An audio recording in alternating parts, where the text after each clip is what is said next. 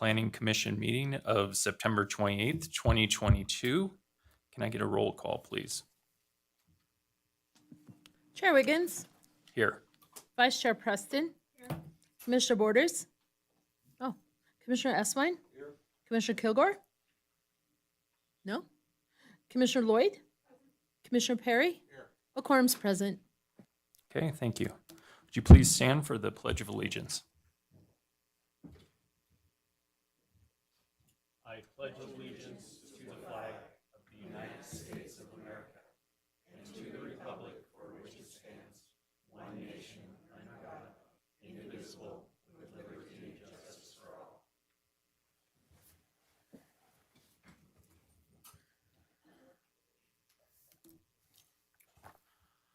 Okay, public comment. The public is invited at this time to comment on and discuss any topic that is relevant to or within the authority of this public body.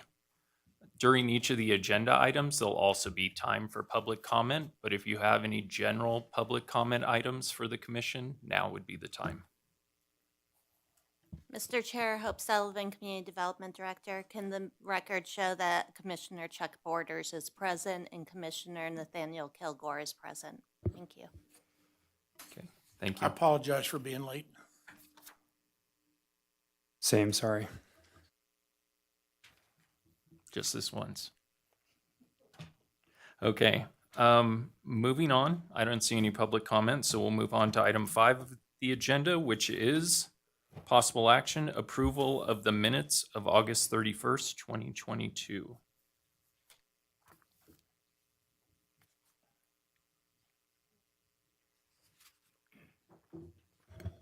Mr. Chairman, I'll make a motion to accept the minutes of the last meeting. Okay, and second by Commissioner Preston. All in favor, say aye. Aye. Aye. Any nays? Motion passes.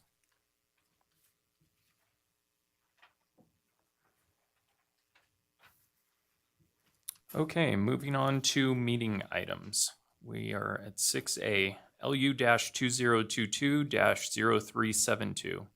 For possible action, discussion and possible action regarding a request from Capstone Construction for a special use permit to allow for a conversion of a non-residential building into a 3-unit multifamily residential development on property zoned retail commercial located at 2061 California Street. Heather. Good evening, Commissioners. Heather Manzo for the record. So this request is a special use permit for a residential use within a non-residential zone. The code does allow for the Planning Commission to take action on this special use permit item. And just to kind of provide some context, the project is located on the east side of California Street, just south of the Fairview Drive intersection with California. This area is kind of slowly becoming primarily residential uses. The applicant did note when we were discussing the application process and reviewing the request that the Fairview Drive access is limited only for eastbound traffic. So you can't take a left from Fairview to California, and that's caused challenges for him in leasing that space for commercial use. So with this request, what they're requesting is a conversion of this commercial site to 3 apartment units. And in terms of the request, staff is able to make the necessary findings and is recommending approval. The conditions of approval really kind of pertain to the common open space area and some added landscaping. Right now, the site, as you could see from the previous slide, has no landscaping. So as part of a residential and non-residential zoning use, common open space is required. So we've asked the applicant to install some landscaping in their common area. And then in addition to that, there are some alternative parking standards in code. And so we wanted to make sure that it was very clear what staff would be looking for when the applicant were to come in for a building permit. And so there's a condition to require a minimum of 4 parking spaces on the site. So with that, staff is recommending approval, and the applicant should be here to answer your questions. Thank you. Okay, thank you. Does anyone have questions for staff? I don't see any. Could the applicant come forward? And there's a sign-in sheet there. Please actually print your name. Or I think we want it printed, right? Yes, Mr. Chair, thank you. Okay. Helps for the meeting record. Please state your name. Adam. Okay. Have you read the conditions of approval? Yes, I've read them. And you're in agreement. I Okay, excellent. Do you have any other comments you'd like to state on your have no behalf? comment. She pretty much covered it all. Okay, thanks. Does anyone have any questions for the applicant? Yes, Mr. Chairman, if I could. Yes, Sure. I understand that the building is vacant because you're unable to rent it to commercial entities right now. Are you going to do a facelift on the building in your conversion to apartments if they're approved?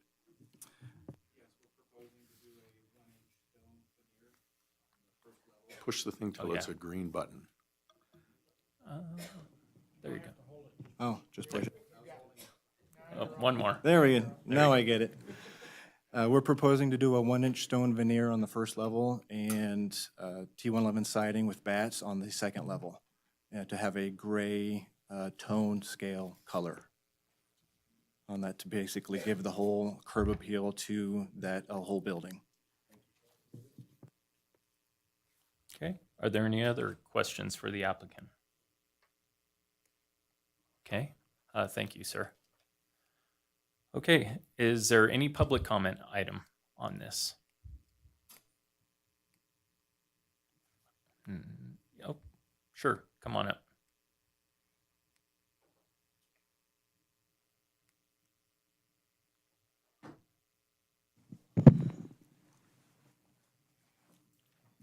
And please, Just my name is Richard Nagel, and just a concern is that with all these build-outs happening and changing of housing to a much more condensed size, people are looking at permits as for the building out towards our maximum goal.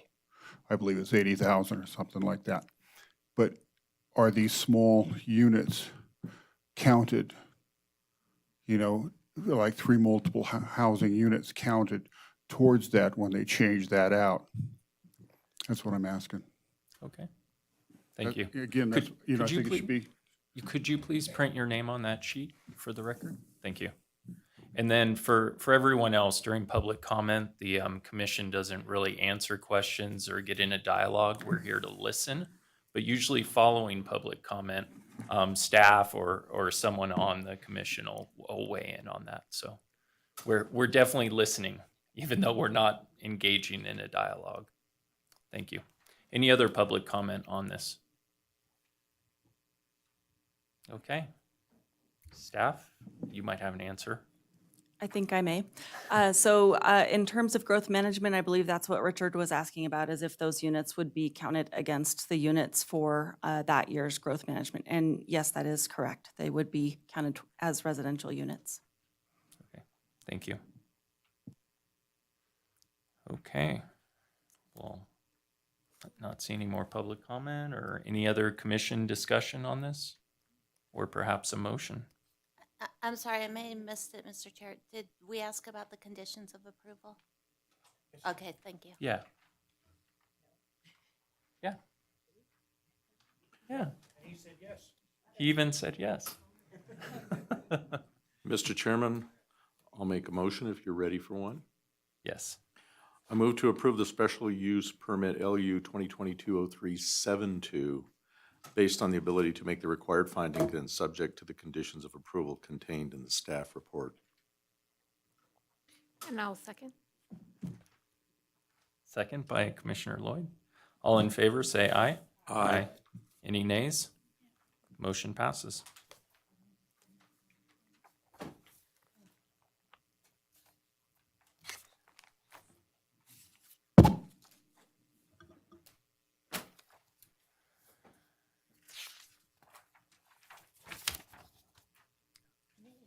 Oh, you're doing this one? Okay. All right, moving on to item 6B. For possible action, discussion and possible action regarding a request by applicant Carson City Holdings LLC for a recommendation to the Board of Supervisors concerning an ordinance related to zoning, adding a brewery with a tasting room as a primary permitted use within the tourist commercial zoning district, and providing other matters properly relating thereto, an ordinance relating to breweries. Wow, that was legal speak at the end there. Okay, Hope Sullivan, Community Development Director. You should have received late material. That was a corrected staff report, so I do want to make sure that you all received that. I'm taking this on because the planners were a little busy getting ready for tonight, so I took these two on, this and the next one. The applicant seeking to amend section 18.04.140 of the municipal code to allow a brewery with a tasting room as a permitted use in the tourist commercial zoning district. The tourist commercial zoning district is intended to permit a broad range of primary and accessory tourist commercial uses to encourage tourists and to serve as visitor-related activities in Carson City. All the uses in this district need to be oriented toward the promotion, accommodation, service of tourism and associated needs to the commercial tourist-related activities and services. It used to be breweries were industrial uses, and our code sort of reflects that. Over time, internationally, I was in Dublin a few months ago, and I went to the Guinness Brewery and the tasting room there. Not Now to make you're this just bragging. personal, Okay. sorry. So, exactly, my memories. But over time, distilleries, breweries, they've really become tourist attractions, particularly when you have tasting rooms. And so in this case, there's an interest in building a brewery over near Shoe Tree Brewery. It would be essentially an expansion of Shoe Tree Brewery, but we're not looking at that request. What we're looking at is a consideration for a text amendment. So what the Planning Commission would be doing, you can go to the next slide, is the Planning Commission, when we consider a text amendment, you conduct a public hearing and you make a recommendation to the Board of Supervisors. In looking at the request, you consider 3 findings of fact. And the 3 findings are on the screen and they're in the staff report. If the Planning Commission is able to make those 3 findings of fact in the affirmative, then you can recommend approval to the Board of Supervisors. If you cannot make all 3 findings of fact in the affirmative, you should recommend denial or something modified. Staff did go through each of these 3 findings of fact in the staff report, and we were able to make each of the findings in the affirmative. Keith and Nilsa Shellhammer are here on behalf of the applicant, Mark Burgett, who's out of Alaska. So he asked if he could send representatives today. I'm happy to go more in depth on this, but I think the general concept is a brewery with a tasting room can be an interesting complement to tourist resources. And the idea would be to allow this use in tourist commercial. Thank you. okay. Any questions for staff, or go ahead? Thank you. Commissioner Eswine for the record.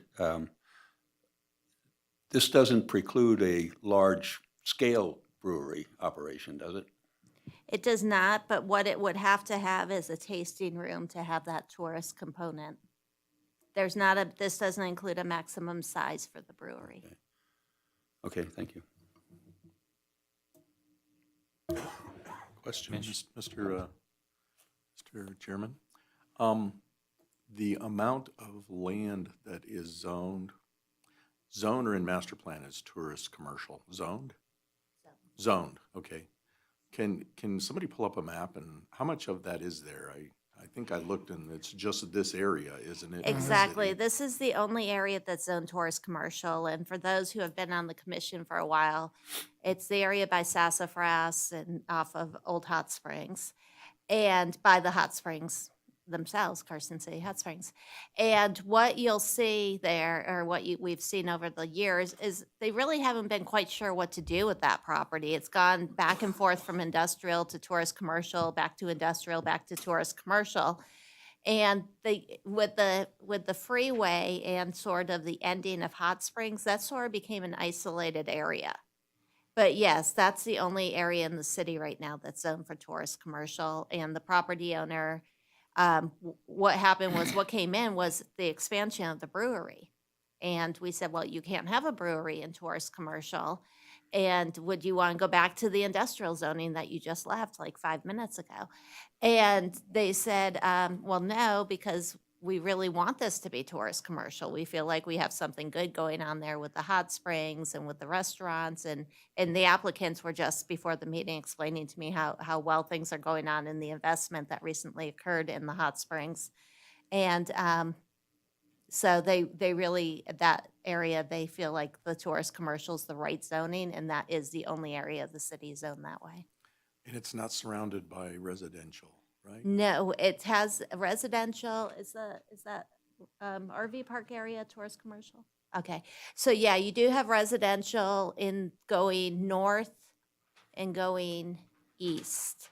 But if you go south, you have west.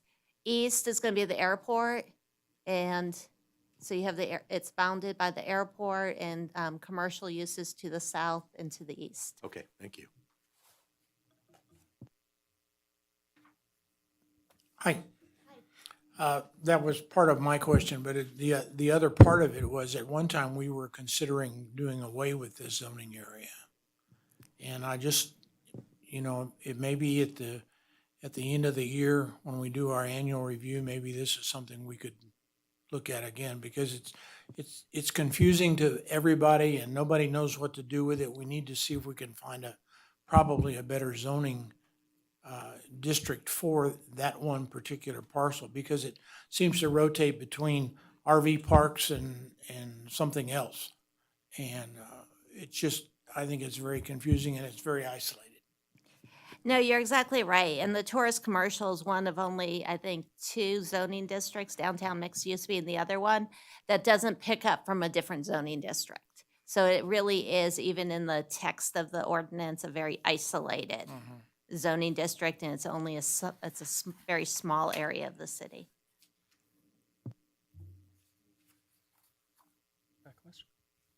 Yeah, how would that affect, okay, just, if we're gonna go down this road right here to eliminate that zoning, how would that affect the project by Shaheen's and the one that was adjacent to it, that was also going for RVs? Because there is no other place in the city that actually allows RVs in and out, either specifically. Okay, I'm not prepared to speak to that. I think that would be a different agenda item if we came in and we were looking at a text amendment to eliminate tourist commercial. At that time, we'd need to look at the zoning map and look at the uses, look at entitlements, and figure out what made sense in that area.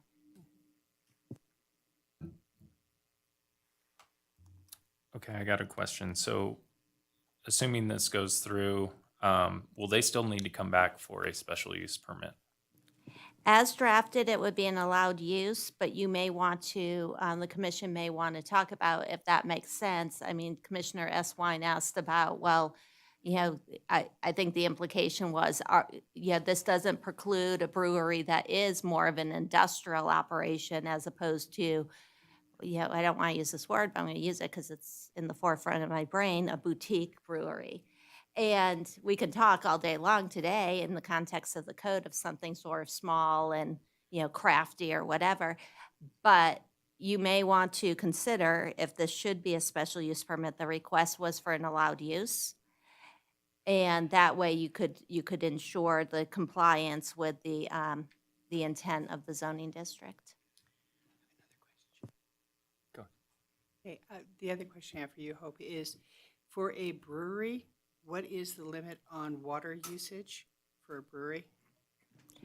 The growth management identifies the thresholds and the current threshold is 15,000 average gallons per day for a water use before it has to come before the Growth Management Commission. What we're looking at here is essentially adding a use to the use table for tourist commercial. So this wouldn't allow the use or allow any type of water use. What would happen is at the time of building permit, or if it was discretionary and there was a special use permit, at that time we would look at the water demand based on the specifics of that facility. and determine if it needed to come before the Growth Management Commission. Okay. Any other questions for staff? And you said the applicant or the requester?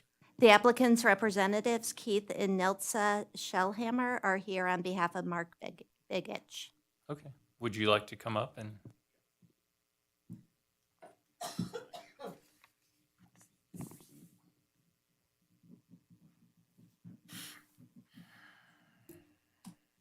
Okay, state your name for the record. Push the little button there.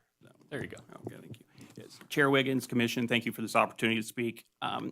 So we have a total of 10 acres now out. The first 6 acres, which I've been there operating for 22 years, has been the hot springs. We've grown and we've, Sassafras is the restaurant. It's been a number of different restaurants over the years. The third component right now is the brewery, the Shoe Tree Brewery. So the 4 acres next to us, we've acquired about a year ago. And I'd like to comment about that because it is true that there were a lot of pivoting changes of uses over the years. That was the prior owner. He went from a watering plant to then he had to switch it, tried to go for a dispensary. And just so you know, that entire time though, we've pretty much kept our tourist commercial use and our goals, which is to grow the hot springs as a destination. And we've been able to do that. This use would allow us to expand. The brewery component is far undersized. We were overwhelmed how quickly it's grown. So in purchasing the 4 acres and the warehouse, we'd like to convert that space to include the tasting room, which will bring another 15 jobs full-time to the area. Also, it's positive for the community as far as they will be able to watch the process firsthand. And it's, as we grow that, the entire area, all 3 of us, the restaurant, the brewery, and the hot springs are just expanding, and it's the next natural step in that expansion. We haven't identified any negative components because we border this parcel on all sides except for where the automotive board is. There's no, it's a machine shop, and so we haven't had any problems with them as we've grown as well. So this also, I would like to repeat that this does encompass the master plan, which encourages mixed use, and will allow us to do that as well. So I can answer any questions you have. Okay, thank you. Any questions for the applicant?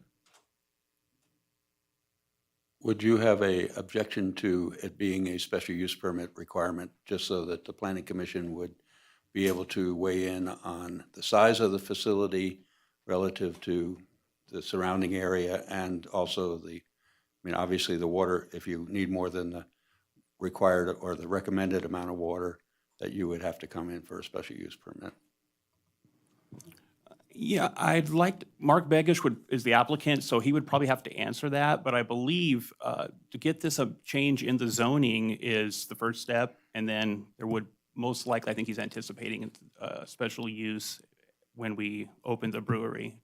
And if we have to go beyond the limited gallons that of course, would be required, we would get a special use for that. But he's available if we can, if you'd like to get him on the phone, or if he can be mixed in, he could answer that better because he prepared the application. Okay. No, and this goes to my question back to staff. And when I saw this, I thought, wouldn't it be more efficient to do both at once on this? I don't know.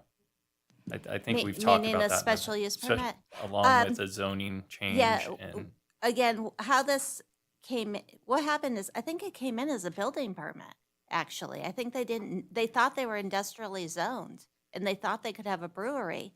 And the staff let me know, oh, well, Shoe Tree wants to expand and we're not going to be able to let them. And I said, well, wait, what are we doing? That's that property that keeps going back and forth. And so I actually called the owner and said, why don't you just go back to industrial? And he said, no, we're tourist commercial. We definitely want to be tourist commercial, as you just heard. And I said, all right, well, let me think. Well, maybe if we had a brewery with a tasting room in that zoning district. Now, we didn't speak specifically. I mean, the conversation was as an approved use as opposed to as a special use. And And so he went ahead and he applied. He actually applied late, which is another reason you have me instead of Heather and Heather, because they got their applications on time. So on this one, you know, as was stated, the idea is to come up with a mechanism to allow the use as being described here, not an industrial use. And if the way to get there is a special use permit, if that creates greater comfort, what we can do is while I can work with the property owner and while the board is contemplating this, get him going on a special use permit application. So as this is written, though, he would not need a special use permit. He would just come to you, go to the building department, and that. Okay. Right, we would That's- just verify there was a tasting room. Mr. Chairman, can I comment? If we wanted to move it to a special use permit, we could move forward with this by moving the ordinance, which just has one line changed in it, under number 1, brewery with a tasting room, under number 1, which are the permitted uses, to underneath number 3, which is conditional uses. Moving that one line from under 1 to under 3 would accomplish that if we wanted to do this now. Yep. I think we'll probably definitely discuss that based on the comments thus far. That would be a solution potentially.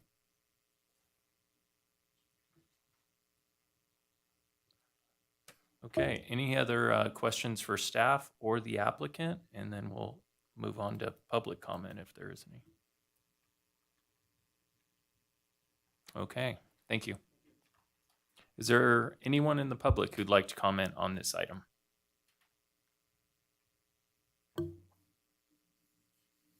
Okay, seeing none, now let's move into the discussion. Commissioner Perry put forward that. I'll comment to that. I kind of agree with that. I think Commissioner Eswine brought up a good point. We probably don't want a giant Anheuser-Busch brewery there that has a little tasting room. Might be a little much. So it is a unique use, although I don't know. So I'm for that change, agreeing with Commissioner Perry. How's the rest of the commission feel? I think that's a good solution. Okay. Commissioner Kilgore? Good. Okay. All right. Whoever struck first usually does the motion. Okay. So, Mr. Chairman, I will move to recommend to the Board of Supervisors approval of zoning amendment 2022-0382 with the following change to the agenda item of the September 28th meeting. Under tourist commercial, number 1 in 1804140, where it says brewery with a tasting room, that be removed from under number 1 to under number 3, which is the conditional uses in the tourist district which require approval of a special use permit. Second. Mr. Chair, the title of the ordinance would change as well, and it would say an ordinance relating to zoning, adding a brewery with a tasting room as a conditional use in the tourist commercial zoning district. I modify my motion to include what Hope just said. And I'll modify my second to, Second by Commissioner Borders. Okay. All in favor, say aye. aye. Aye. Any nays? Okay, motion passes.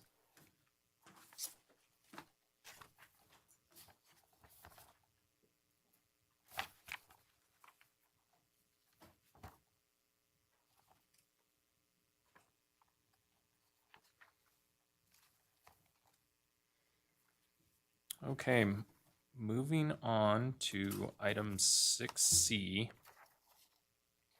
ZA-2022-0381 for possible action, discussion and possible action regarding a request from applicant Sarah Martin for a recommendation to the Board of Supervisors concerning an ordinance related to zoning, revising provisions to decrease the number of guest rooms in the definition of hotel and providing other matters properly relating there too. Hope Sullivan, Community Development Director. In this case, the applicant's seeking to amend Section 1803010 of the Municipal Code to change the definition of hotel from a building containing 6 or more guest rooms to a building containing 3 or more guest rooms. By way of background, this is one where the applicant purchased a historic building on Curry Street and came in to make it what I'm going to call an inn for purposes of this conversation. The staff reviewed the application and said, you need to live there because it needs to be a bed and breakfast. And the applicant contacted me and said, but I don't live there. I'd like it to be an inn. And I said, why can't we call it a hotel? And the staff said, because you have to have 6 or more guest rooms to be a hotel. And I thought, well, why is that? And I checked the building code, and the building code doesn't have this definition. In fact, the building code doesn't have a definition. The building code uses the definition of the man on the street. And so I met with the property owner, Sarah, and said, well, if you'd like, it's not free, but you can seek to amend the code and drop it from 6 rooms to 3 rooms. And that's how this got here today. Having said that, if we can go to the next slide. One more, sorry. The current definition is a little convoluted. It's got a lot there, and probably more than it needs to have. And the Planning Commission reviewed this as part of your Title 18 review, and the Board of Supervisors reviewed it on January 20th, 2022, and they recommended the modifications as shown there, that essentially you would retain the first paragraph and eliminate the second and the third paragraphs. That was, again, the recommendation of the Planning Commission, and that was what was requested by the Board of Supervisors. So I would ask that should you decide to recommend this ordinance, we recommend the ordinance with the wording on the screen right now, because that will capture the input that was received as part of the Title 18 update. Again, per 1802.075 of the Municipal Code, the Planning Commission conducts a hearing and makes a recommendation to the Board of Supervisors relative to zoning code amendments. You can recommend approval if you can make each of the 3 required findings of fact in the affirmative. I do want to clarify that there's nothing in this request that would change where a hotel can be located. I've received questions about, oh, does this mean we can now have like Airbnb and vacation rental by owner? No. If you're in a residential zoning district, you cannot have a hotel use. You cannot have a transient use of under 28 days. What this would do is if you were in a zoning district where you can have a hotel, rather than you needing to have 6 rooms, you would be able to have 3 rooms. But there's nothing in this that would change where a hotel could be located or would change anything in residential zoning districts, because hotels are not allowed in residential zoning districts. Sarah Martin is the applicant. She is present, and I'm happy to answer any questions. Okay, any questions for staff? I have Commissioner one. Borders? To kind of dovetail on Commissioner Perry's suggestion from the last ordinance or zoning thing that we looked at, why not create a definition for an inn that has 5 or less rooms? Because I don't know what the difference is between an inn and a hotel. And I don't want to just keep creating uses that are so similar. In fact, as part of this conversation internally, I challenged why we even have a bed and breakfast, because we don't have any bed and breakfast in the city. And if we were to have a bed and breakfast, we could call it a hotel, because it would be a building where you had transient uses. It's where people sleep for under 28 days. So I guess for the ease of administration of the ordinance, I just don't see a distinction between an inn and a hotel. Really? That said, if the commission thinks there should be a distinction, I'm okay with that. Except that a bed and breakfast may have less than 6 rooms. Right, and then the question is, does it even make sense to call out room number? But I didn't want to visit that, so I figured, okay, let's just reduce the number, because Okay, yeah. thank you. Any other questions for staff? Seeing none, could the applicant come forward?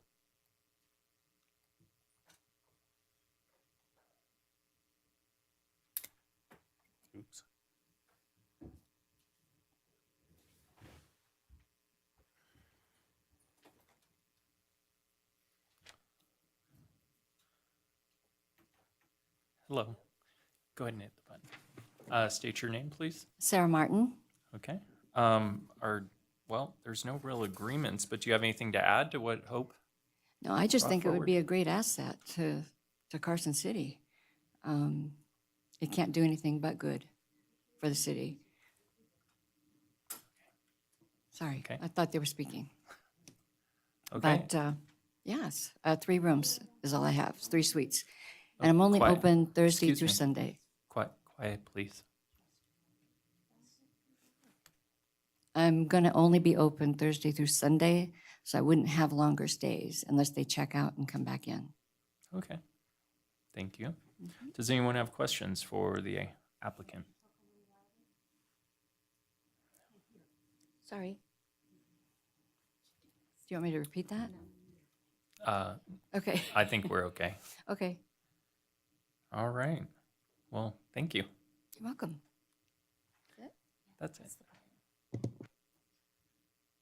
Okay, so now we'll move on. Is there any public comment on this item? Yep. And you could go have a seat, Sarah. Thank you.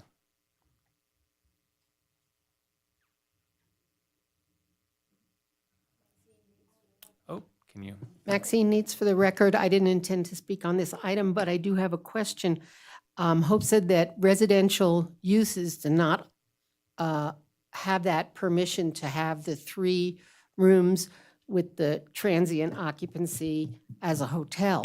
But doesn't that create an enforcement problem? How are you going to prevent people from doing that? That's all, just my question. Okay. Could you print your name? Sign your name. Print. Thank you. Okay. Is there any other public comment on this?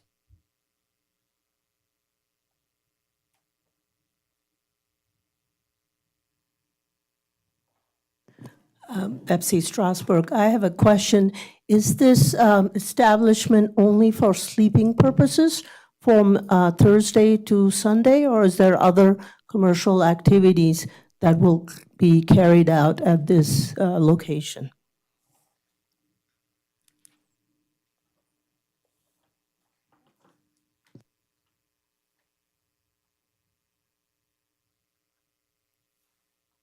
Okay, thank you. Is there any other public comment? Okay, seeing none, staff, do you want to address?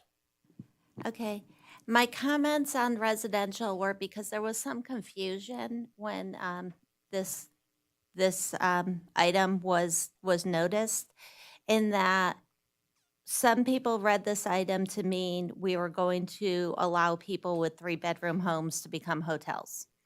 Okay, so the answer is no, that's not the case. What this item is, it looks at the definition of a hotel, and rather than saying you have to have 6 rooms to be considered a hotel, it's saying you have to have 3 rooms available for your guests to be a hotel. That's all it says. And right now, today, even if you never saw this ordinance or this proposed ordinance, you may not have a transient use of under 28 days in a residential zoning district. That exists today. Enforcement of that provision has been going on and will continue to go on. There's nothing about this proposed ordinance that would change how the city addresses that from a code enforcement perspective. In terms of the second speaker, speaking specifically, the applicant does own a property in the city, and there's a reason she's seeking this amendment, and the amendment will certainly be consistent with her business plan. Having said that, the amendment is across the board for every hotel that may come in, and what I would sort of envision is this would create incentive for adaptive reuse of some of our larger historic properties, because now they don't have to be a bed and breakfast, they don't have to have somebody living on site, they don't have to have 6 rooms. I called Steve Brenneman over, who owns the Bliss Mansion, because I was curious how many rooms he has available. He doesn't operate, they live there, that's their primary residence. He doesn't offer the rooms for rent, but they have 6. If you think about the buildings in the historic district, the Bliss Mansion is probably one of the largest ones we have. and they're at 6 bedrooms. So if you think of the other buildings in the historic district that may have non-residential zoning, that may be interested in some type of adaptive reuse as a, I'll say inn, um, hotel, this gives them that opportunity by dropping the room count down to 3. But in terms of, can hotels have other functions? Can hotels host a wedding party? Can, in their backyard? Can hotels have tea? Yes, I think that's consistent. We would look, those would be ancillary functions, but I am not looking at what the intended functions are as part of Sarah Martin's business plan. I'm looking at a hurdle that I see in our ordinance. When we say you're only a hotel if you have 6 rooms, otherwise you have to be a bed and breakfast and you have to live there and rent rooms, I think we have a gap. And this is an effort to bridge that gap. Okay, thank you. Any questions for staff or any other discussion items? Or perhaps a motion? Oh, ma'am, excuse me, it's not an open discussion. We had public comment already. So when we ask for public comment, that's the time for everyone to kind of speak up. Sorry. Yeah, and there'll also be time at the end of the meeting. We have a final public comment too if something was missed. Okay, thank you. Any discussion from the commissioners or motion? I'll make a motion, but I have a question for Hope first. This motion, as it's written, does that include the changes that you're recommending that came back on the revision of Title 18? No, it does not. So I would ask that you recommend approval to the Board of Supervisors of ZA 2022-0381, including the recommended modifications as recommended by the Board of Supervisors at its meeting of January 20th, 2022. So moved.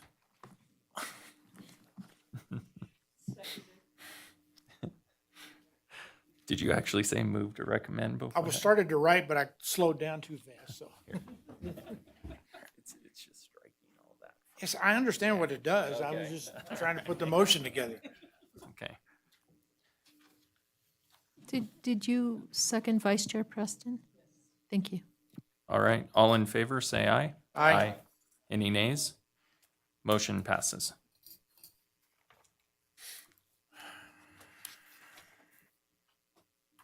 For any of these zoning amendments, just for the audience, this is us recommending to the Board of Supervisors these changes, so there's always an opportunity. This doesn't go straight into law or anything, so there's opportunity to go to a board meeting and weigh in on these items. Okay, item 6D for possible action.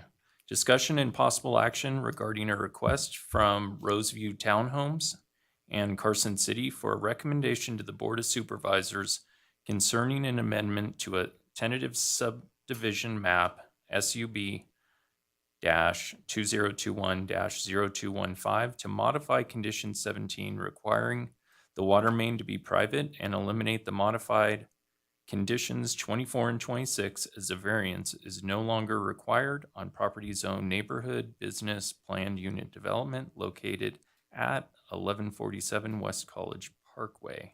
Heather. Thank you, Heather Ferris, for the record.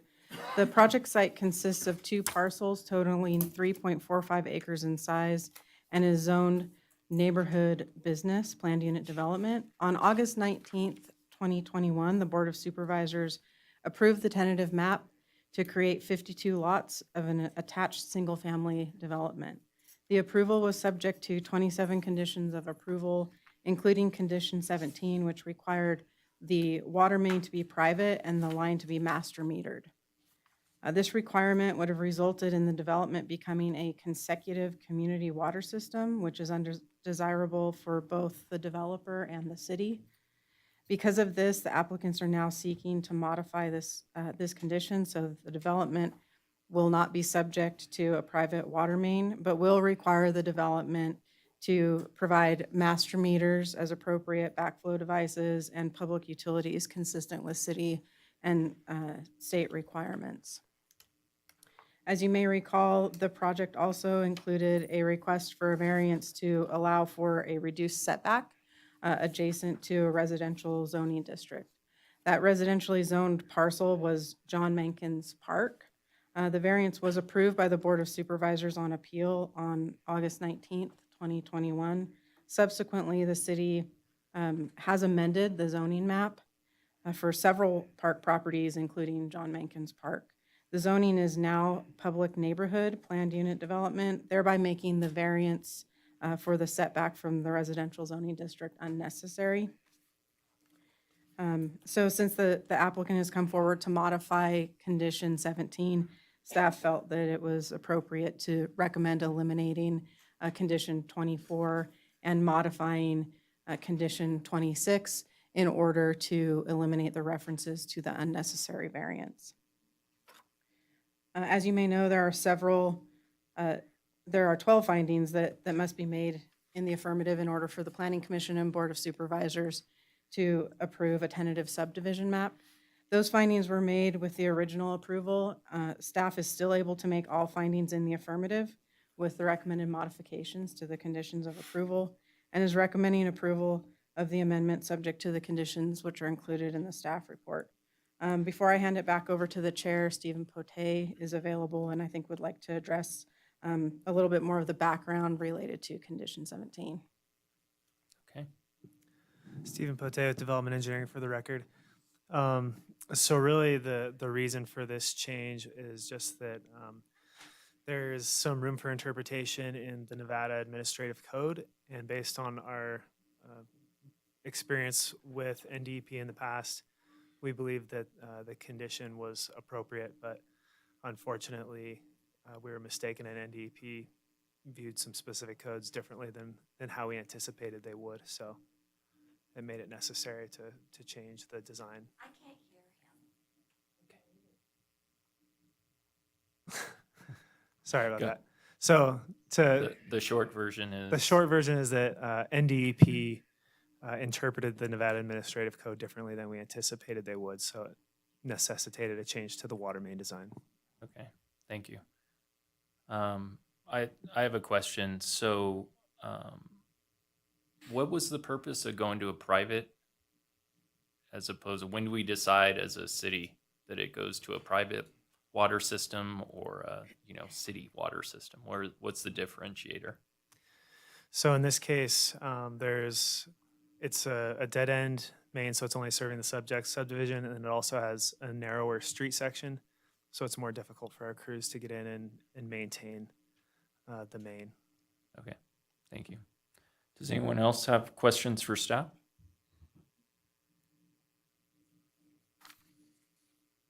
Okay, would the applicant like to come up if they're here? I thought Mark Turner was supposed to be here. Oh, there he is. He's coming in.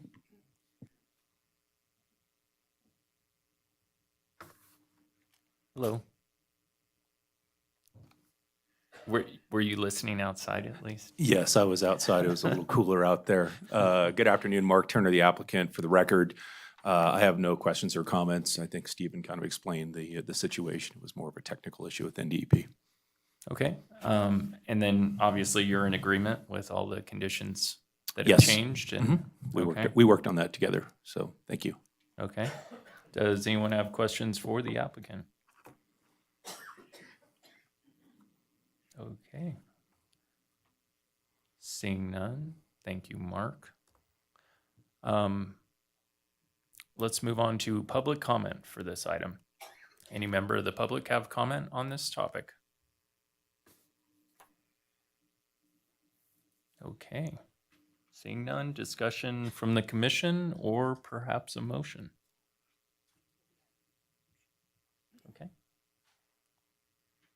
I move to recommend approval to the amendment to the tentative map subdivision map, SUB -2021-20215 to the Board of Supervisor based on the ability to make the required findings and subject to the conditions of approval included in the staff report. Okay, second. Second by Commissioner Eswine. All in favor, say aye. Aye. Any nays? Motion passes. Thank you.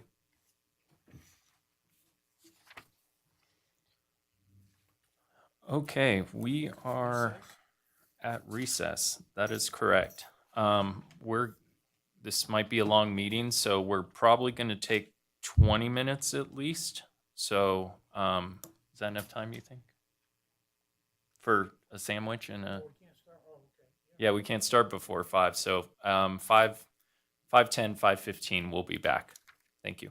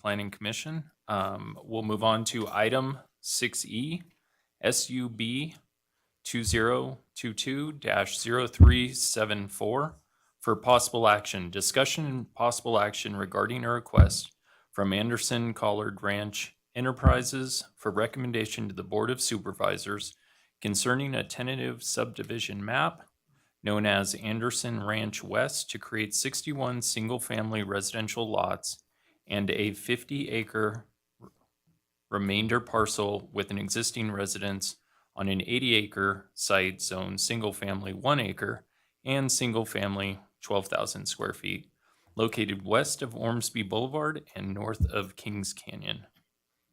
Heather. Good evening, Heather Manzo for the record.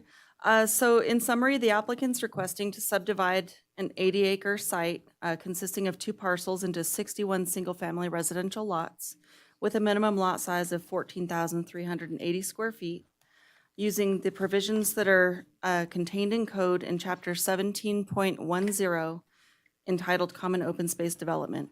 The board is authorized to approve a tentative subdivision map. The Planning Commission would make a recommendation to the board on this item.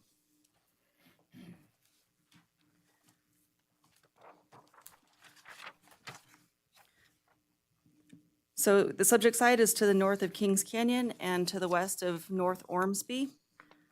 Primary access from the site will come from North Ormsby. However, the project is planned to connect to the 2 public roadways to the west of the project on Washington and Manhattan Drive.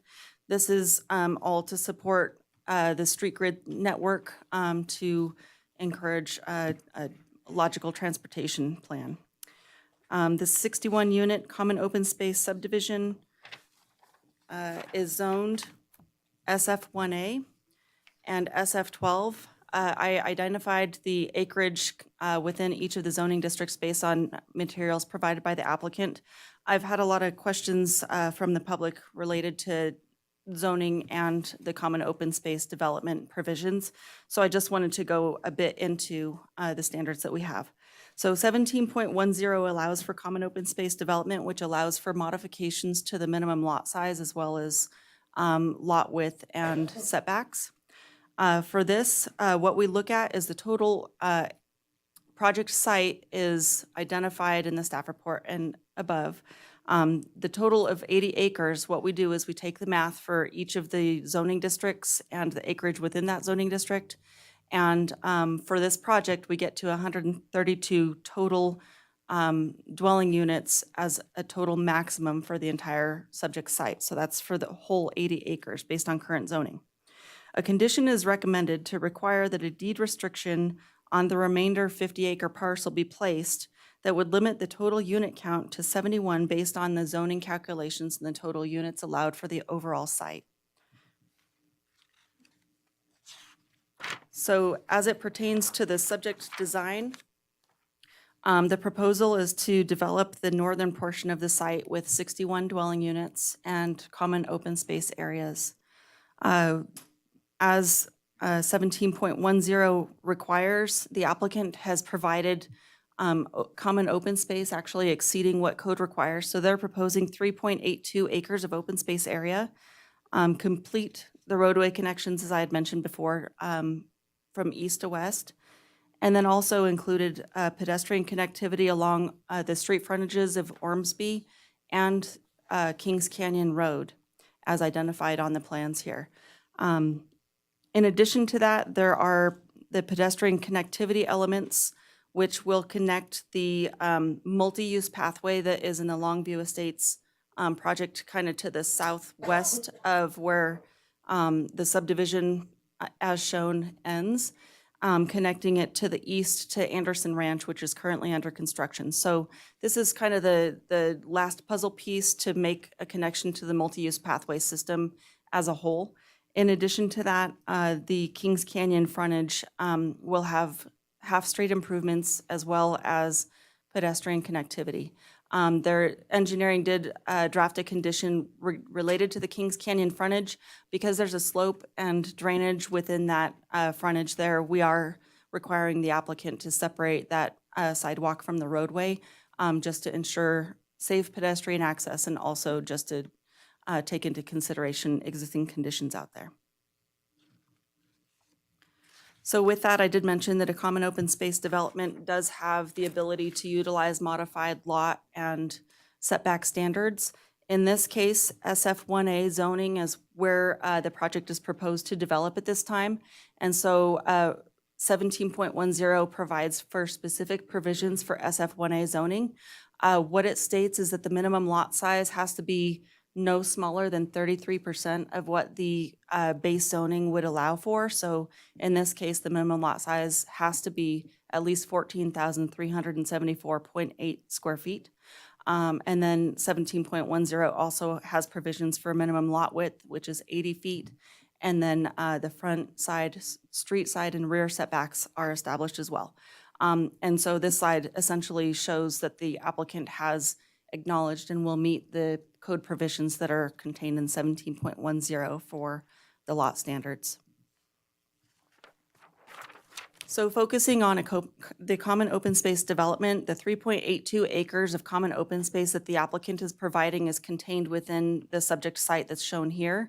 The only other improvements that are not shown on this map include that pedestrian connection to the Longview Trail to the southwest, and then the King Street improvements, which I had shown on another slide. So along with the multi-use pathway that will wrap around the project in its entirety, the applicant has also provided for a park site in Common Area A, which is on the northwest corner of the property, and then two other common areas on the south portion of the property that would contain landscaping and detention areas for drainage. Along with this, I should note that Ash Canyon drainage area that currently exists is proposed to be modified and improved to carry the water flows that are anticipated based on the development and existing conditions. So this trail connectivity map was provided by the applicant, and I think it really does kind of bring home the improvements to the pedestrian network that are provided by this development. Like I said, it'll provide connection from the Longview pedestrian network to the southwest, all the way through to the Anderson Ranch project under construction across Ormsby. I did want to note that there will be a crosswalk across Ormsby, and the Anderson Ranch project paid for the rapid flashing beacon that needs to be installed. This applicant will, as part of the conditions, be required to install the rapid flashing beacon across the crosswalk to make that safe pedestrian access. And so with that, I can answer any questions at this time, or we can turn it over to the applicant for their presentation. Is there any questions for staff? I'm right so now? sorry, Yeah. Chair Wiggins. I did want to note a couple more things, and I apologize. Okay. So I did want to let the commission know that we received multiple inquiries from the public. Of that, there are 4 emails or letters that are provided in your late materials as of yesterday. Staff's also received multiple calls and walk-ins requesting information.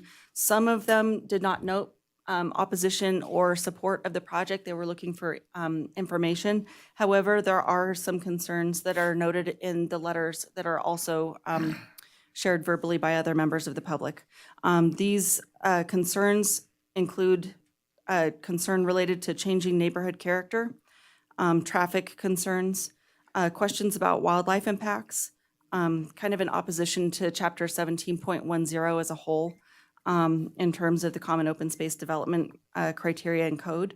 Ash Canyon Road conditions, I did have a member of the public note that the Ash Canyon roadway itself, which is not adjacent to this property, is in poor repair at this time.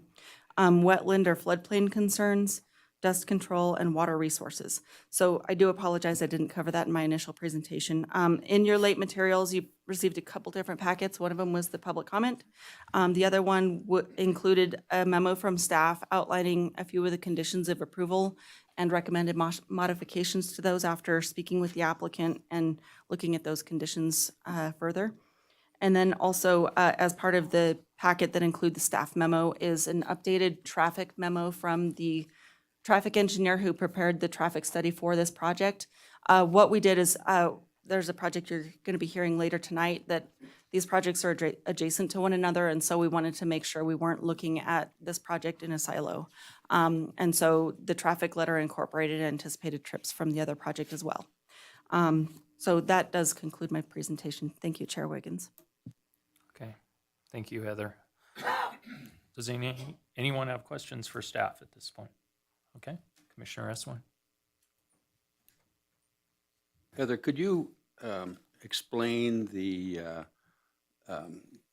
condition 20, which is the condition regarding the remainder parcel?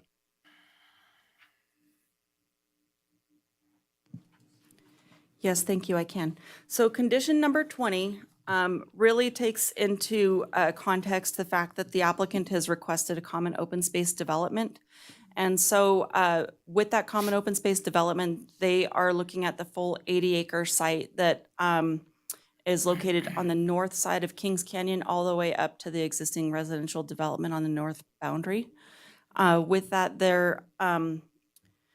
because this is a common open space development and code does allow for that density to be drawn from another property, we have supported that request. However, because density is being drawn from the southern portion of the site, we want to make sure that the final map and a deed restriction are in place to note that the maximum density for the southern portion had been modified. So 132 units are possible on the whole site. This project would take up 61 of those, leaving 71 remainder on the southern portion of the property that's not proposed to be developed at this time. But if I'm reading this right, in the SF12 or zoning district, they could actually have 71 units currently? Is that the current zoning? That's the current zoning for that orange portion of the site, yes. And then on the 60-acre site, they can have 60 units because it's 1 acre zoning. Is that So correct? that is correct. So I don't get what the deal is here, you know, that they've got the zoning to do everything that is contained in this condition 20. So if we were to take a look at the development boundary itself for the 61 units, the 61 units are contained wholly within the SF1A zoning district, which is a minimum 1 acre lot. The common open space development allows for the modified lot sizes, but not an adjustment to the overall density for the site. It also allows for that density to come from a different portion of the site or from another parcel. In this case, it's coming from a different portion of the site. So they're drawing density from, we can use the existing lot line on this slide here as kind of an example. That lot line would actually be adjusted down to the south a little bit to contain the project site. But the 61 units are being contained wholly on a 30-acre portion of the overall site. And so it is borrowing density from the south to accommodate the 61 units on the northern piece. And so staff is recommending a deed restriction to limit the developable number of units to conform with the overall zoning of the overall 80-acre site. Does that help? Sort of. That's fine. Okay, thank you. Okay, are there any other questions? Yeah. Commissioner Borders? Heather, can you put the site map up?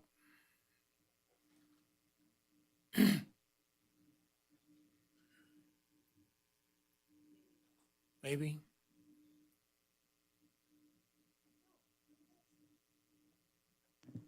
Yes, one moment, Okay. Commissioner Borders. There we go. Typically, when we look at these maps, the common areas and the retention basin are also lots. Should they not be enumerated as lots for So- this preliminary? So they are identified as lots, but they're identified as common area A, B, and C, and that is consistent with previous Okay, development. Instead of a lot number, we're gonna call them common area A, B, and C? Yes, that's correct. And the reason for that is when they come to final map, we know where the common areas are versus the Well, residential I'm lots. thinking more of as a homeowners association or as a taxing authority, that's got to be listed on the deed records as a lot. Yes. All right, and I would think that the lot should also be enumerated on this drawing. Okay, I see where you're coming from. So yes, it is, this is a landscape plan. It's the colorful one, so it's the one I like to show you.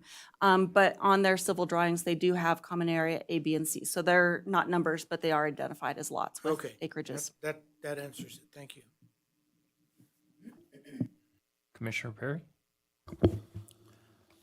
Thank you, Mr. Chairman. I have some questions for Mr. Pote that are somewhat down in the weeds, detailed questions. Can I ask those of him now while we have city staff up here? So I spent a fair amount of time on this, especially the water side, being a water guy. And there's really two things that in reading this that I had some questions on. And one is on the Lumos project narrative on water and sewer demand, which says that the water demand is calculated at 0.6 acre feet per year per lot, right? And this is a number I know that has to come up with on the number of lots, because this map, if it was approved, has to go to the state engineer's office, to Steve Shell for the approval of a subdivision to document whether or not the city of Carson has the water to serve here. That happens on anything that is a subdivision, 4 lots or more. But in reality, the average lot size here, according to the staff report, is 14,380 feet. And in the state engineer's regulations, that's 1 acre foot. So my question, which, sorry to get down in the weeds, is has this been calculated in the piping based on 0.6 or 1 acre foot? Because the state engineer is going to do it as 1. And if this thing did move forward, the question is, do you have the water capacity to actually serve that much water? Stephen Pote, Development Engineering, for the record. So to answer that question, yes, we do have sufficient water rights and water supply to meet that demand. And typically when we get to that point where we're writing a will serve letter to the state, we're doing another check of the total size of the lots and counting those up individually, and not relying on the applicant's report from the tentative map. Okay. Second question has to do with floodplain, because 25 of the 61 lots are in floodplain. And I know a lot of this area going down through there is floodplains, and there's been a lot of conditional letters of map revision from FEMA over the years, but this is sort of the last piece of floodplain going from west to east. And what's proposed in here based on the drainage study of the development is detention basins and then routing it into the culvert at Washington Street, which runs underneath the city and down there. And I see there's a number of 100 CFS maximum. Is there a cumulative study that includes all of the developments that went through there, including the one we're going to hear next, that addresses that says, okay, our drainage system in the city can handle this, and these can be brought out of the floodplain? Is that what the Clomer does? Because I'm just concerned from a flood standpoint, because we do see floods periodically, and this is in a floodplain.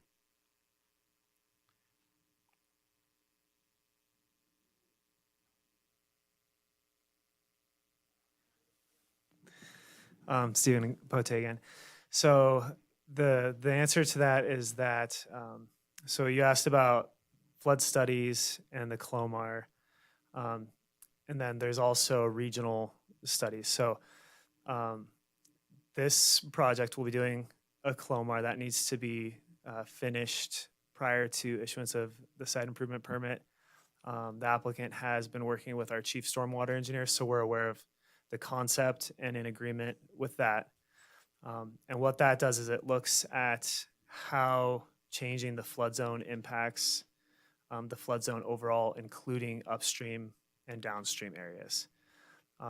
There is also a city master plan for storm drainage that looks at the region, and there's improvements proposed for the long term, and that's really mostly for this area looking at improvements to the west. So probably the most likely improvements we'll see in the future is large detention facilities, and those are for large events to try to decrease the size of flooding. And then you referenced drainage studies. So the drainage study is more local, and the intent of the drainage study is when you develop land, making sure that the post-development runoff is less than or equal to the pre-development runoff for a specific size storm. So that's a 10-year event that we look at. So the cumulative impacts and the flood zone, that's kind of where the CLOMAR comes into effect. And then the drainage study is making sure, with the individual site that it's not increasing the runoff. I hope that answered your question. If It does to some extent, but what if the CLOMAR comes back and says your downstream collection storm drain system isn't big enough? We don't anticipate that that's going to be the result of the study, but if that were, then they would have to figure out a solution to that situation. We wouldn't allow them to just increase the flood area somewhere else and decrease it here. Okay, thanks. Okay. Commissioner Eswine? Thank you, Chair. I'm going to get on my high horse here about roadways. This is a residential street, or proposed to be residential streets, and yet we are designing them to be collector streets. And I understand that the reason for this is because the current zoning or the current development standards require you to do this, but there are options to reduce the size of roads. And I would like to know if that has been taken into consideration, given that the development is proposing to allow for through traffic on these roads.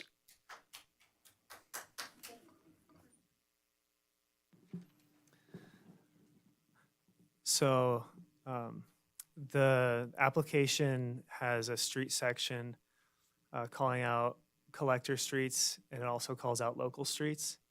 And the reason for that is that they're required to do frontage improvements on Ormsby. And so that's the collector in question, and then the local streets would be the Well, internal. I guess my concern is that your design standard for local streets is way too large. It's going to encourage speeding traffic to go through a residential neighborhood. And I know that you can make these. I know that We can't clap throughout this meeting on if you agree or disagree, so please keep it down. It's delaying the I proceedings. know that I'm sorry. Go ahead. Go ahead.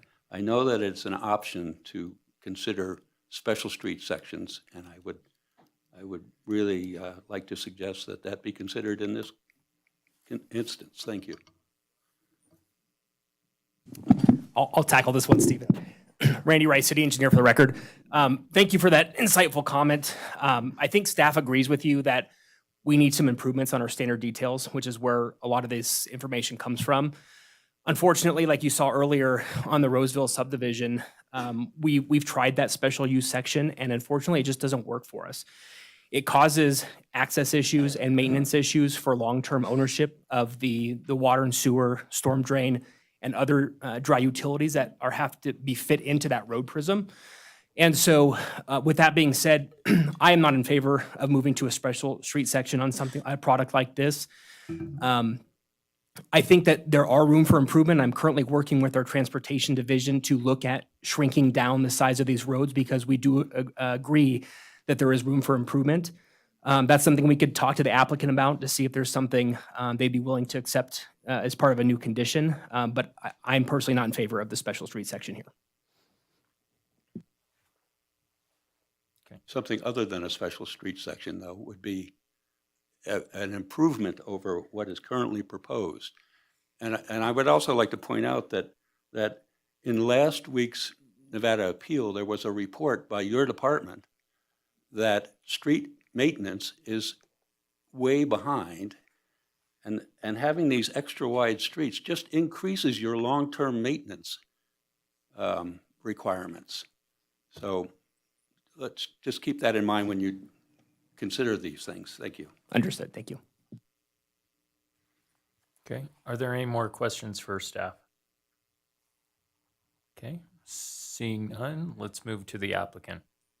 Oh. Oh, you did? Oh.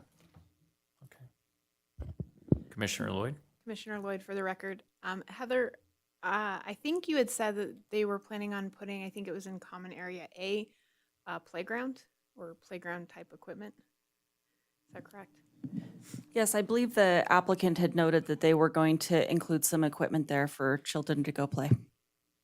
And I just, a comment, you know, I understand that it's not a city park based on what has been provided, but going past any city park, you see the need for parking. And I believe that there's probably not a park close and that could be used as such. And I don't see a accommodation for anything to not inhibit traffic at like a parking lot or parking. And I just think that that could potentially be a problem. Is there anything in code that would allow for that? So there's nothing in code, but the applicant is here. However, I forgot to mention, and I think it's worth mentioning, there will be parking on both sides of the streets unless something's modified based on Commissioner Eswine's comments. But as the roads are designed today, there's parking on both sides of the street, and it is a common open space parcel privately held by the HOA. But I hear your point about there not being parking, and the applicant's here to maybe further address that. Thank you. Okay, any other further questions for staff? Seeing none, applicant. Thank you. My name is Mark Forsberg. I'm a lawyer in Carson City. I represent the family that owns the property. They are Dennis and Kim Collard. Could you get a little closer, I think? Sorry. No problem. Should I start over? No, it's Okay. So Dennis and Kim are the almost the last of the Anderson family. Andy Anderson is Kim Collard's father. The family has owned the ranch since the 1870s. Over the years, they've been good stewards of the property. They've cherished the ranch. Kim grew up there, rode horses, watched trains go by, and all of those things. And as time has gone on, their ranch has been surrounded by development.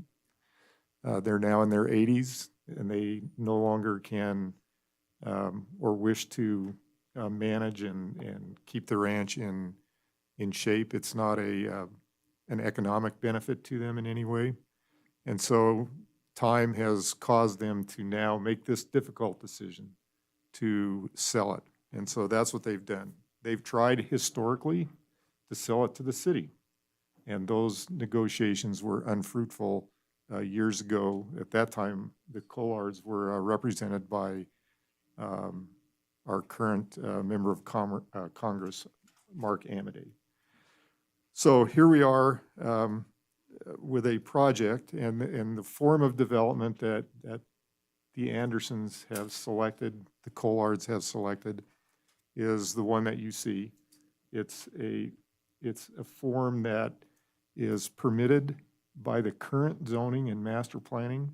It's permitted by section 17.10 of the Carson City Municipal Code. And so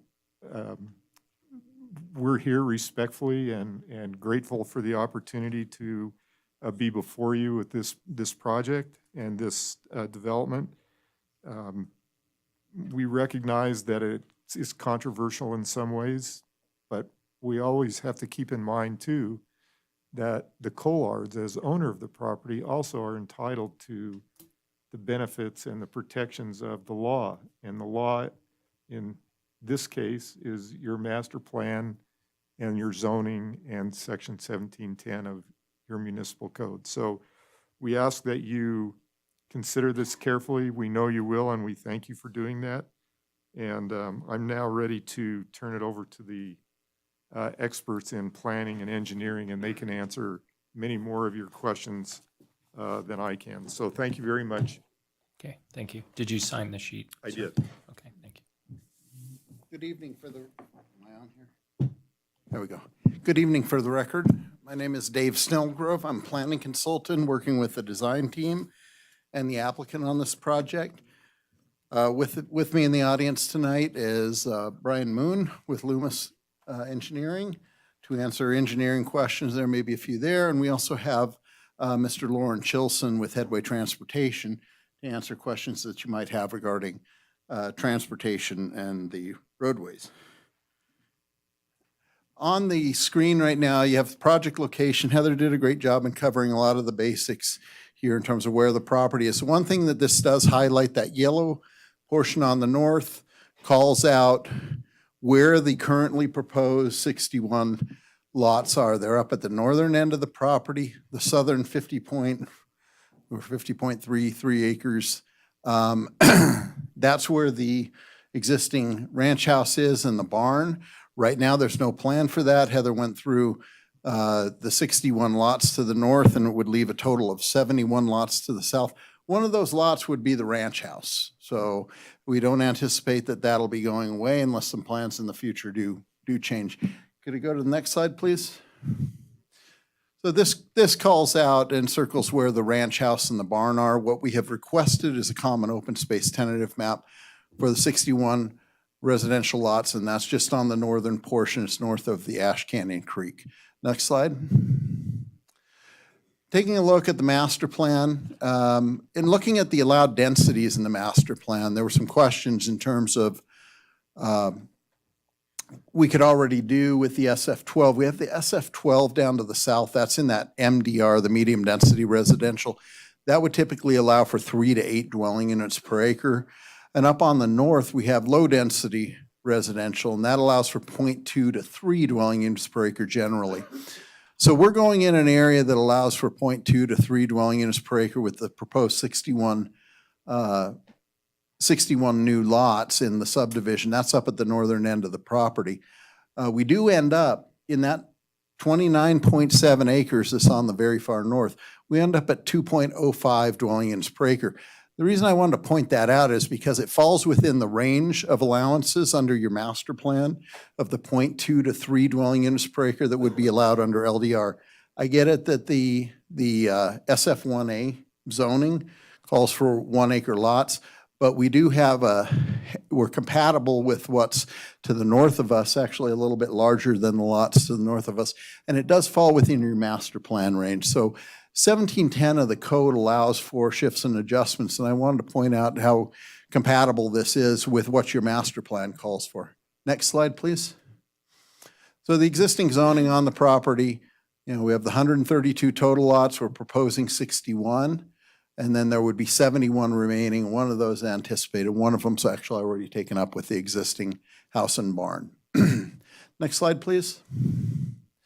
So the surrounding lot size, we took a look at what the general standard, if you found a rectangular lot in there, some lots around the area are a little bit pie-shaped and take on some different sizes. But generally speaking, to the north of us, 12,200 to 14,000 square feet is the standard lot size. Over to the west of us, you have 1 acre and some over 1 acre. To the east of us, you have half-acre lots, and then you have the other portions that have been more recently developed, and you have an application coming in after. Just a second. Sure. Could we keep the whispering down? We hear it up here, and we're trying to listen. Thank you. So you have some smaller lot patterns in some of the other projects that are currently under construction. Our proposed lot sizes range from 14,380 square feet to 16,360 square feet, basically. We're compatible with what's up to the north. And I want to point out, in terms of the zoning, the area to the north, if you look at the SF-12 area and there's some SF-6 area, the area up to the north, there's a greater compatibility with what would be akin to SF-12, which we would fall into at 14,000 to 16,000 square feet. That would be appropriate in SF-12. Down the southern end, we've taken some of the, what would be the standard allowed density and moved it up to the north. If we were to come in with a zone change, alternatively, what it would do is leave that SF12 to the bottom and then add SF12 to the north. So rather than 132 lots, it could be probably in the order of a couple hundred lots. That wasn't the goal nor desire of the applicant. Working with the density that's there at 132 lots on this 80 acres by using the existing zoning actually keeps the density more respectful for the overall neighborhood. Next slide, please. So, you know, you all drive along the street. These are all from North Ormsby, but taking a look at the property, you have some existing vegetation both over on the far western side and to the north. That's where our trail areas would be around the perimeter of the subdivision. And as conditioned in and required, we will have street improvements that'll have to be done. There will be pedestrian access crossing that are necessary. Out of this next slide. Heather put this up, and I want to point out our 3.8 plus acres is contain of open space required.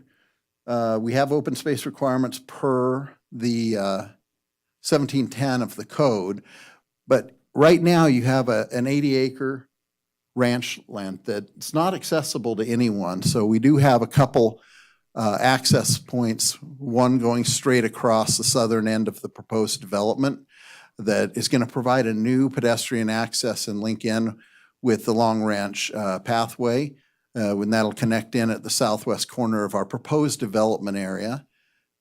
And then we also have the improvements along Kings Canyon Road. And those, it was identified during staff's presentation. There's some existing grade there. There's some existing drainage. So we'll need to make sure that we work with the form and format of that, and we'll continue to work with staff to make sure what goes in there is appropriate for what's already existing out in the area that needs to be perpetuated. Next slide, please. So the ring, I put a blue ring on here, and that's basically where the largest part of the open space comes in. Up in the northwestern corner, I put a red star on that section. That shows where the park or the recreational area would be.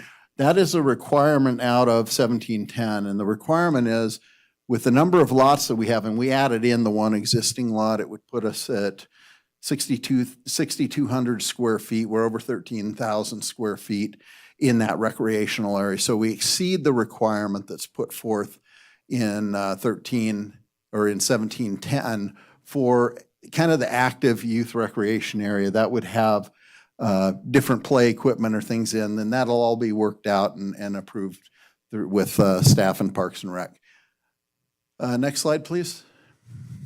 So this just re-highlights the two east-west connections. I circled those in orange to show you either there aren't improvements that currently exist on Kings Canyon. That's a benefit to the surrounding neighborhood down on Kings Canyon. We don't anticipate that this proposed development, these 61 lots, are going to have a big play into the access down there, but it could. But that's something because we've incorporated the whole 80-acre property that we're required to do is those half-street improvements and the pedestrian access. Bigger one that is associated with this development is just to the south by Ash Canyon Creek, and that will help in drainage. We have a detention area at either end of that, and there will be a pedestrian access that cuts across a piece of property that right now is inaccessible to anyone except for the family that owns it. Next slide, please. So this just runs back through our development statistics. I highlighted and bolded in the total 61 lots and the 2.05 dwelling units per acre. Again, reiterating that the master plan for this area in the SF1A area calls for 0.2 to 3 dwelling units per acre. So we're within that master planned range. Down the bottom, I put a purple note, and the purple note is kind of hard to read on the screen, but our setbacks that we have come directly out of 17.10. And I will point out that in the SF12, which is directly north of us and adjacent, all those setbacks are the same except for the side yard setback. We're actually required to have a 10-foot setback. And then in the SF12 standard per code, it's only a 5-foot setback. Next slide, please. Oop. So we're in agreement with the staff's review.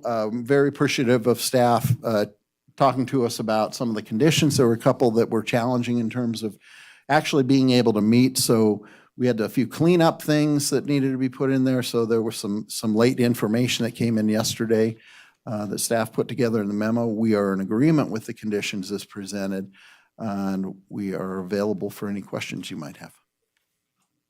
Okay, the first one was staff amended item 23 in the conditions of approval. You approve of that change? Yes, and I think I've got those in here. I could probably follow along. Yeah, and I think it was 23 was actually a removal of the condition. Chatting with staff, it sounded like that was actually part of code. Anyway, oh, good. Oh, these aren't the markups. So maybe staff could answer that. Here we go. That- I've got it right Why was here. it removed? I found it. That, the FEMA and the FEMA information regarding the Clomar and the Lomar, and talking with Heather and other members of staff, it sounded like that was really directly out of code. So our initial challenge to it was the timing of the Lomar, the letter of map revision, timing that with a recordation of a final map. I don't know if you've worked with the Army Corps, but sometimes they can go relatively slow, and it kind of makes a challenge on the time frame that you'd actually be able to record. Okay. Does anyone have questions for the applicant?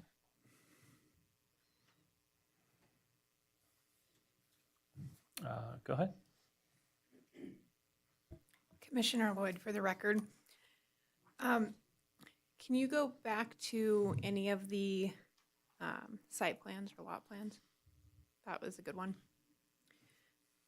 So one of the public comments was a concern for safety, like in evacuating in case of a fire, et cetera.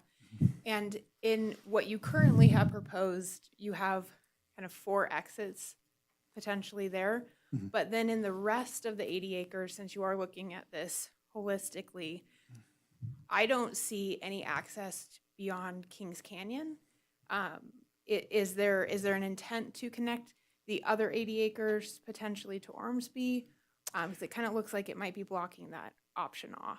Well, right now, the access to the barn and the ranch, which will remain on the property, comes out to Kings Canyon. They have the access. We're only going to have one residential use there right now. In the future, the allowance of the, in the conditions identifies that we could have a maximum of 71. So that'd be 70 additional. A lot of that area with the Kings Canyon drainage does have flooding on it, and I'd see that maybe a bigger area will be safe. But we don't, right now, I don't see in the remaining 50 acres to the south that there's a big need for an evacuation route. We well exceed on the 61 lots what the minimum fire requirement would be. Having 4 points of access, we could probably cut that down to 3 or 2 and still be fine in meeting fire requirements. I'm not as concerned about fire requirements as much as fire moves fast. And we've seen historically in the last couple of years some situations in which there just wasn't enough evacuation ability. But my concern is one way in, one way out, Kings Canyon.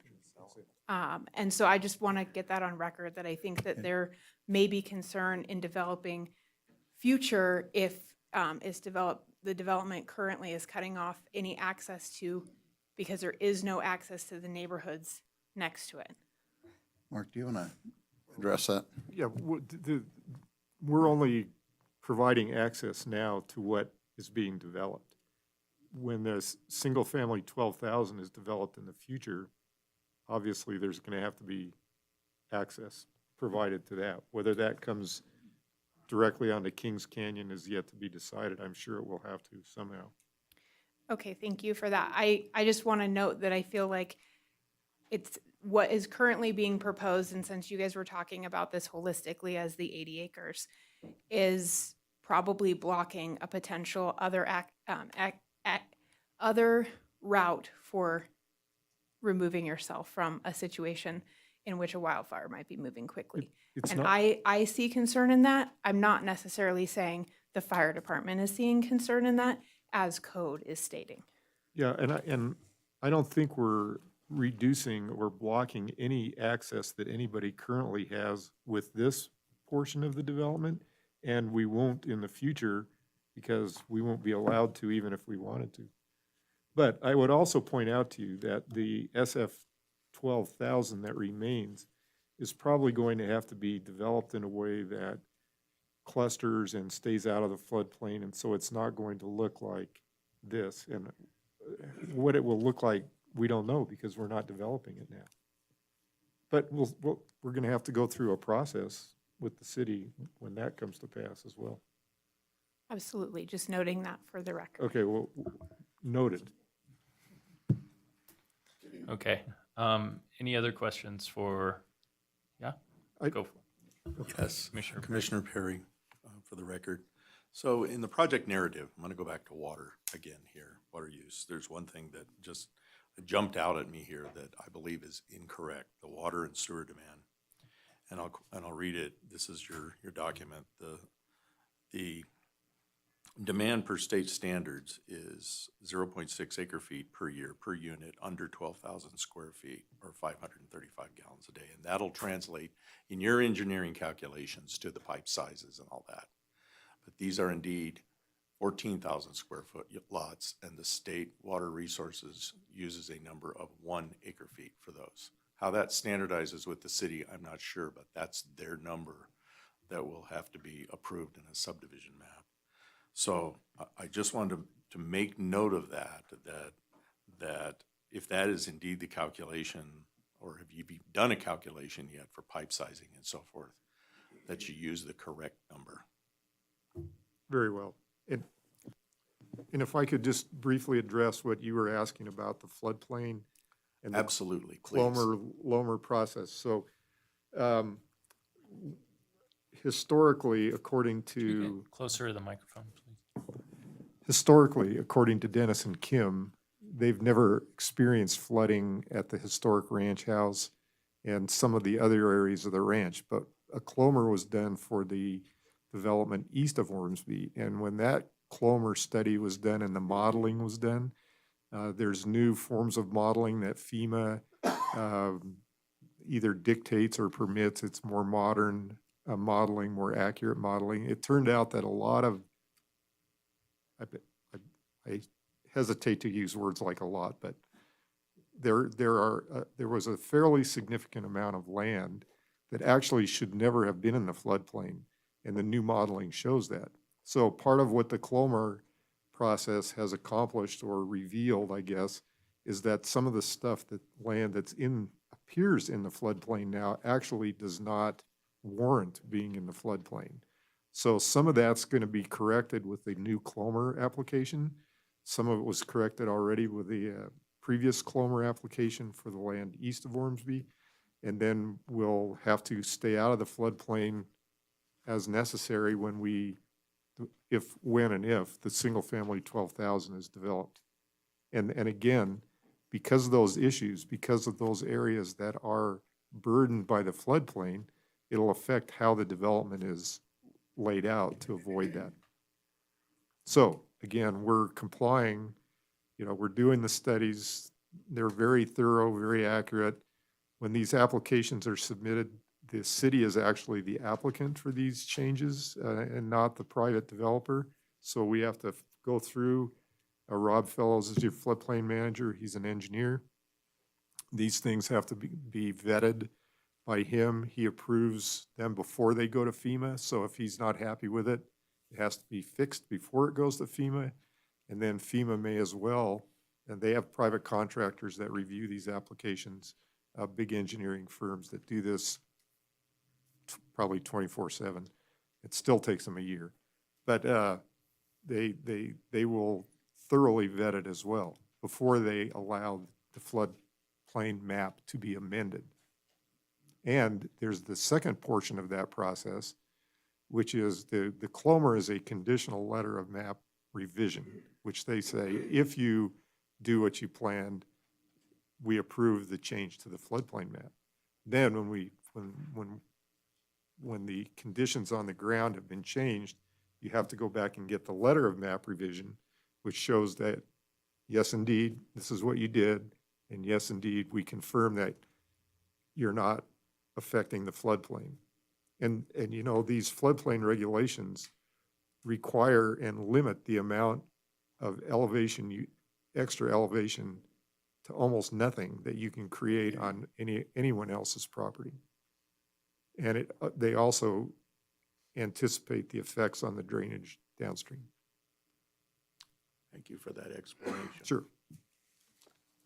Okay, There's a traffic engineer in the room. If anybody has traffic questions that are more related to traffic patterns. Oh, I'd also point out that one last thing I don't remember it being discussed is that there's evidently an agreement whereby property owners along Ormsby have to contribute to a fund to extend Ormsby directly north to Winnie Lane. And so this project is one of the projects or one of the properties that's subject to that agreement, and that'll be calculated based on the traffic counts. okay, go ahead. My question is for you, Steve, is that I was one of those kids that grew up on this place and ran it all the time. And it is wet. It is wet. And especially around the Ash Canyon Creek.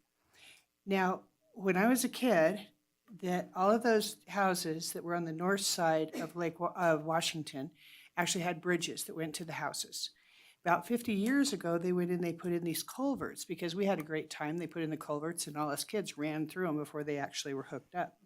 Question I have is in 1997 and then also in 2006, this was a huge area that was actually had a huge influx of water.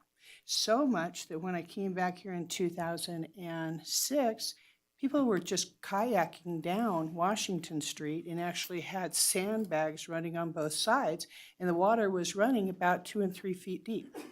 So my question is, for you, Steve, are those culverts any bigger than when I was a kid?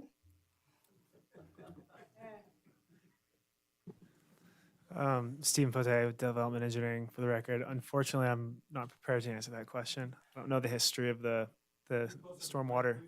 I'm not familiar with the history of the stormwater infrastructure there, but Do we have somebody that can answer the stormwater as to whether or not that was actually, like I said, the last time I really saw it being bad was in about 2006. But is there anybody that can answer what was the mitigation that was done since then? Those box culverts that are in there now are about 4 by 6. I'll do my best to answer. I don't know if it'll satisfy your question. Randy Rice, City Engineer, for the record. So again, this is a local project dealing with local drainage, right? So as Stephen mentioned, they have to mitigate the pre versus post impacts to the site based on the impervious area that's being constructed with the roofs and the asphalt, things like that. So we're not requiring them to fix the drainage for the entire subdivision, right? Answering your question about whether or not the culverts are the same size, I don't think any staff sitting up here was around when those culverts were around, so we don't want to provide misinformation. However, Stephen did mention that there was a West area drainage study that was done recently. We had a consultant on board. We identified some very good, not low cost, but cost-effective options. They had a high return on the investment. Unfortunately, those options are extremely expensive, on the order of $25 to $30 million.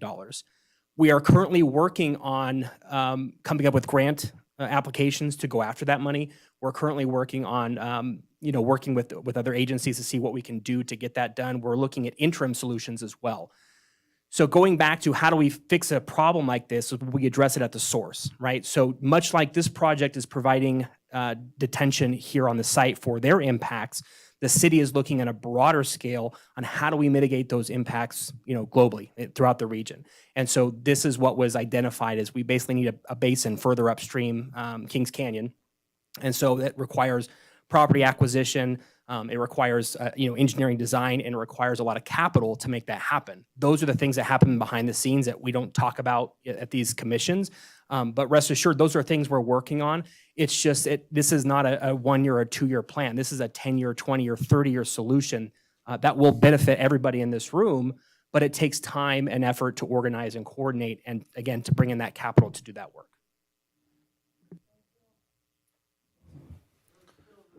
Okay. Let's move on. Any other comments from the commission? Commissioner Eswine's question about the street width. Street width? Do you want to bring the traffic person from? We were talking, the ahead. suggestion was made that we might breach that subject with the developer to see what their feelings were about it. To work with the staff to make the streets narrower. Okay. Does the applicant have a comment on that, or bring your? Our traffic engineer will come to the table here and address it. No, street, well, These are- street design. Thank you. Okay, that's part of his expertise. Good evening, Lauren Chilson with Headway Transportation. I think we would agree with Mr. Rice in that, we're following the city's standards. I think as a team, we're open to considering options, but at this point in time, we're following exactly those city standards. Parking on both sides is part of the application, and therefore that dictates the street width to some degree. So at this point in time, I think we'd stick with our application and the city standards. Good. Okay. Any other questions for staff or the applicants? Go ahead. The question was already raised about the park area, and so you're suggesting, I suppose, that parking on both sides of that street will be enough for anyone going to that park? That is, what was the size of it? Saw it on here. 13. Yeah, about 14,000 square foot.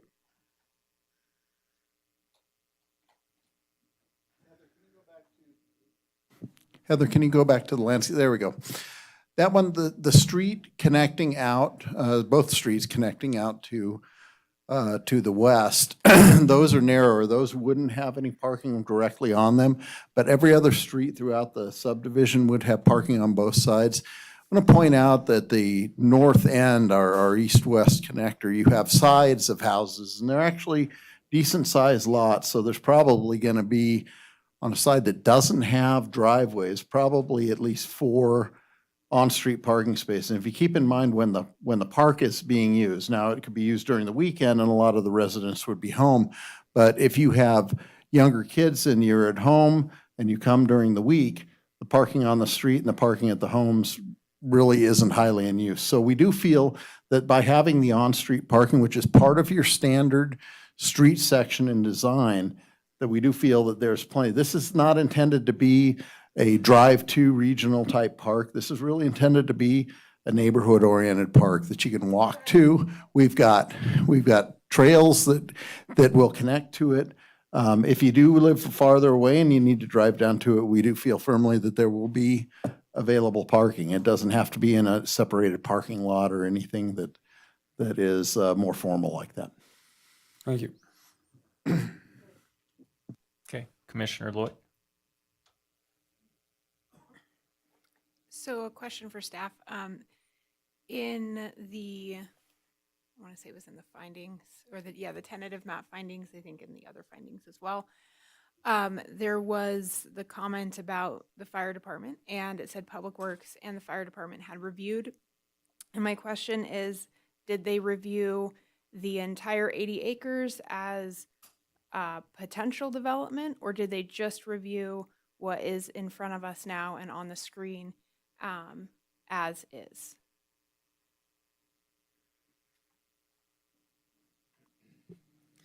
Stephen Pote, Development Engineering. So when engineering and fire are reviewing a tentative map like this, we're looking at access to the proposed subdivision. So the remainder parcel, which has some density associated with it, since there's no proposed development, there's no access to review with that.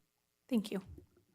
Can I just also mention that there's no interconnectivity streetwise between this and what's to the south of it. So So again, these streets are dictated in large respect to access requirements that the fire department imposed on us. So the fire department reviewed it and part of the placement of the streets and the way they look, the way they do, is that we had to meet fire department standards. And I do understand that. I'm bringing this up because I think that this is being presented as a full 80-acre project with this piece being developed and other pieces being developed in the future. And I believe that you could call it, you're almost choking off the ability for the other parcel that is not being considered to have other access or routes for evacuation other than Kings Canyon. That's concerning to me.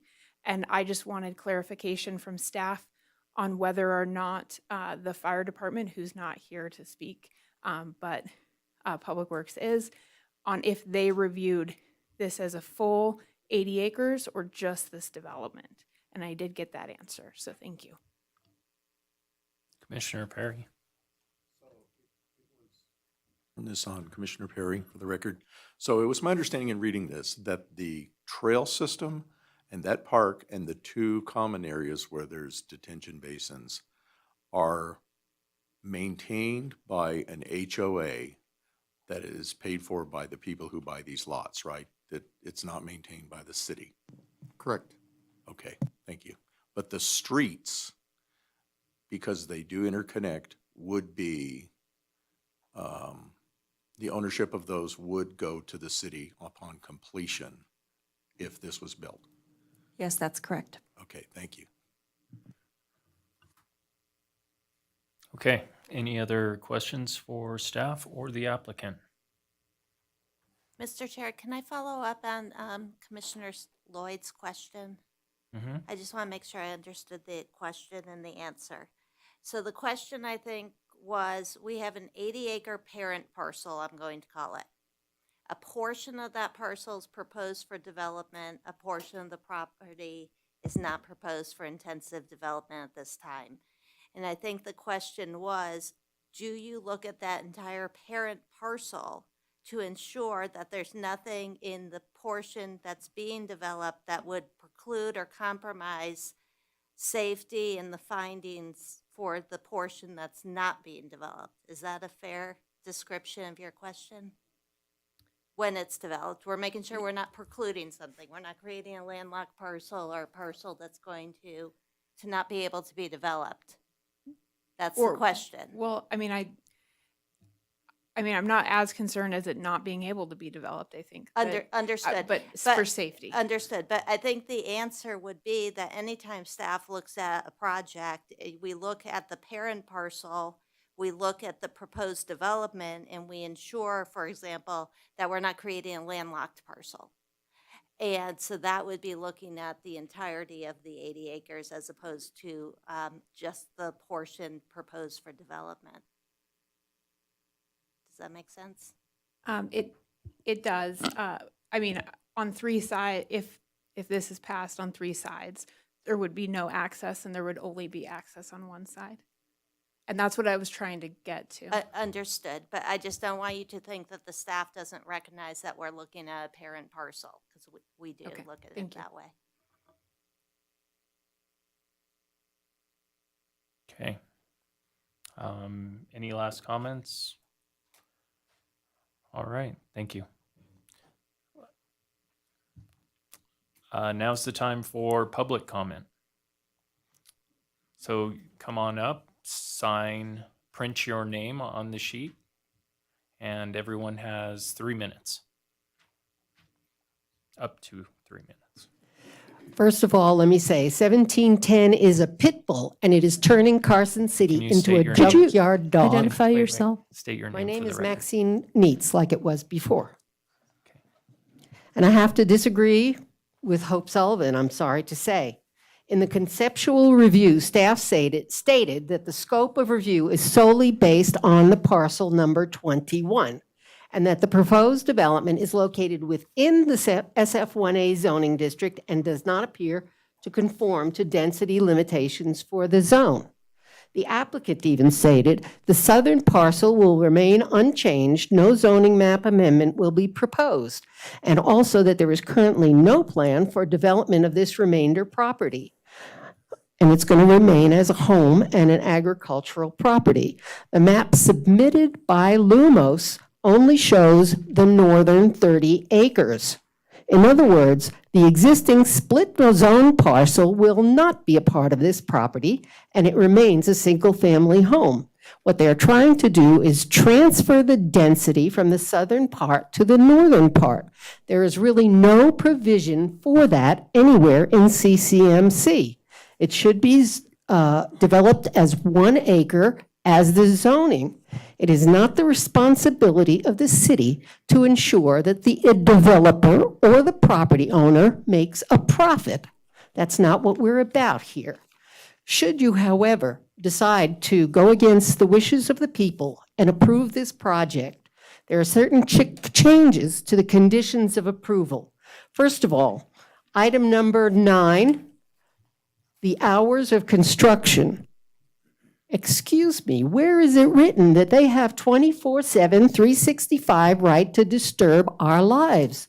Why can't they just do 8 to 5, Monday through Friday, and leave the rest of our lives for us? And the other one is number 19, open space. Detention basins are part of infrastructure. They are not part of open space. And you need to understand that, and you need to decrease the amount of open space that the projects before you claim by the amount of space that's being dedicated to a detention pond. Furthermore, additional conditions need to be added. Buildings shall be constructed at existing ground level, where existing ground level is the level on September 28th, 2022, and not bring in tons and tons and tons of dirt.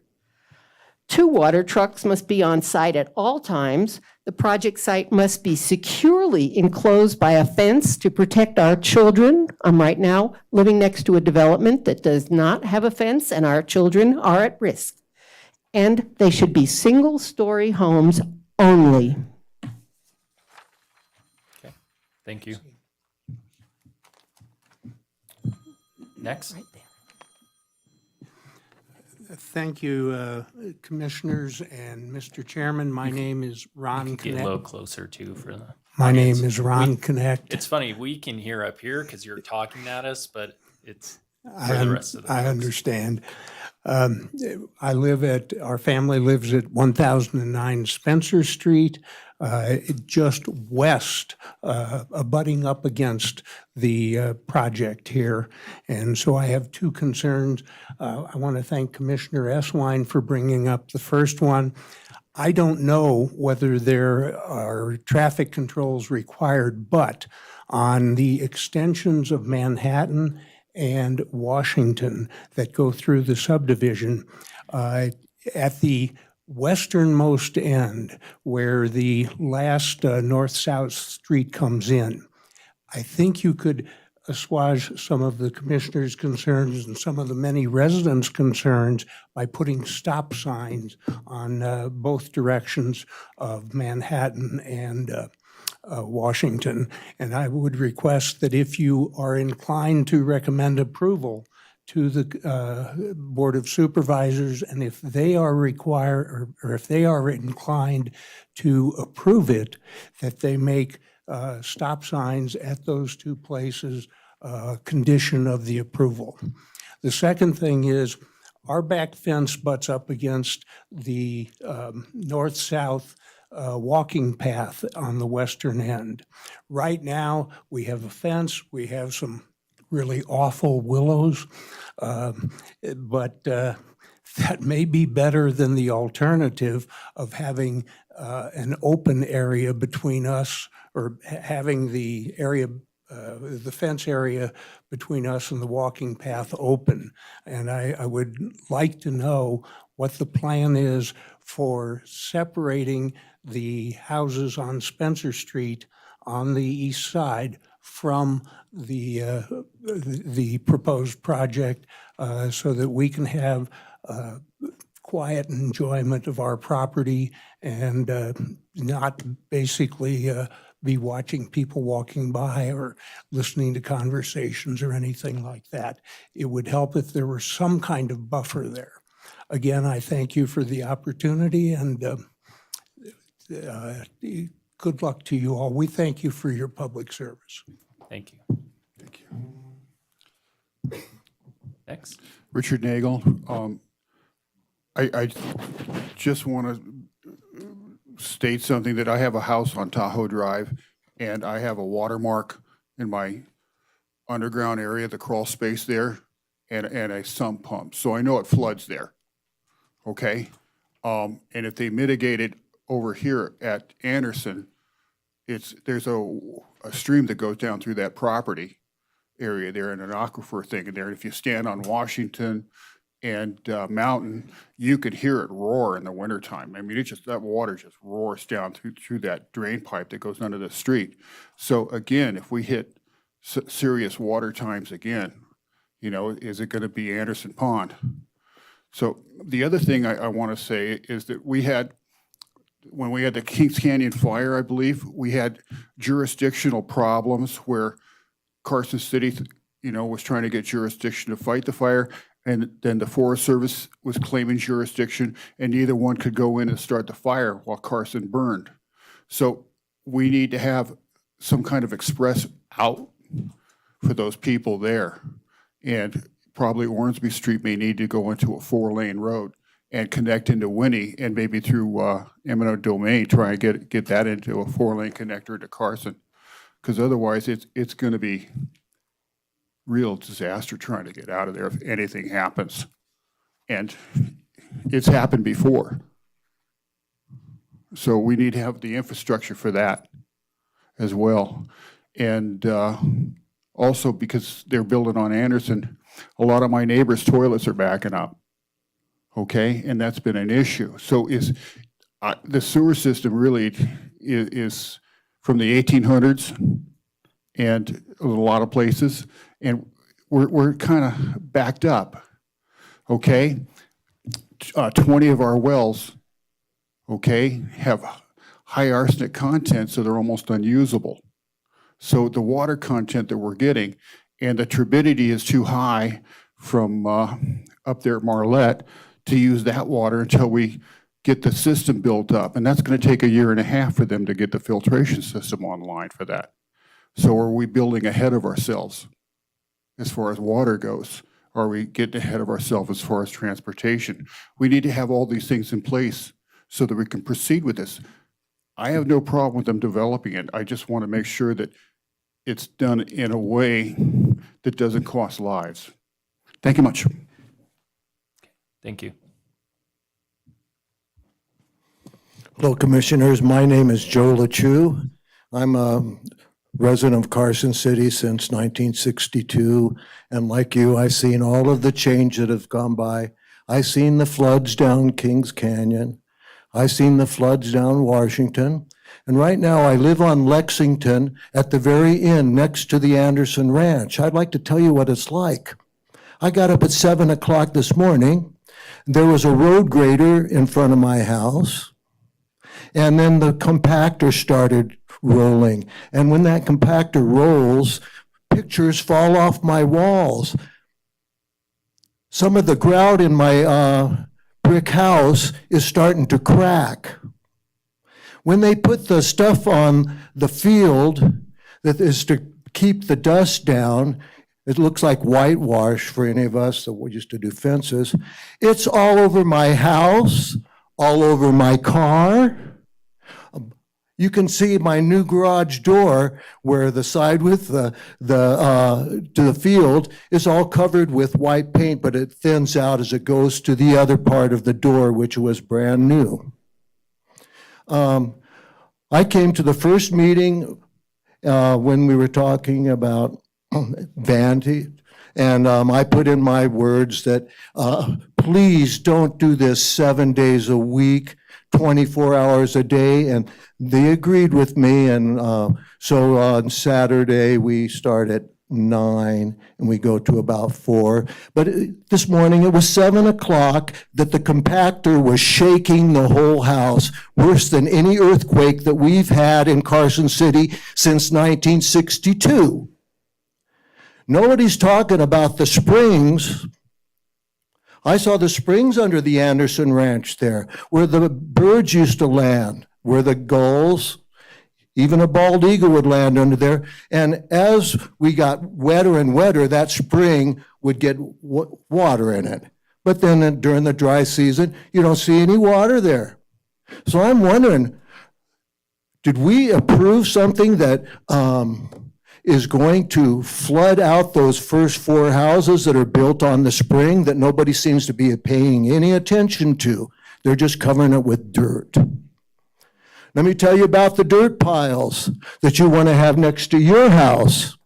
They're so high, they're as high as probably a 3-story building.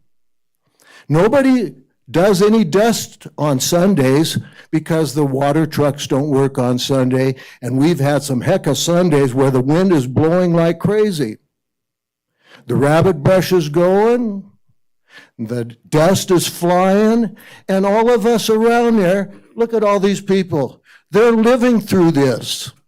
How long is that one going to last? Then you start the next one, and then the next one. Does that mean all of our retirement years in that neighborhood is going to be compactors, road graders? What is going to happen with all this shaking? Is that going to disturb all of these faults that we have? Can you wrap it up soon? Thanks. Okay, thank you. All you guys feel the same way, don't you? Yeah. Okay, thank you. Next comment, please. One more push. There you go. You're on. Okay.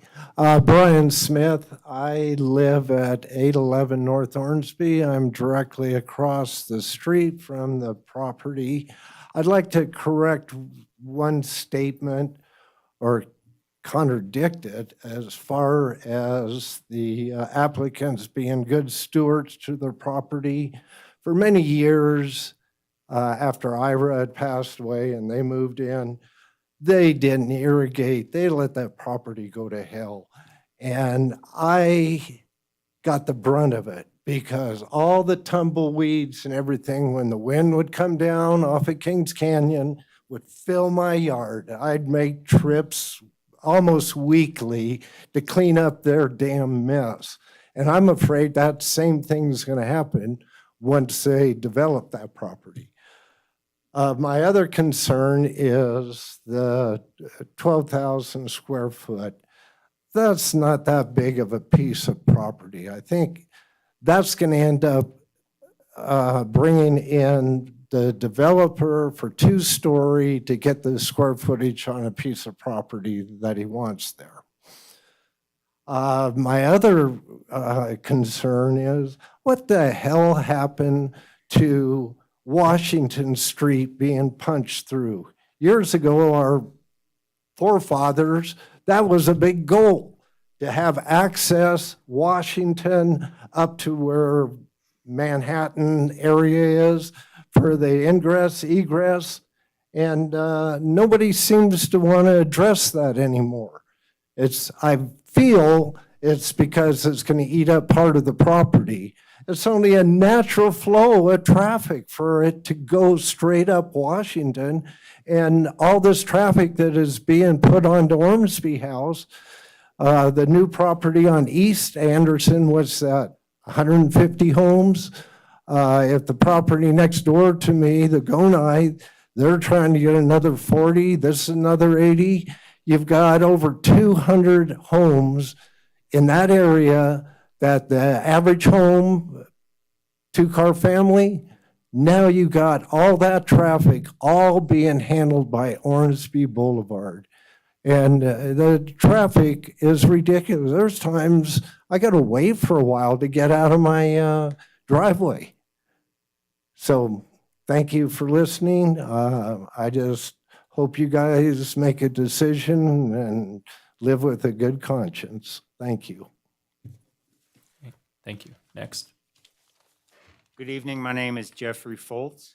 I live at the corner of If you could get Ormsby. closer to the microphone too. I live at the corner of Ormsby Boulevard and Newman Place. I'm a retired civil engineer with more than 30 years' experience in the traffic field and transportation. I'm here to comment on the street layout for the project. So I know a little bit about what I'm talking about. You have my letter dated February 23rd, which was in response to the conceptual plan for the project. In it, I addressed a number of issues, but I'm only going to talk about one today, and that is the intersection spacing on Ormsby Boulevard. The project is proposing 2 new intersections on Ormsby. The issue that I see is the intersection spacing is not adequate as proposed. I understand the city does not have a design standard itself for intersection spacing. That may be why staff didn't comment on this issue, but they still have an obligation to review this issue. What they should be doing is looking at applicable standards and applying those to this situation. One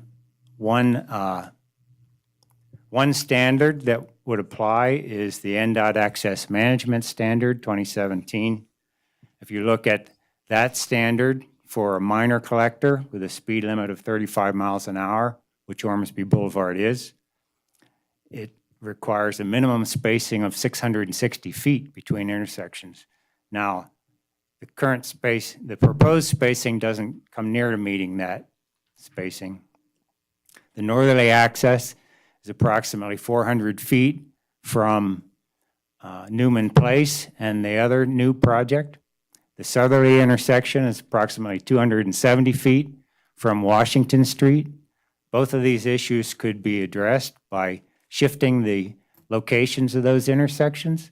The northerly intersection could be shifted south to meet the 660-foot spacing. The southerly intersection could be shifted south to align directly with West Washington Street. This would have the added benefit of removing one potential new intersection from the roadway.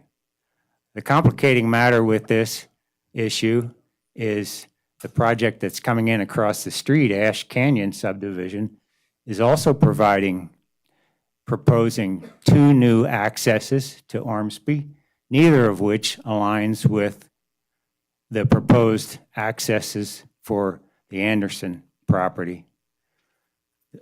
One suggestion for this would be to align the 2 northerly intersections into a single intersection.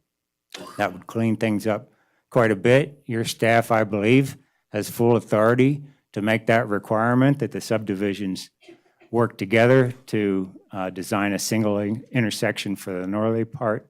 It doesn't address the southerly intersection for the easterly subdivision, but it makes a good start, I think, for the project as a whole.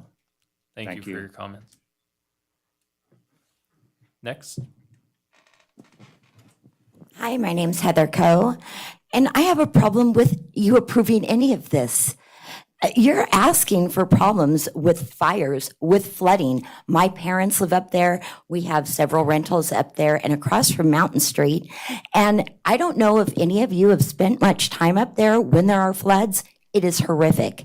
Well, I remember the waterfall fire, and the evacuation process was also horrific because that entire area was affected.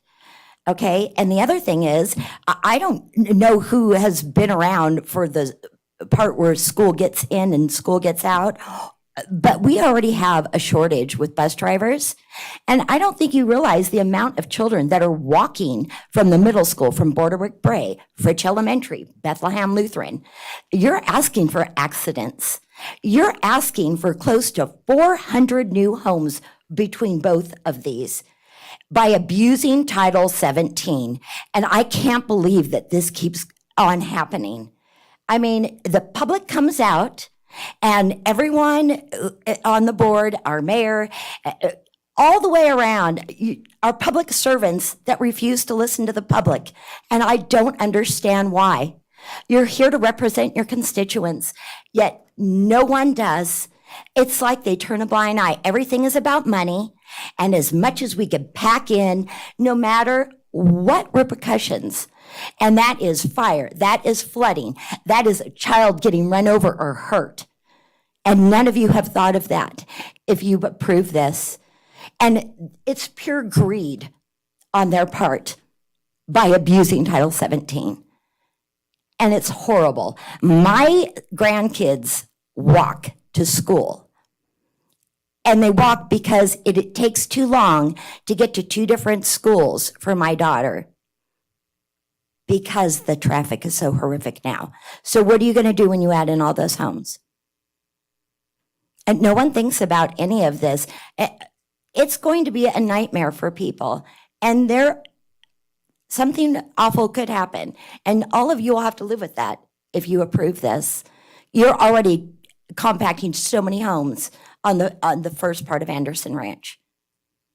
And that's already going to be a problem, let alone what they want to do here. So please, I'm begging of you is to reach out and make sure that we put a moratorium on Title 17.10 because this is being abused. Thank you. Thank you. Go ahead and push the button once more, please. There you go. Mr. Chairman, Commissioners, thank you for this opportunity to speak on the topic. There's been a lot What's your name for the record, please? My name is Steve Pryor. Okay. I'm a resident of Carson City. My wife and I own the property at 1111 Spencer, which is on the northwest corner of the proposed development. There have been a lot of really good issues brought up that deserve serious consideration by the commission. I won't reiterate many of those, but I do have to say that as a family that's decided to invest in Carson and make a long-term commitment to Carson, when we looked at this property, we looked at the zoning regulations next to it, and it was 1A, single family, okay? That was influencing our decision on purchasing that property. And to hear this discussion about using a subset of the city code that could change all that around just feels like a violation of trust. I don't feel like you have the interests of your existing constituents who live right there if you're going to flip this around and change the zoning in that area. And that's just disheartening. So that's one point.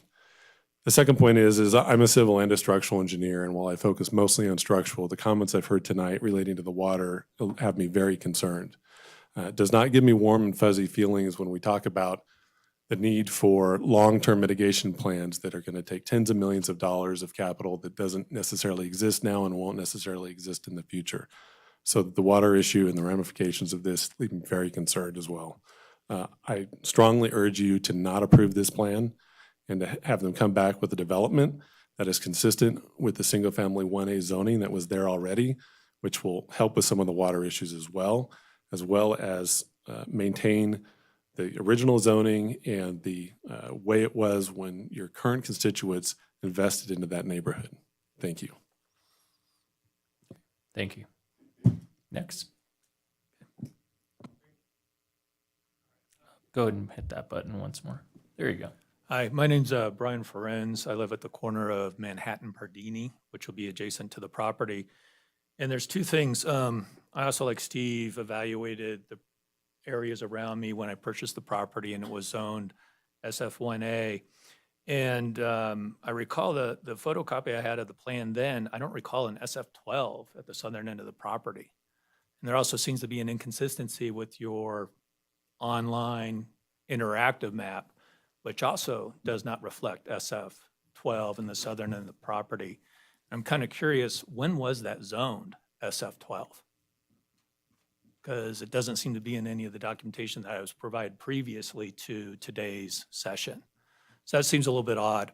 And then just the use of the common open space clause to be able to take that very southern portion, skipping past the current ranch and reapplying it to the northern section just does not seem to meet the intent of that common open space criteria. I think that was really intended to be used for creative design.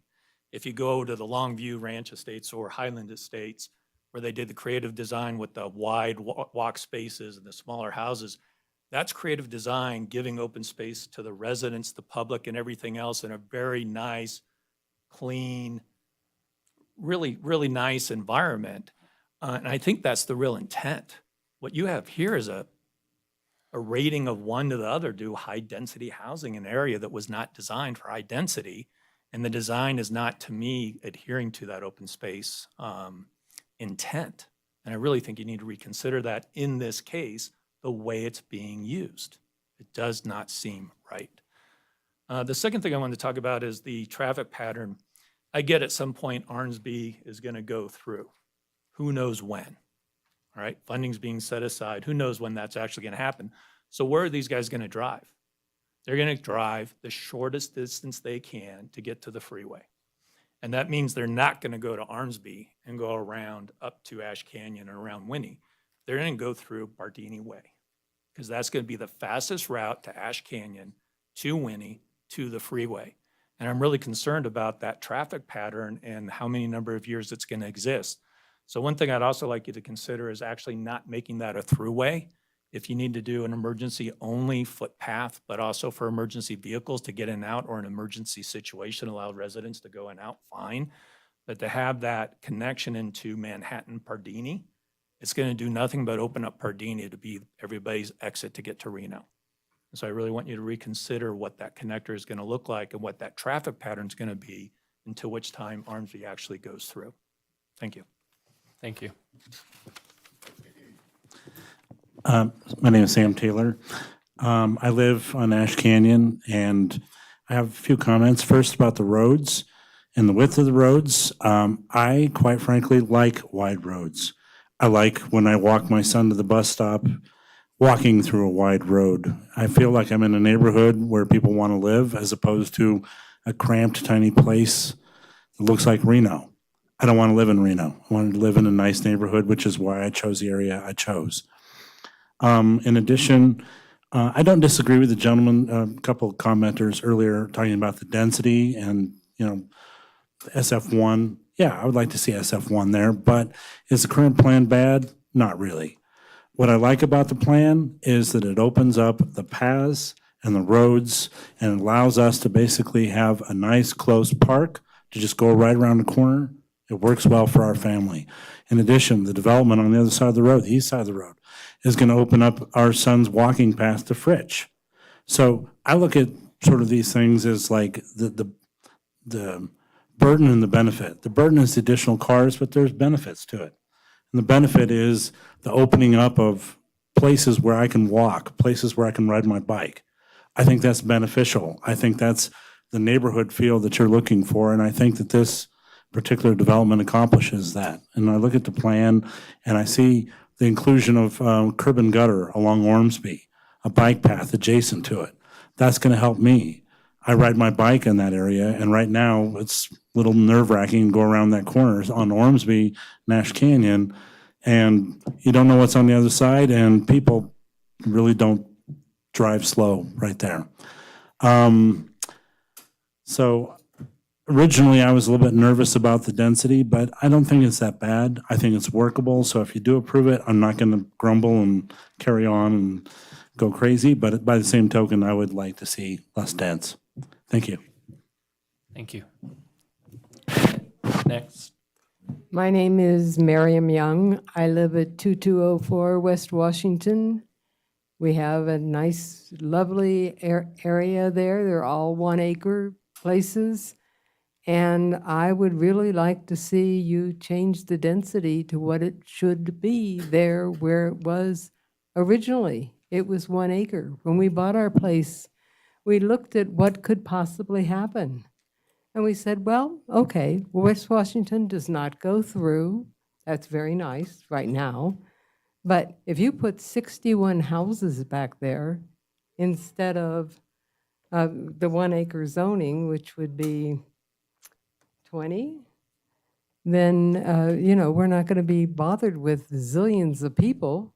It's going to be a throughway. When they closed Longview, when they were doing the construction on Longview a month ago, and people couldn't go from Ash Canyon to Kings Canyon, They would cut off and go down West Washington, trying to get somewhere, and then they would turn around and run back up West Washington because they couldn't figure out how to get out of there. But anyhow, I'm just really concerned about the density. I would love to see it stay the way it was zoned originally, the way I thought it was going to stay.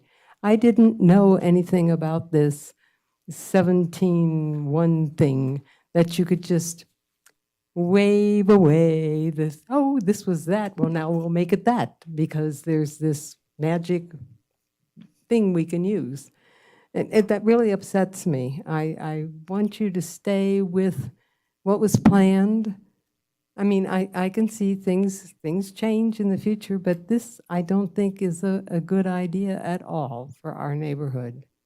I'd love to see you keep it at 1 acre. Thank you very much. Thank you. Next. Thank you. Good evening. My name is Dan Dykes. I live here in Carson City at 1887 Ash Canyon Road, which lies right between Ormsby and Winnie. And so really the reason why I wanted to come up, and it's been, we've talked about a lot of things tonight. It's a little bit about timing, where my heartburn comes from. And the timing of construction traffic versus regular residential traffic. So you have a development going just east of Ormsby right now that I have to tell you, every day, hundreds and hundreds of trucks go by in and out to do what they have to do.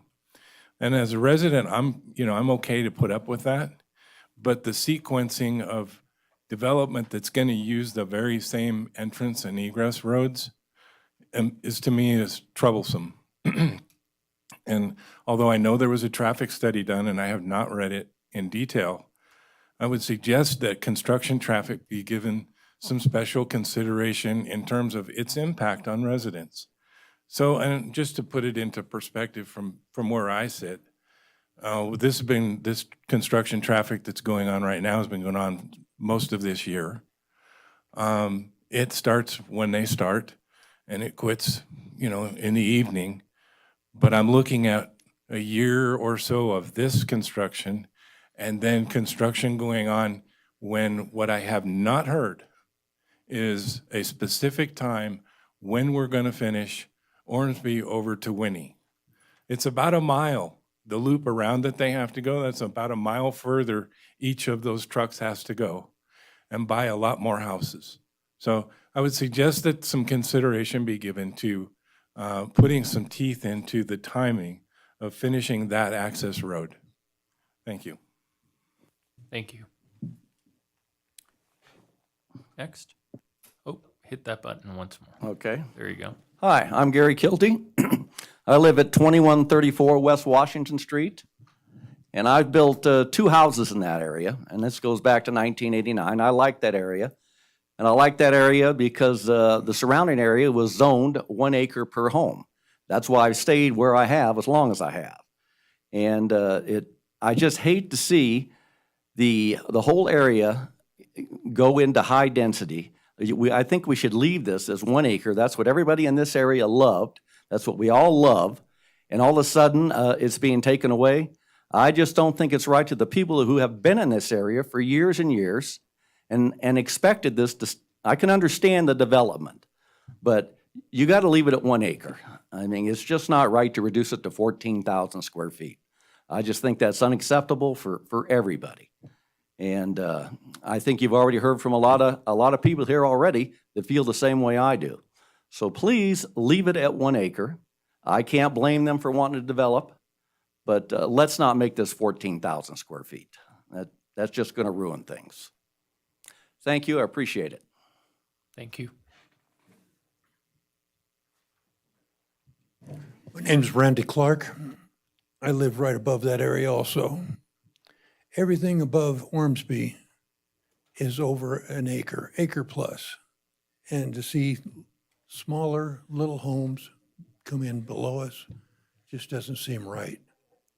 There's lots of places to build lower homes, little homes, but there's not that much land left to build these bigger homes. I'd like to take, just like you to take that in consideration. That, that's an affluent neighborhood from there north.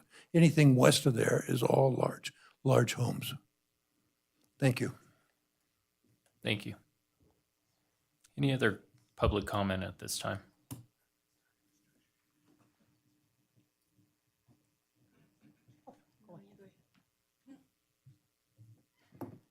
My name is Sue Masiello. I live on Manhattan Drive. We bought our house just over 3 years ago. I looked at the development for that open space, which clearly at some point was going to be developed, and it said 1 acre. I'm down here rather than in Reno, which is where we started looking, because I like the small town, big lot feel of Carson City. I like the lack of traffic. And with all of this proposed development, you are shoving something on the order of 400 cars a day east. They aren't coming past my house, but they are generally going past schools on Mountain and on King, and you are putting the community's children at risk. I appreciate Commissioner Perry talking about water, because I have only 3 days a week where I am supposed to water. I assume there is either a problem with water pressure or the amount of water available. I don't want to end up in a situation where I can only bathe on Saturday nights. I also appreciate Commissioner Preston talking about the flood, because I've heard about a flood on Manhattan. I didn't hear about kayaks, but there has been too much water on Manhattan too. And I would just like to say to all of you who represent the citizens of Carson City that when you renege on a commitment to the citizens, you undermine your moral authority. Thank you. Thank you. Next. I'm Marinka Willig, and I live off of Washington. And my concern also is the high density, because we purposefully, like many people here, chose to live in that particular area because of its historic background and also because of the land space between houses. If we wanted to live in tightly condensed housing, we would have gone there, but we purposely moved to this area, and now they want to change it up. That's not okay. I also have concern about the water, because we have low water pressure, and the water department said there's nothing they can do about it. So now we're going to have an extra 206 from the Christie project, and once they get hooked up, is that going to reduce our water pressure more? So that's a huge concern. And they're already telling us to cut back. We can only water on certain days. So that has me even more confused that the water department is approving all these new hookups. Governor Sisolak had signed an agreement with with China to open up an $8 million lithium mine in Nevada. And lithium mining uses up a ton of water.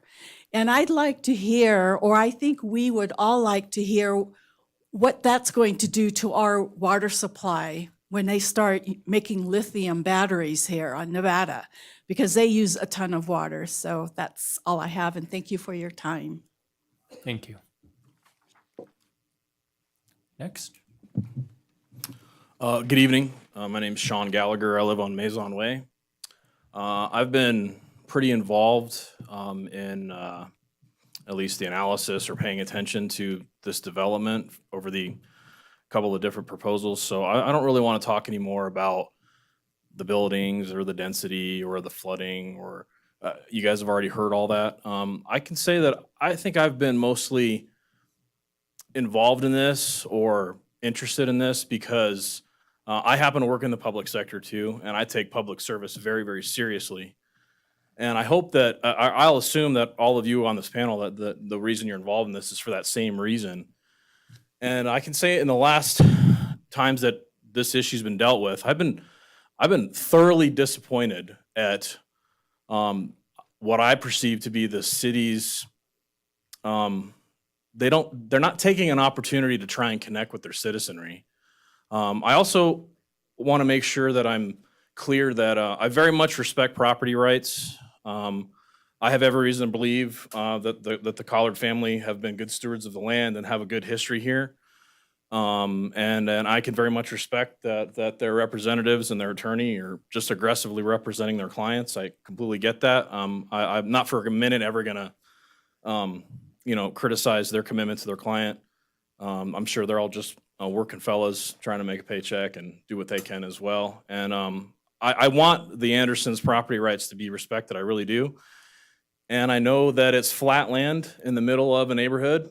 And I'll assume because of the Collards' age that they haven't been able to pay enough attention to the land to make it a good sightly place, because it's not. It's really kind of ratty and gross. So I'm actually looking forward to it being developed in some way. But back to the public service component of this, I'll try to appeal to all of you, at least those of you that are in a relationship or married. I think the compromise is always, kind of the best way. How do we respect the rights of the Andersons while also taking into account all the folks that live in the neighborhood? So I hope that when you make your decision, that's what you're considering a compromise.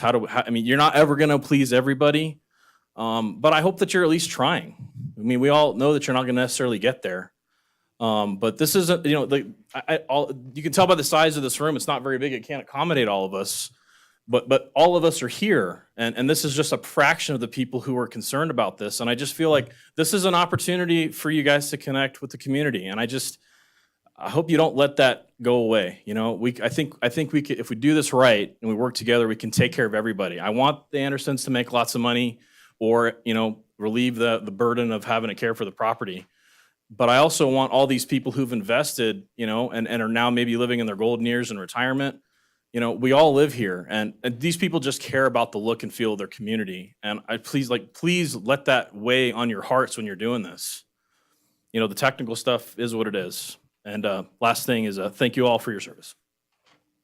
Okay, thank you. Additional public comment?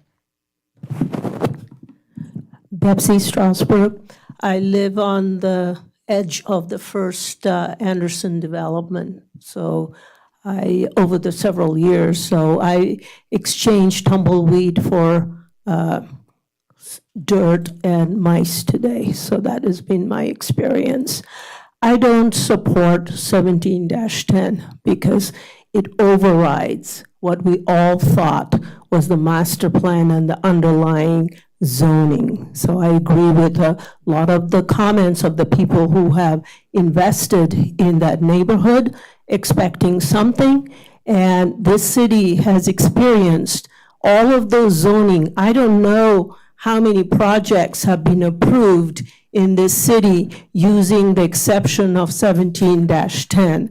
And I think it needs to be withdrawn or modified because it's making a sham of the underlying zoning and the master plan. Thank you so much. I really appreciate that you take into account the comments of the people before me. Thank you. Okay, next. Oh, hit the button once more. Oh. It was on. Oh, There you sorry. Hi, my name's Abigail Johnson. I live at 1983 Maison Way, which is basically at the corner of Pardini and Maison. I've been hanging out there because of this, but I've heard a lot of testimony, but I haven't heard anything yet about a concern about maintaining the dark skies for those of us who border the proposed development. We don't have streetlights in our subdevelopment. And I think it's very important that we be able to maintain the dark skies as much as possible. I don't think it's an unreasonable request because west of Ormsby, we can experience the dark skies much better. I brought this up with Anderson East and was told that it was too big a development and there were rules. But I think the previous gentleman talked about compromise. I think that that is something that you should consider and that the city should consider because it will change the character of our living space in a way that is profound. And I think that not having the streetlights would be part of a compromise. I'm not someone who compromises, so this is shocking testimony. Thank you very much. Thank you.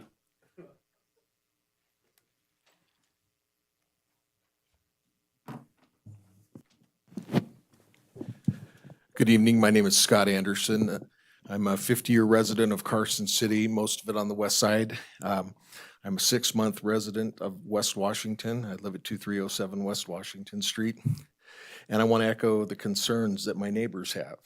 My parents bought the same home that I live in now a little over 20 years ago with the knowledge that these were 1-acre lots, 1A zoning. I share the concerns about the traffic, concerns about the water, concerns about the safety. I live at the base of Kings Canyon off of West King Street and see the traffic every morning during school and how much traffic there is on Mountain Street, past Fritch, and even on Winnie Lane, we have the school zones. And the amount of traffic that's going to be rerouted to these different areas is going to be a safety concern. I think about my 4-year-old grandson. Right now, our neighborhood is a tremendous walking neighborhood as you can go every night and you see, I would say probably hundreds of people throughout the evening walking that area. It's not going to be a safe place to walk any longer if we have through traffic all the way up to Longview from basically from Mountain Street. So I appreciate your time. I agree with the gentleman about compromise. We may not make everybody happy, but we need to make some changes to this plan so that the character of the neighborhood can remain. And we live on the west side for a reason. We have wildlife. It's quiet. We don't have a lot of traffic through the neighborhoods. This is going to change that, and it changes, the decisions that we make, whether we stay on that side of town or not. Thank you. Thank you. Any other public comment?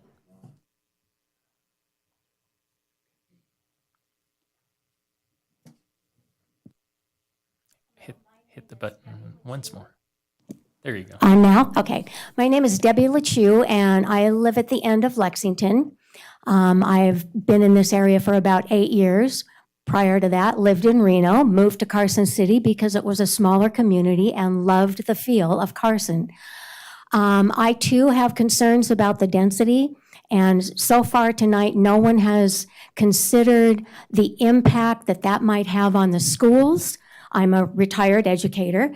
I'm concerned about the huge growth coming so quickly, and if those people moving in have a lot of children, how are the schools going to be impacted by that very quick growth in our area?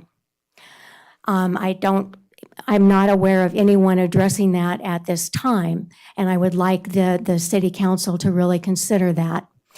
Also, I'm concerned about the impact on the medical field. If all of these people come into the area this quickly, what is that going to do to the medical people in this area? When I moved here 8 years ago, it took me 2 years to find a doctor that would take a new Medicare patient. And they're leaving the area because they're not getting the, the quality that they really are seeking in this area. So in talking to doctors, they're leaving, they're not coming in. So I'm concerned about how we're going to provide medical care for all of those people that would be entering our city as well. And just to kind of follow up on my husband about the whitewash issue, yes, it's all over our windows, it's all over our house, it's all over our vehicles, and that stuff does not wash off.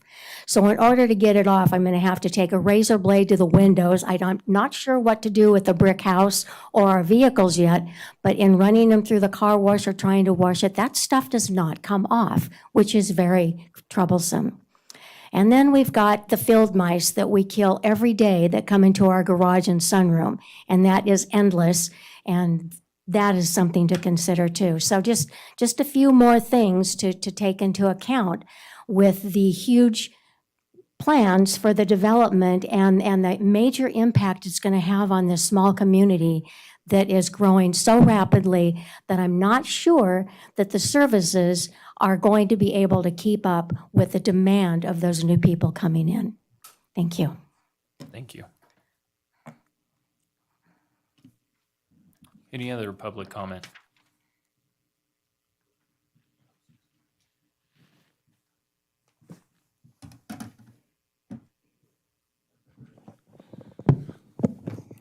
Good evening, Paul. I'm Paul Longshore. I live at 2015 West Washington.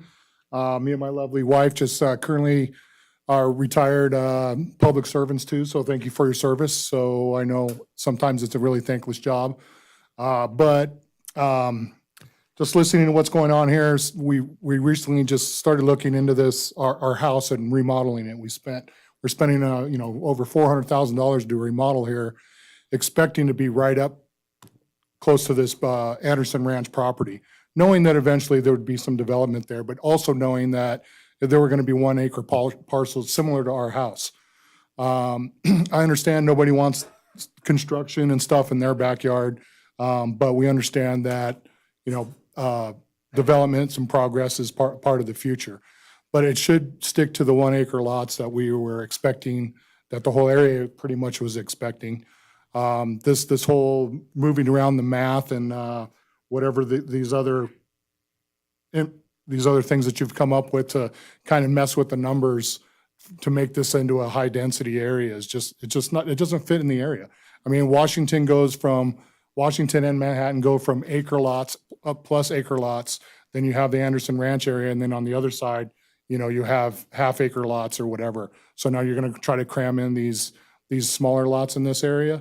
Even with the wider streets, with the small housing, I guarantee it's going to be an overflux of traffic, overflux of parking on the streets. And then you have also the foot traffic that goes through there. Plus connecting those roads, all it does is make other shortcuts for everyone to get up into the west side there.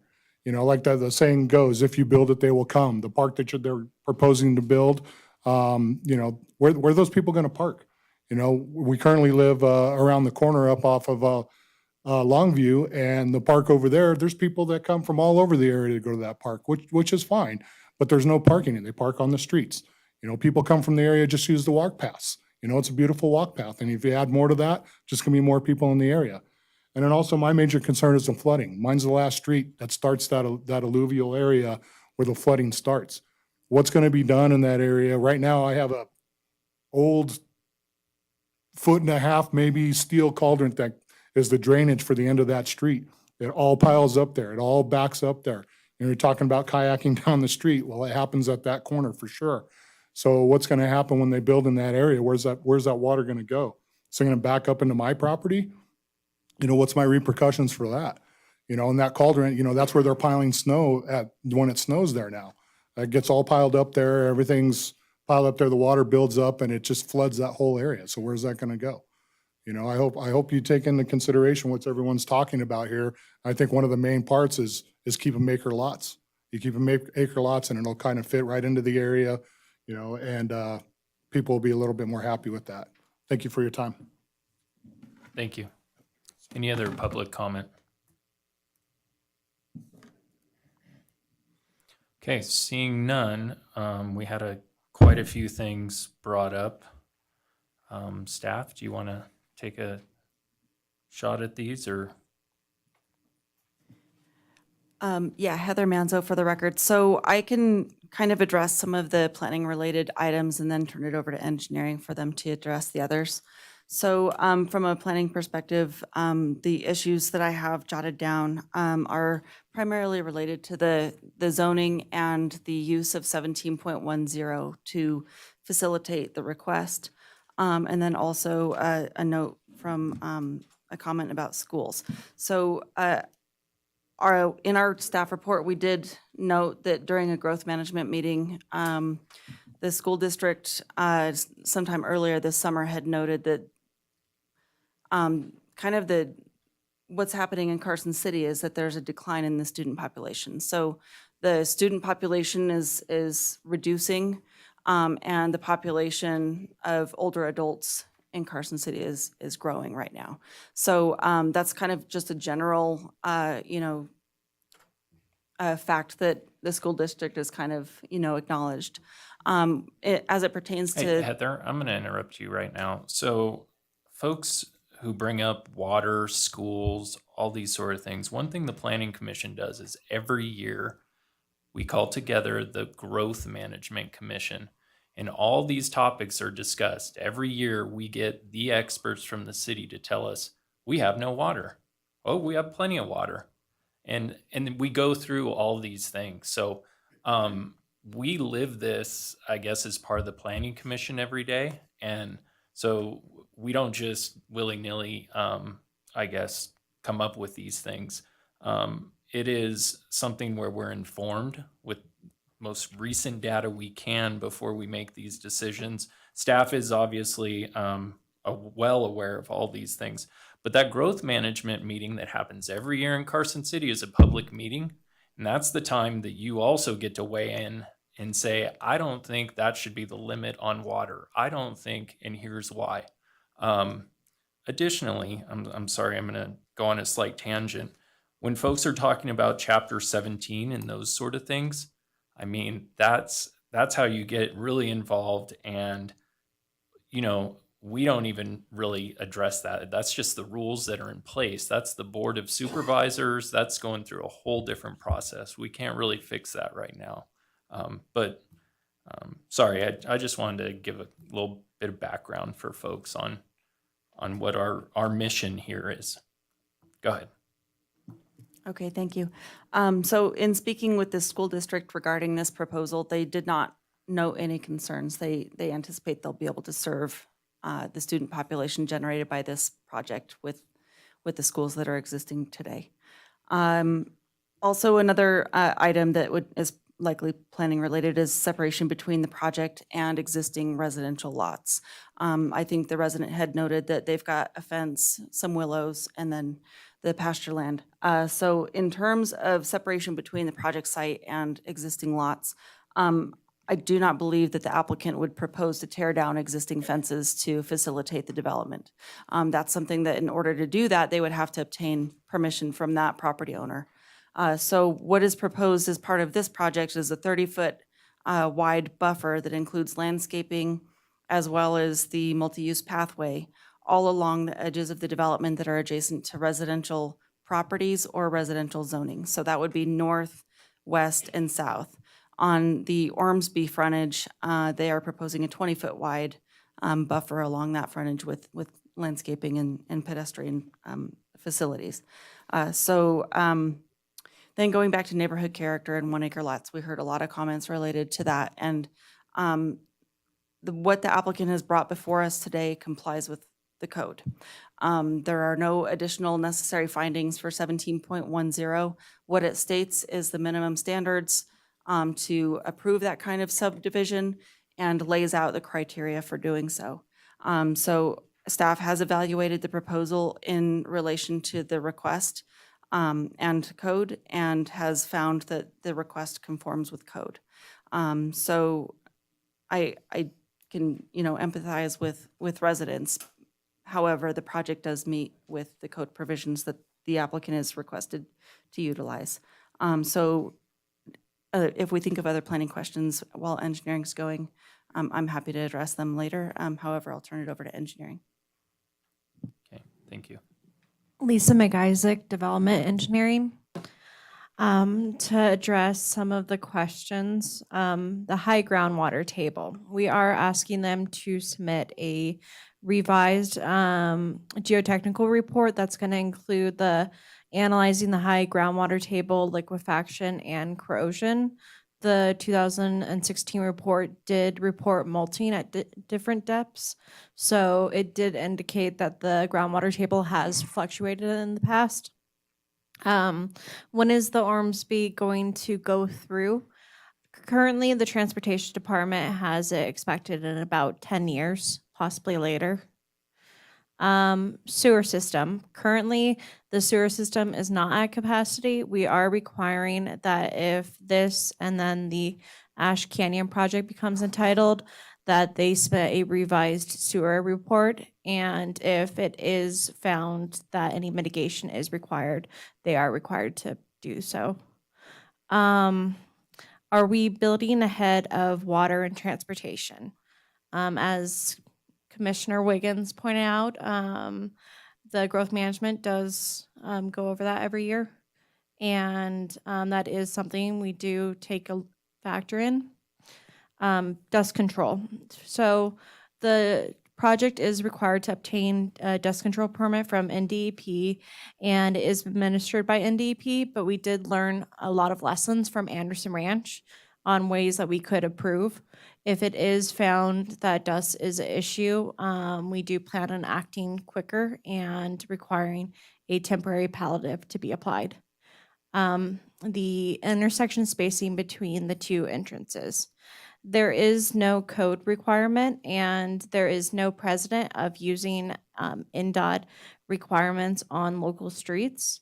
We are asking them to look at their turning movements at their entrance of the development as well, with respect to Ash Canyon, to ensure that there is no conflicts between the two subdivisions.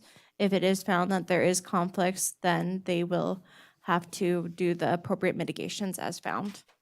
Water pressure. The hydrant flow meets our current minimum standards.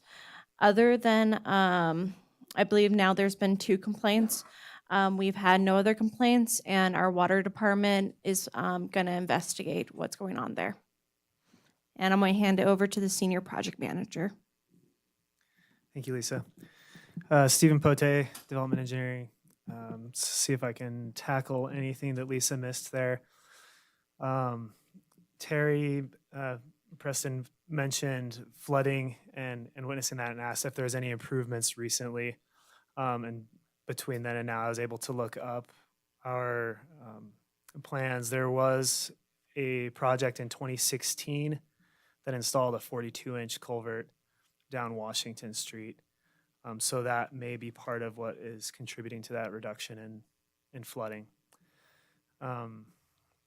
Another gentleman mentioned drainage issues at the end of Washington Street.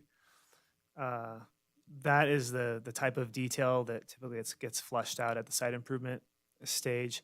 So in design, they would be looking at elevations, how water's flowing from one point to another, and making sure it can get to the creek or storm drain, depending on the design there. Another resident mentioned detention basins and using that as open space. There's not a standard that prohibits multiple uses for detention and open space being combined. So yeah, that is happening in this project. Maxine had a few conditions of approval that she offered up, and Heather, you may have more that I didn't write down here. I had, she suggested having the existing grade as it is now being equal to what the finished grade is. In the future, I'm not prepared to speak to that in terms of what they were showing on their grading plan. If they even went into that detail, the applicant may wish to address that if the commission would like to look into that further. And she also suggested having a specific number of water trucks on site at all times. I think from a staff perspective, we would just prefer to stick to the codes and regulations that are in place, which just say that they have to control their dust and require them to increase mitigations as needed.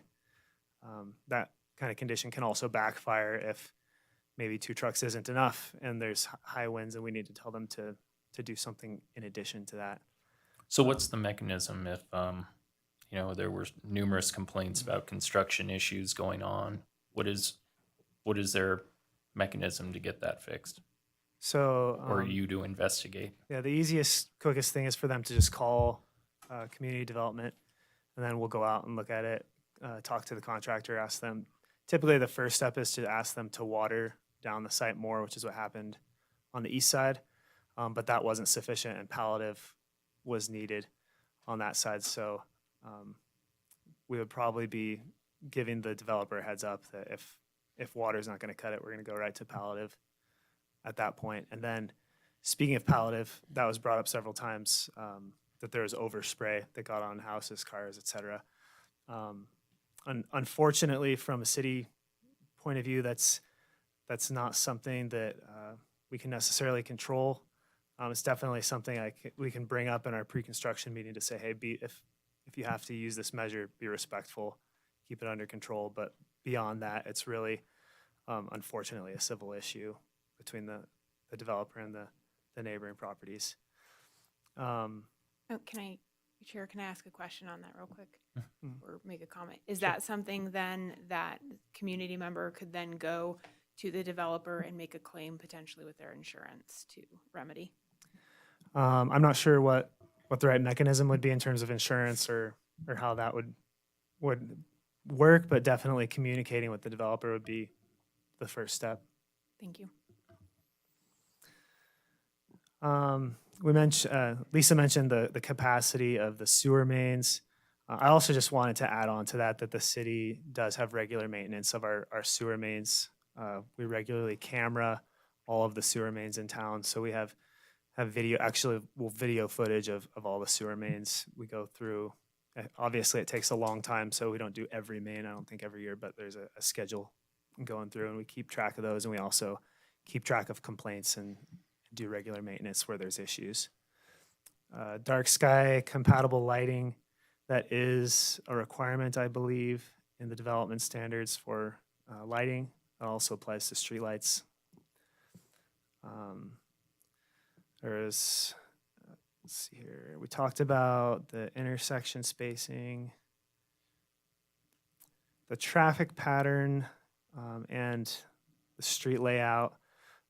So one of the citizens mentioned how at one point there was a desire in the city to have Washington Street go directly through from the alignment that it's at now on the east and then connect to where it is on the west. And then there was another concern kind of on the opposite side that said, why don't we just block off these streets and only have emergency access? This was discussed ad nauseum on Anderson Ranch on the east side. And the reason that on that side, all of the streets that dead end into the pasture land, or what used to be pasture land, they all went through into the new subdivision. The reason for that is just transportation planning, that it disperses traffic, and it makes going from point A to point B more convenient. A couple transportation managers ago, the example we always brought up was if you have a friend in one neighborhood that you want to go visit and they're just a stone's throw away, why should you have to drive 2 miles around to get to their house rather than just go through where there's a street that you could easily connect and distribute the traffic more widely across the city? Let's see. Construction traffic compounding. The existing project to the east, and this is just with conversations with the developer. Things can obviously change as conditions change, as the market changes, but as things stand right now, they're anticipating to be paving their last phase in the spring or summer, if not sooner.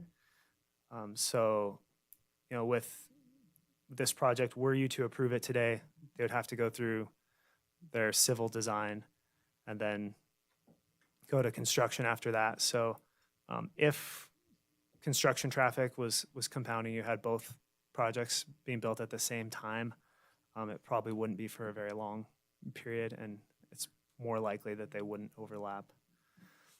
And that's not true of the other item that we'll hear later tonight, which is across the street. I don't know what the timing is of this project you're hearing versus the next item.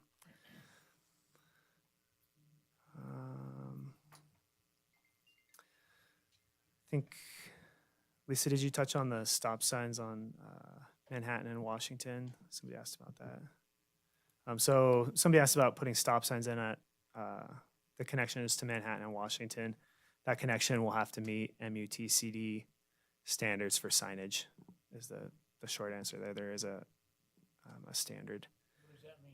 So that means that we will look at the traffic and the angles of the streets coming in, and they'll analyze what's needed there for signage. And that's all I have, unless you have more questions for us. I was checking off most of them. Dark skies, streetlights. Did you address that? We did, yeah. That's a development standard for lighting. Okay. Yeah. Okay. Check. All right.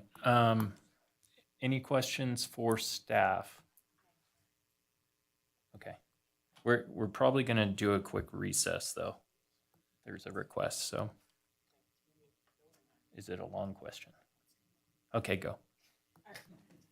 Okay, since you have Anderson 1 right now, and then this Anderson, and then the Gonai, right there is going to bring in a large number of people. Now, you're saying that Ormsby will not be put in, is not anticipated to put in for 10 years. However, each one of these different groups is putting in money to go ahead and take care of that. Is there any way that the city ever looks at that as a fast track? The most likely scenario where that would be fast-tracked is if the land to the north, which actually fronts on that extension of Ormsby, came in and was developed. As the commission is aware, projects have to improve their own streets as well as streets that they have frontage on. So that would be, you know, that portion of it. Plus, they would have to contribute their pro rata share. And unless I'm mistaken, well, I guess there's the land to the south on this land. So there is other land that could potentially contribute, but that would go a long way towards getting to the goal. Okay. Let's take a 5 or 10 minute recess. Be right back.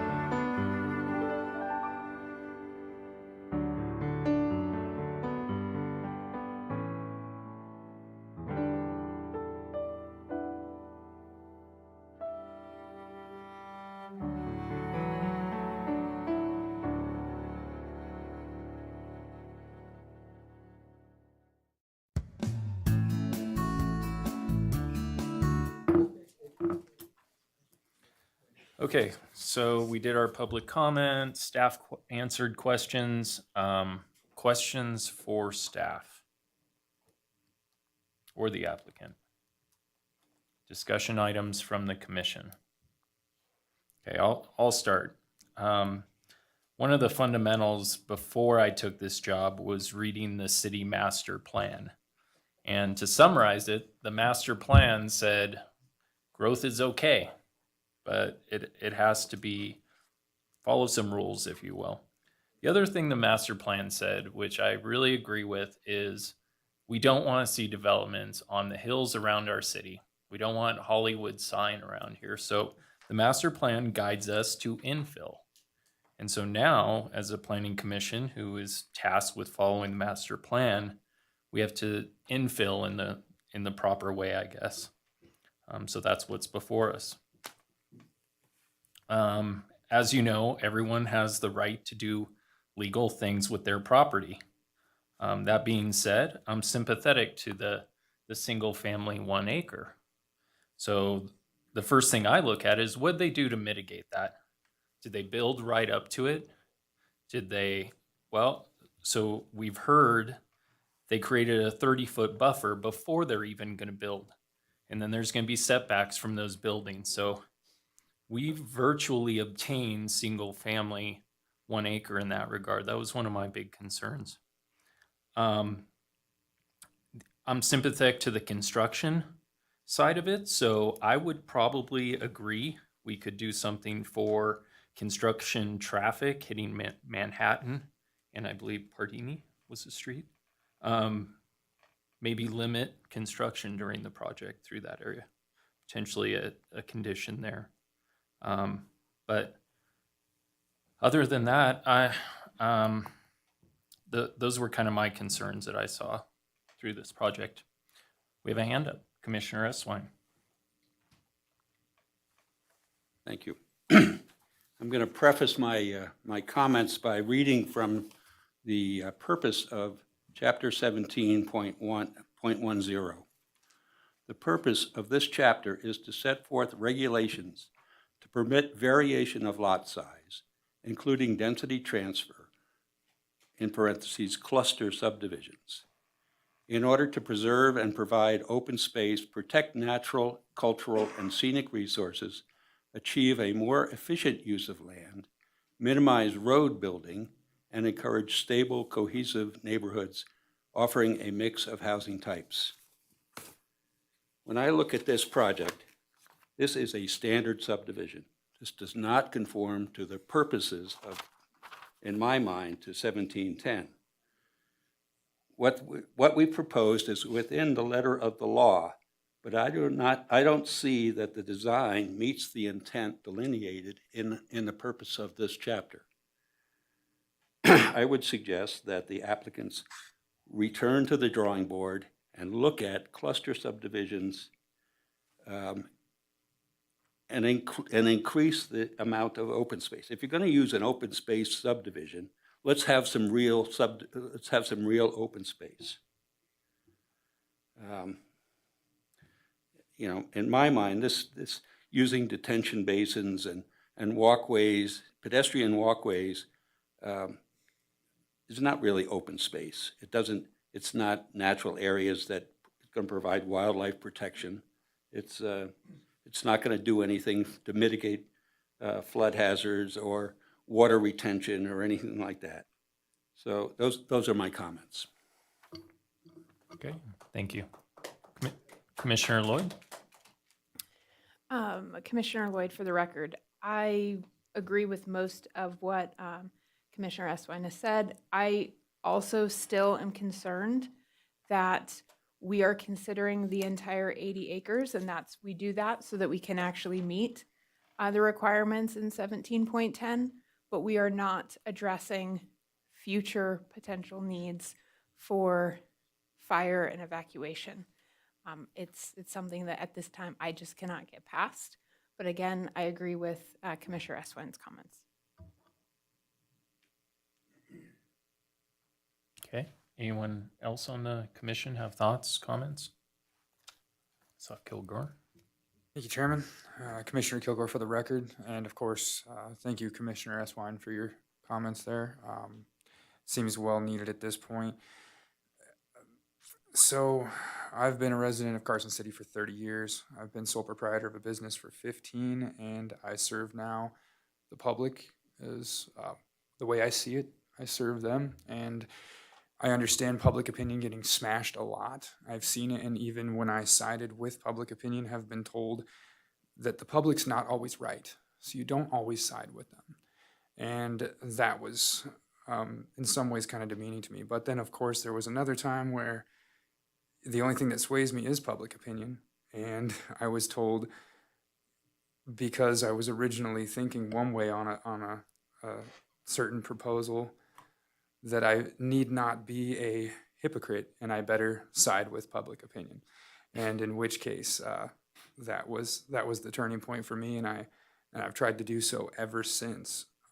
Because the reason why I want to be a public servant is to help public opinion prosper, because I was once in the public and my opinions were smashed too. And so I'm only here to serve and not to dictate rulings. And in which case, it's obvious which way this needs to go. I see a lot of issues with this, and it's not just because I believe the public is right. It's because this was, as I went over it, we get our pamphlets and read through them, and this is the way I originally saw it anyway. I didn't understand why it was proposed this way when, open space is not walkways. So that was interesting as well.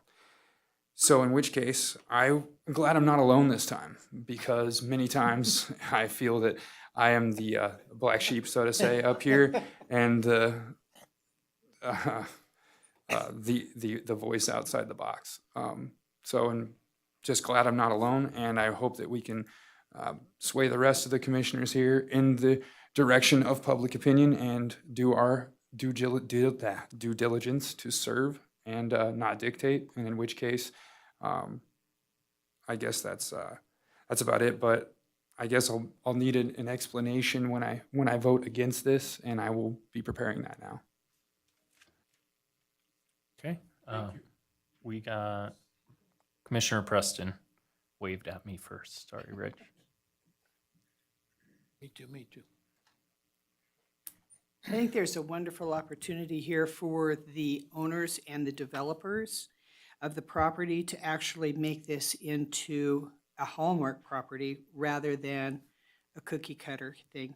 One of the things that I see on here, that being around here for a long time, is that they're using the creek as a dividing point rather than being enhanced. And they would have the opportunity to go ahead and enhance that creek and include it in this property. By doing that, they could also align with Washington Street. By aligning with Washington Street, it would give the south part of the property the ability to have that second exit that you're concerned about and that I'm concerned about too. Because we do have fire. We do not want to have everything blocked up on King Street. They want to have things out there. The other concern, like with Commissioner Eswine, why would we have another road right there? I mean, if we could just move things south a little bit, really make open space, because I thought we were approving a 61 lot development, but then the open space is considered the lots too, so that makes it 64. 64. So that's not, to me, is what open space is.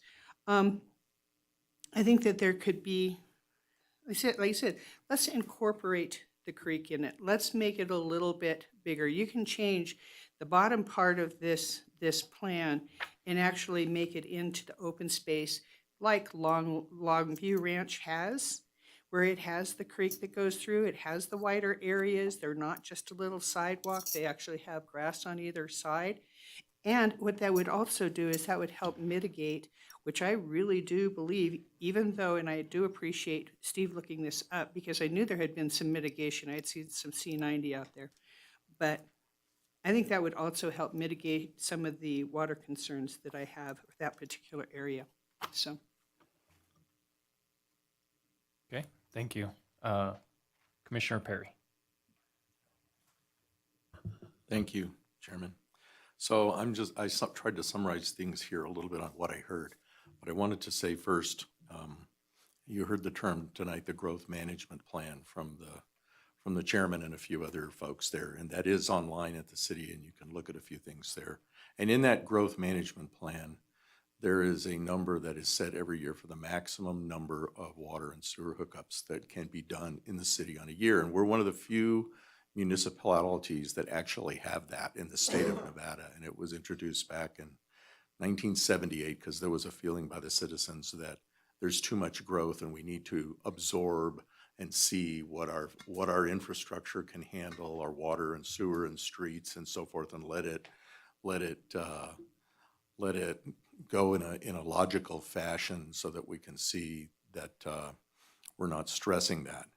The interesting thing about this year and tonight, for sure, and Anderson Ranch, which was before the time I was on the Planning Commission, is it seems like we've got a whole lot of development on the west side in a localized area. And I think I heard the term 400, and it's like that would exceed the growth management plan, I think, for the year. Now, the hookups for the existing construction were done, I think, a couple of years ago or so, because they account for them every year. There's a maximum number.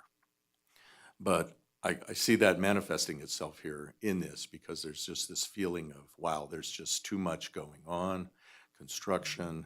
We don't know what the water lines and the sewer lines will handle, even though we have great civil engineers that calculate those things.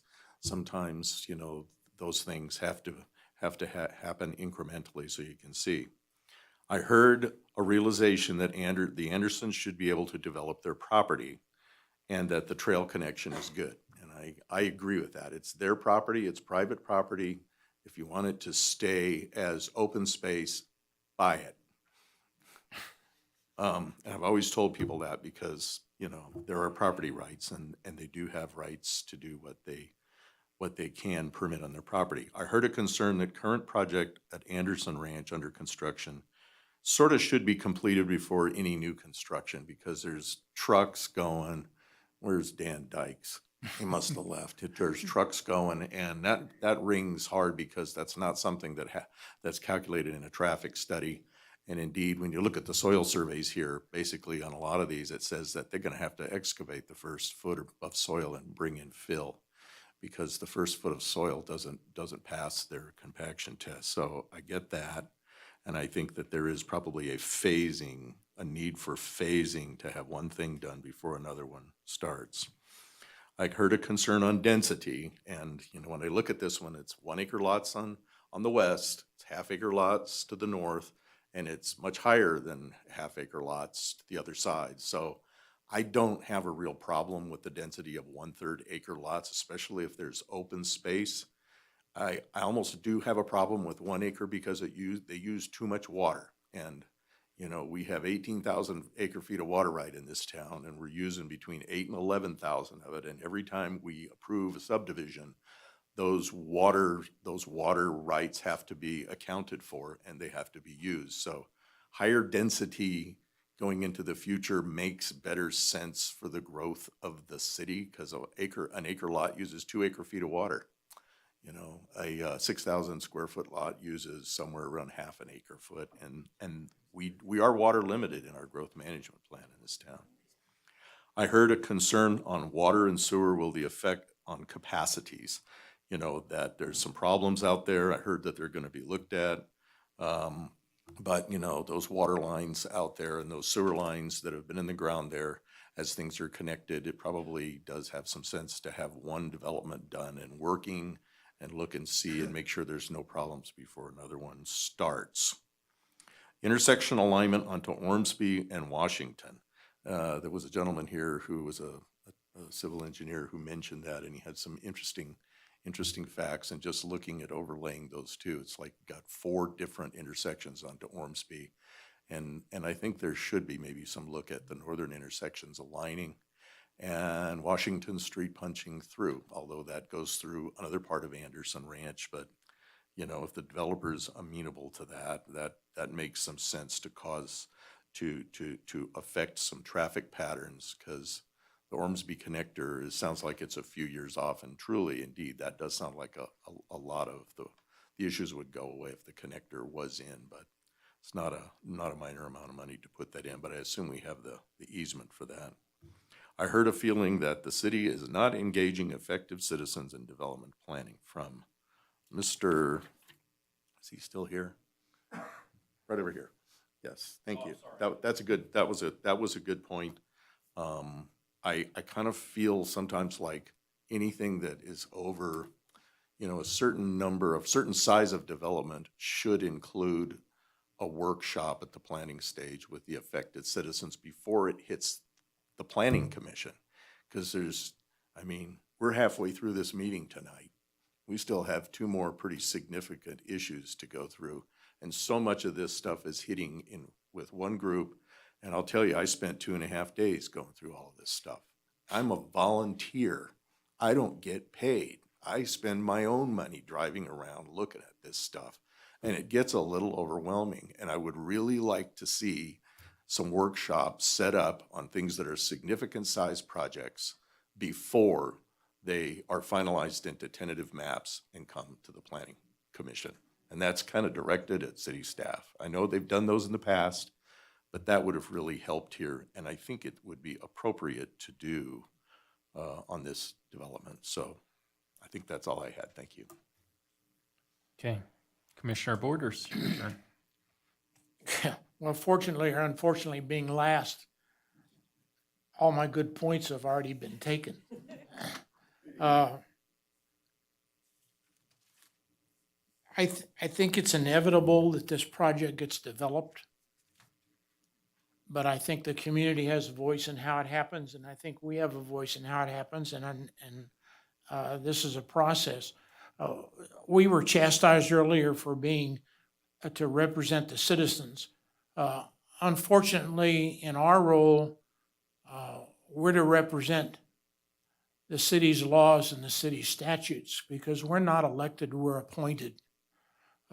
The people that represent you are the people that you vote for, and they meet on Thursdays about every 2 weeks. We are the people, like my commissioner friend over here says, are the volunteers that have to wade through all this stuff and try and figure out if it does and it doesn't meet the city codes and the city requirements as they currently exist. We don't have the luxury, as being an appointed board, to make judgments in the general. We can make judgments in the specific, like put Washington Street through. Make the development fit the feeling of 1710, not the letter of the law. So, I think we as a group do the best we can with what we got.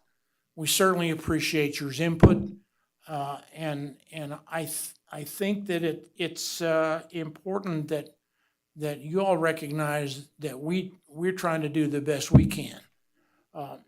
The other thing, and I would like to echo one more time, we hear constantly from members of the public on when we consider these things, what about the water? What about the traffic? What about the school? And we do that. If you would come to a growth management meeting, you would be surprised what you'd learn about the city utilities and how we try and manage the water and how we try and manage the traffic and the sewer and how we try and set bounds so that every year we don't overexceed where we're going. It would make our job easier if you all didn't constantly chastise us saying we don't understand that, because we do. And it would be better for us if you all had a better understanding. And the only way you do that is to, like you're doing tonight, come out and find out about it. So I would encourage you, when we have our growth management meeting, and it's when is it? October? No, it's usually May. May, yeah, in the spring. But you should announce it. Yeah. Anyway, so I think I like the comment from the one person that was here that said everything is a compromise. This is a good start. I think we need to make a better start. That's all I got. Okay, thank you. Okay, if I was to do a straw poll here, I don't think we have enough for this to pass, so we have a couple options. There were a lot of rework this comments, and so I'm gonna go to Hope on this. Is this worth maybe asking the applicant? Do you wanna come back with a different plan, or should we just vote on it? And I think we know where the vote's gonna go. Right, I think the applicant knows where the vote's going. So I think, yes, I would suggest that you ask the applicant if he'd like you to continue it. If he says no, he'd like you to send it on to the Board of Supervisors. I think at that point you have to think about it. And is your recommendation to the Board of Supervisors a denial? Or is your recommendation to the Board of Supervisors that they direct the applicant to address the concerns that the Planning Commission's brought up today and redirect it to you, which would keep the application alive? So I think we have to hear from the applicant first. Okay, I think that's going to fall to me. get close to the microphone for Yeah. this, please. I think everyone's listening. I was going to creep up there eventually. We're going to ask you to vote. We think our application complies with the law, and we think that that's what you should do too. So we're going to not delay this any further. Okay. Mr. Chairman, Yes. one other thing that I thought Hope was going to say it, but she didn't. This is a tentative subdivision map. This isn't a final plan. If it is approved, there's a whole lot of other things that still have to happen.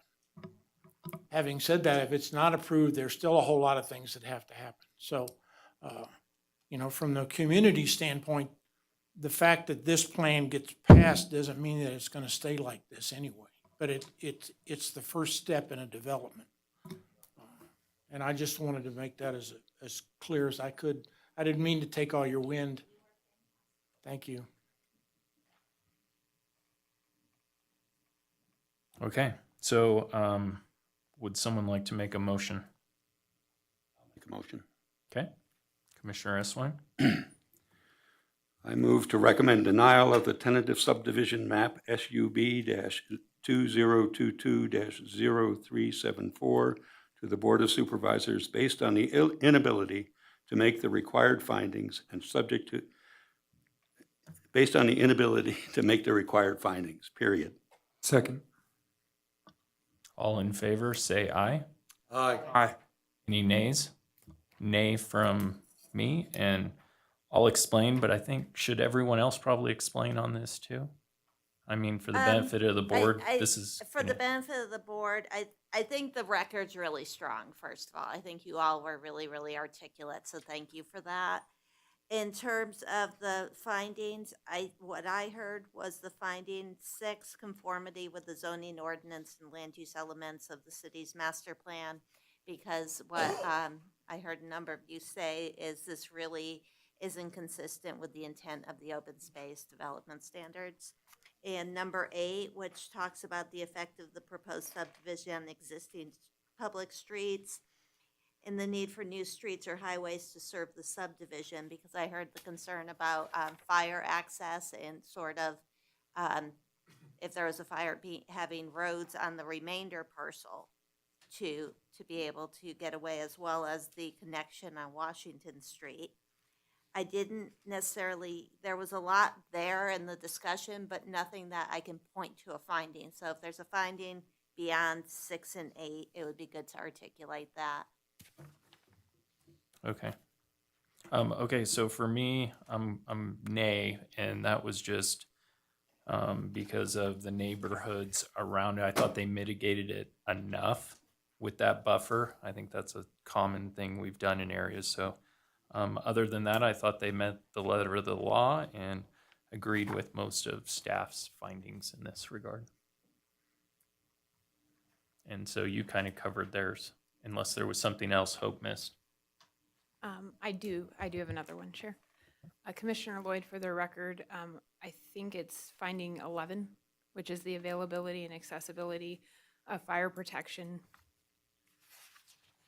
I felt like your concern on that was relative to roads. It is, but like, in considering that we're looking at the whole 80 acres to be able to meet 17.10, I also feel like it was Okay, that. so we'll include all three findings. Okay. So, All right. So Mr. Chair, was it 6-1 or was it 5-2? 6-1. 6-1, thank you. I believe so. Yes. Yep. 6-1. Okay. Motion passes. Denial of approval. Thank you. Thank you. Now everyone has to go to the board of supervisors because Oh. Lori Bagwell will ask That. the rest of it. She does not Here, care what anyone thinks. we'll give everyone a minute to filter out if they want to leave at this point. And I heard someone mention a very good point. We recommend things to the board. So you have another opportunity to voice your opinions at the board meeting. Will not listen. When does that recommendation go to the board? Okay, we have more items, so someone in staff can actually answer your question out there, so we keep going. We have 3 more items to get through.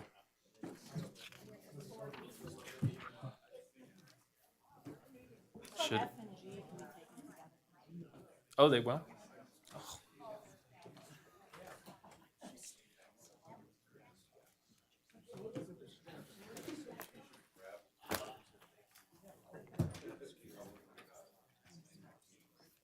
Oh, yeah, they're there.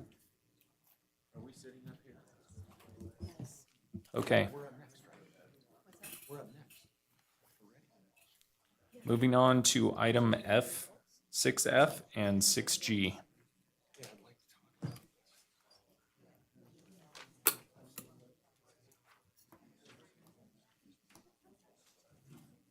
You ready, Rich? Commissioner Perry? I am, thank Okay. Commissioner Perry is set, you may start. Commissioner Perry is ready, so we're gonna start now. Okay, item 6F and 6G. These are 2 items that'll be taken together. So item 6F, ZA 2022-0376 for possible action, discussion and possible action regarding a request from John Krimpotek for a recommendation of the Board of Supervisors concerning a proposed ordinance amending the zoning map to change the zoning from single-family 12 to single-family 6 for an 8.4 acre parcel located at 1051 North Ormsby Boulevard. And then the next one is the same subject, I guess, and it's a recommendation to the Board of Supervisors concerning a request for a tentative subdivision map known as Ash Canyon Single Family to create 41 single-family residential lots on an 8-acre parcel zoned single-family 12,000 located at 1051 North Ormsby. Heather. Thank you, Heather Ferris, for the record. So the subject property is located on the west side of North Ormsby Boulevard, immediately south of Anderson Ranch subdivision. According to the assessor's office, the parcel is 8.41 acres in size. However, the applicant did complete a survey and discovered that it's actually 7.9 acres in size, which is important in the density conversation. Okay. Were you going to show anything on the screen or? Oh. Okay. Sorry. Okay. Got it. That's better. The applicant is seeking a zoning map amendment from single-family 12 to single-family 6,000 for the subject parcel concurrently with a request for a tentative subdivision map. The current zoning of the parcel is SF12, and the underlying master plan is medium-density residential. Per the master plan, the medium-density residential designation provides for single-family residential neighborhoods at a density of 3 to 8 dwelling units per acre. Compatible zoning districts include single-family 6,000, mobile home 6,000, single-family 12,000, and mobile home 12,000.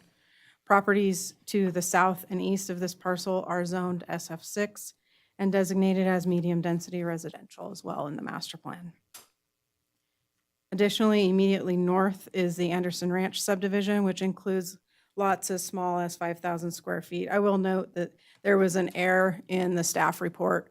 I had indicated they were as small as 4,407 square feet. That's incorrect. It's 5,000 square feet.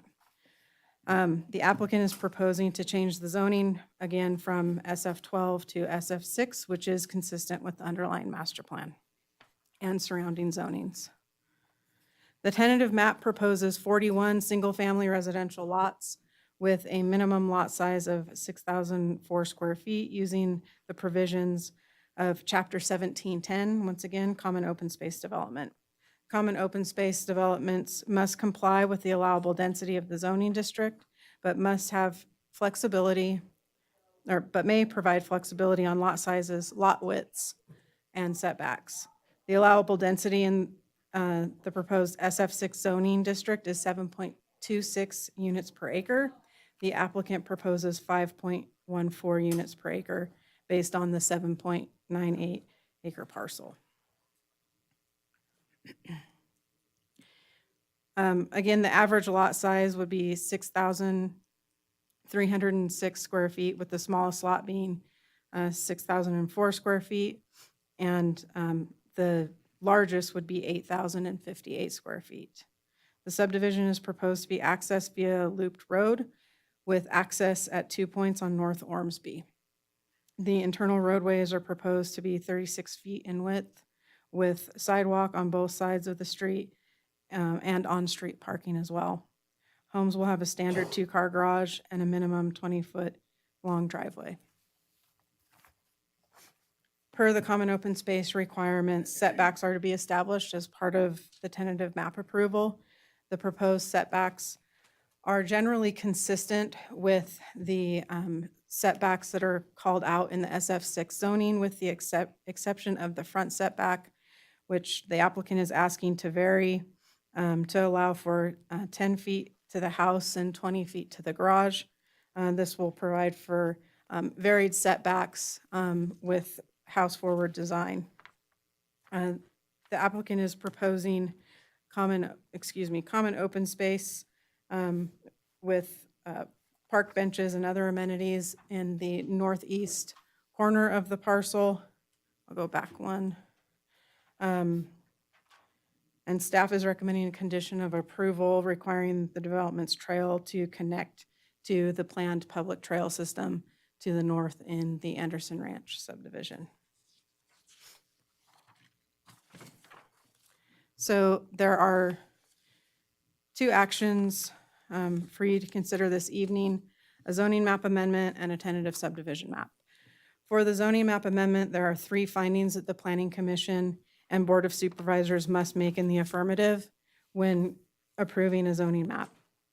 Staff has made all 3 findings in the affirmative and is recommending the Planning Commission recommend approval of the amendment to the board. I'll just take a couple of minutes to review those findings with you. So number 1 has to do with consistency with the master plan. As we already discussed, the proposed zoning is consistent with the underlying master plan of medium-density residential. It's also consistent with the zoning to the south and east and consistent with the parcel sizes in the Anderson Ranch subdivision immediately north of the project. Finding 2 has to do with compatibility with existing adjacent land uses. So the proposed zoning allows for single-family residential uses. Again, the SF6 zoning is consistent with the zoning to the south and east, as well as with the existing land uses. It would allow for lot sizes similar to those to the north in Anderson Ranch. And finding 3 has to do with impacts to planned public services. So as we discussed with other projects previously, a zoning map amendment itself doesn't result in direct impacts to public services and facilities. However, future projects could cause impacts that require mitigations. In this case, the applicant concurrently applied for the tentative subdivision map, and staff has recommended conditions of approval, which are included in the staff report to address those impacts. The second action is a recommendation on the tentative map. Staff is recommending 2 modifications to the conditions that are included in your staff report. I did provide you with a memo as late material that amended condition 31. However, development engineering did have recommended change as well to condition 23.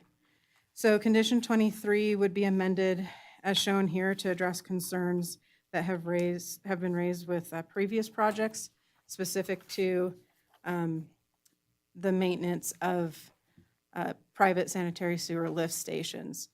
So they would recommend adding, and I can read it into the record if need be, but they would recommend adding the language as shown on the screen.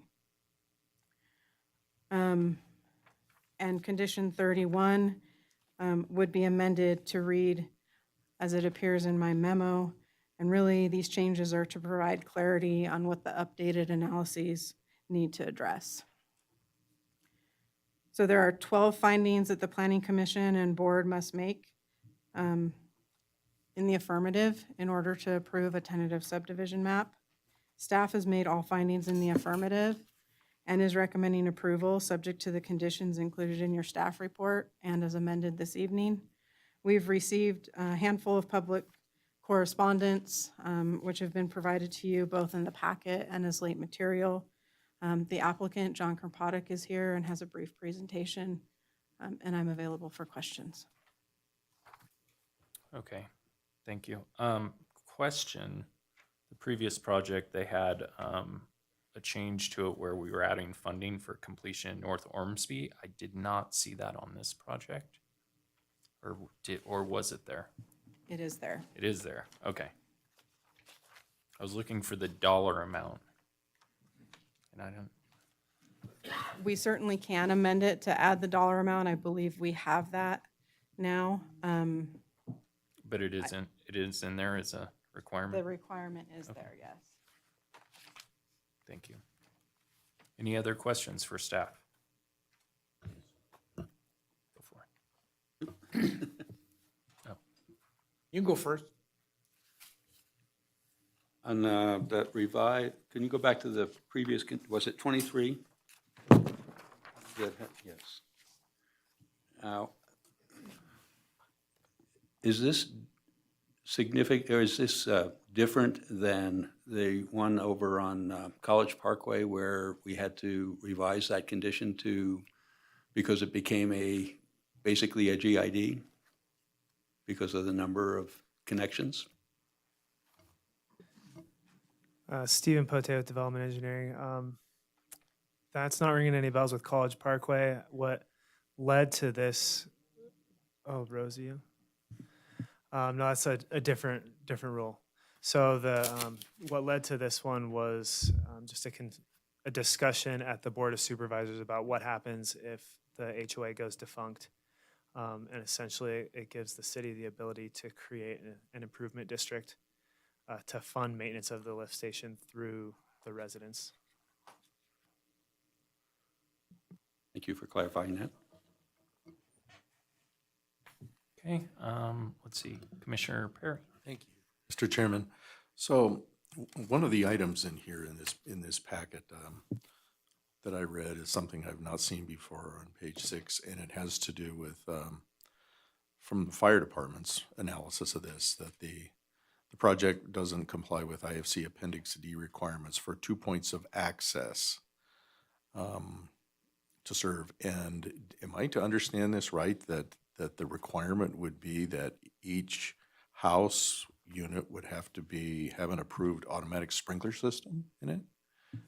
So as the condition is written and as provided by the fire department, is they either have to have, because they can't meet the distance requirements for the separation between the 2 points of access, they either have to have, each unit has to be sprinklered, or they have to obtain an alternative means and methods, is what it's called in the fire code, to that that separation requirement.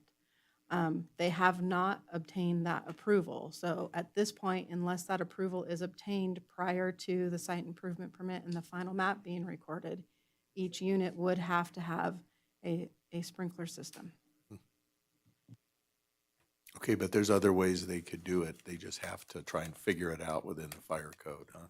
That's correct. Is that right? Okay, gotcha. Thanks.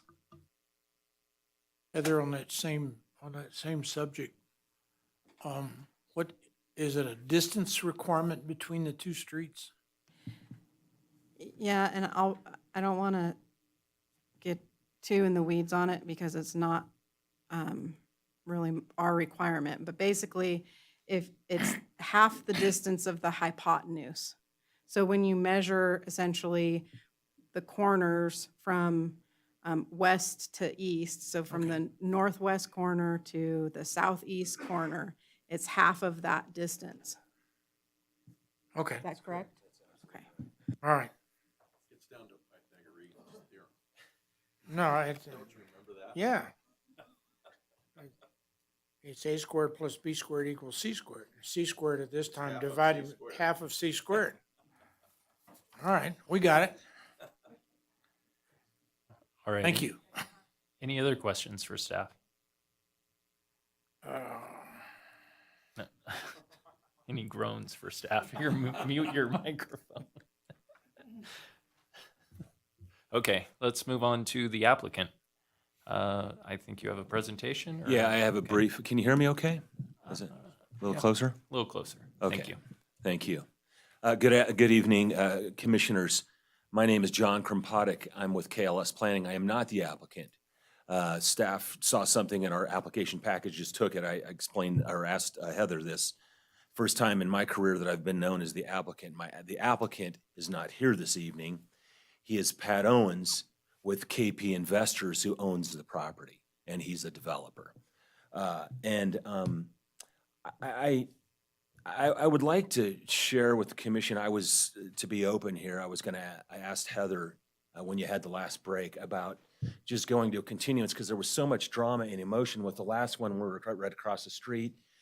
And, you know, I'm concerned about how it goes. In addition, Mr. Owens texted me while I was standing in the lobby and said his sister is passing and he can't make it. And so it's a weird set of circumstances. So here we are, we're giving it our best, and just wanted to. It is odd as relates to the proximity of that across the street. Also with me is Michael Vicks. He's the civil engineer with Monte Vista Consulting. We've worked on this many iterations of design of this project. I'll be brief. Is somebody going to go through the slide? Oh, you've got it. Okay. So there's the site, the summary information you can see on, I'm not going to be, some of this is redundant to staff. I think it's important and it's fundamental in land use, particularly when we're dealing with master plan and zoning compliance. So I'll just touch on it and then get it more into the weeds on the project about why it is what it is. Next. So there's MDR again. Carson City master plan on the east side of Ormsby is all MDR. You know, what was very significant to us proposing what we are is the density and the lot size that was approved for Anderson Ranch abutting to the north. And as staff pointed out, 3 to 8 dwellings per acre is allowed in the master plan. We are at just over 5, just slightly below the mid-range of the master plan. Next.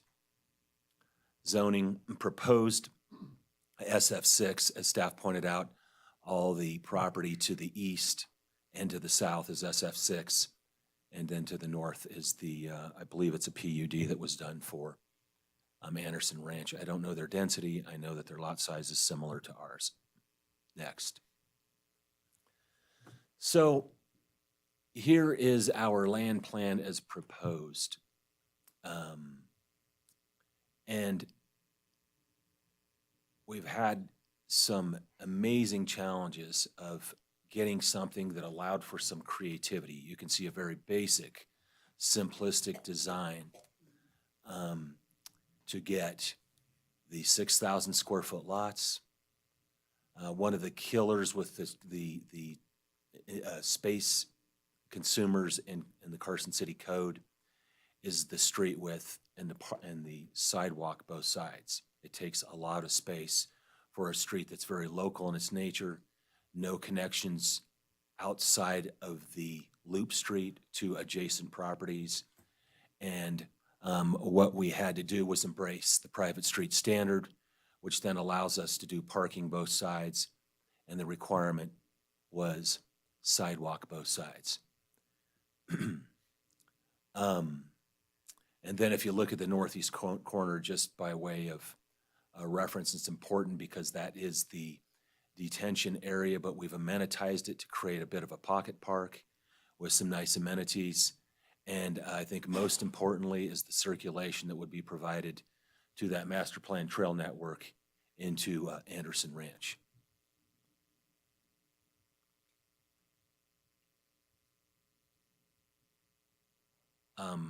Also, I skipped the conditions. We could go into those, but since it's now on my mind, I wanted to share that today I spoke with Stephen Pote about condition 23. I didn't understand it fully.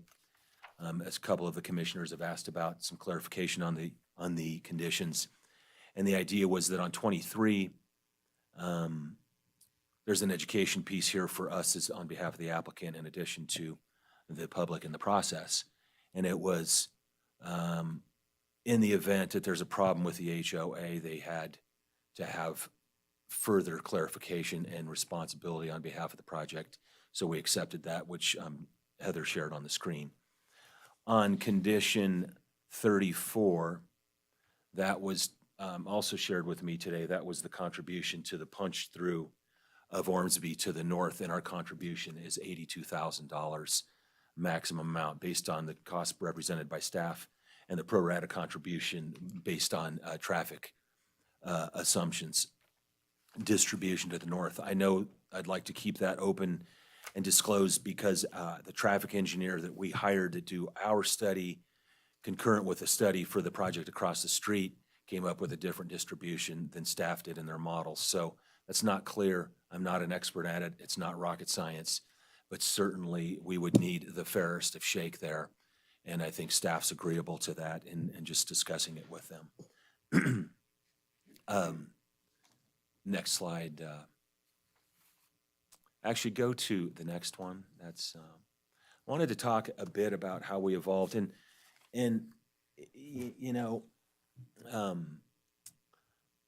I mentioned the constraints, and I'm going to put them. You can visualize the project, and now you can see it on a few bullet points. But the shallow depth north to south, and the wide street section twice, again because of the horseshoe, left us extremely limited on being able to be creative. I've got several land plans here that are pretty whiz bang, but it doesn't matter if we can't meet the Carson City fire standards and engineering standards, and that's what we were stuck with on a site that's rotated the wrong way to the street. The private street allows us parking on both sides. I mentioned in my opening. The site falls away from Ormsby. It's all 2% downhill from the street. What are you left with is the private sewer pump station and a force main to move the sewer out to Ormsby and then gravity from there.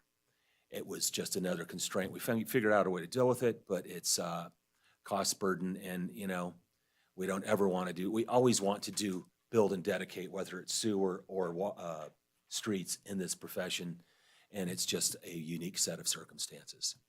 I mentioned the horseshoe 2 access points to Ormsby.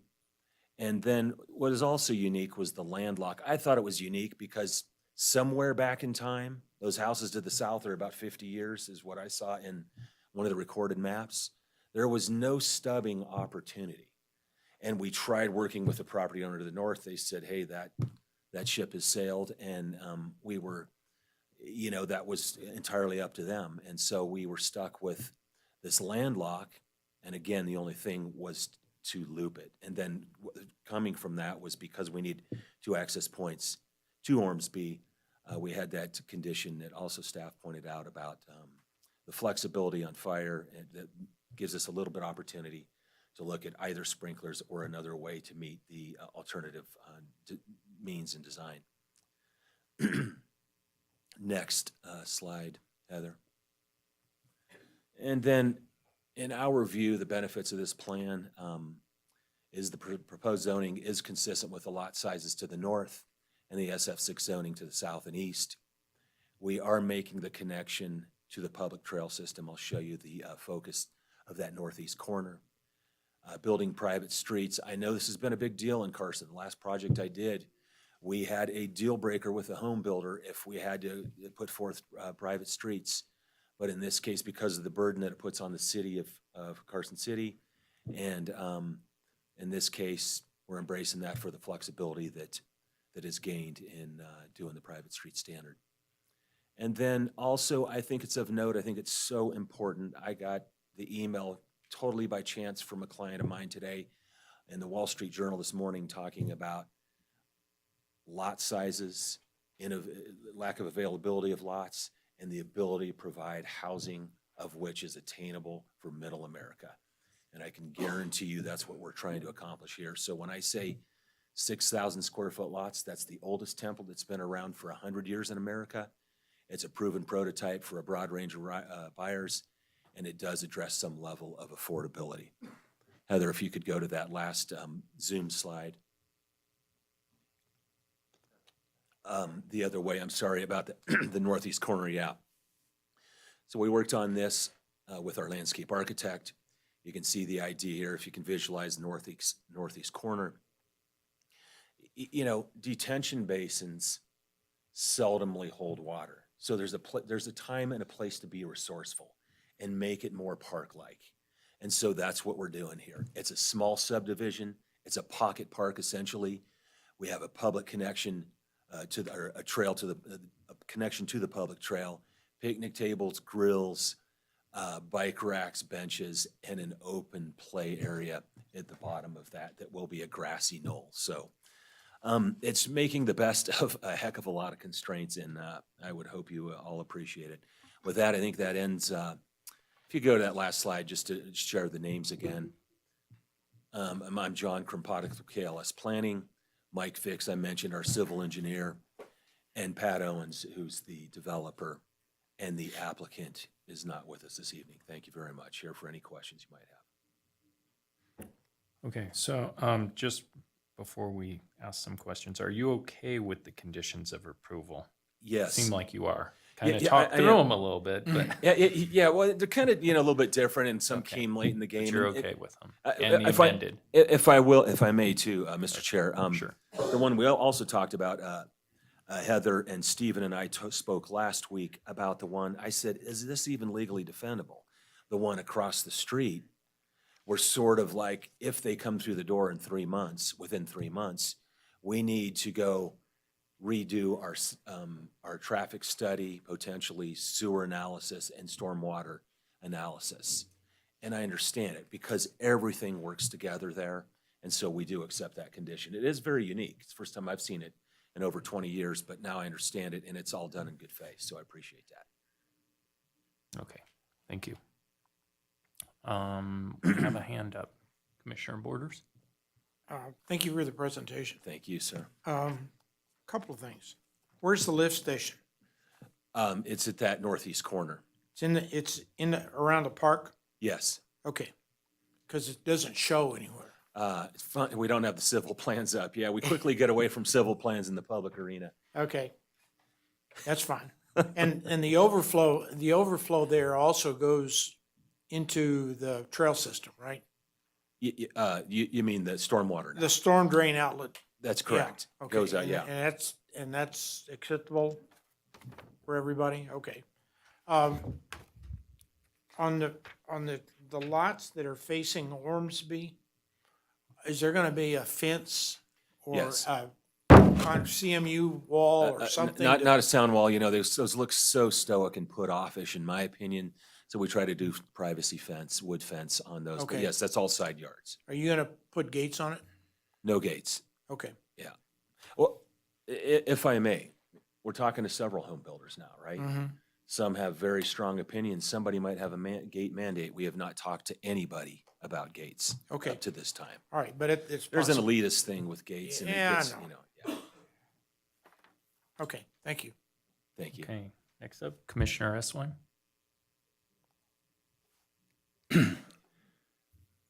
You're proposing first of all, you're proposing a single-family 6,000, which I don't really have a problem with.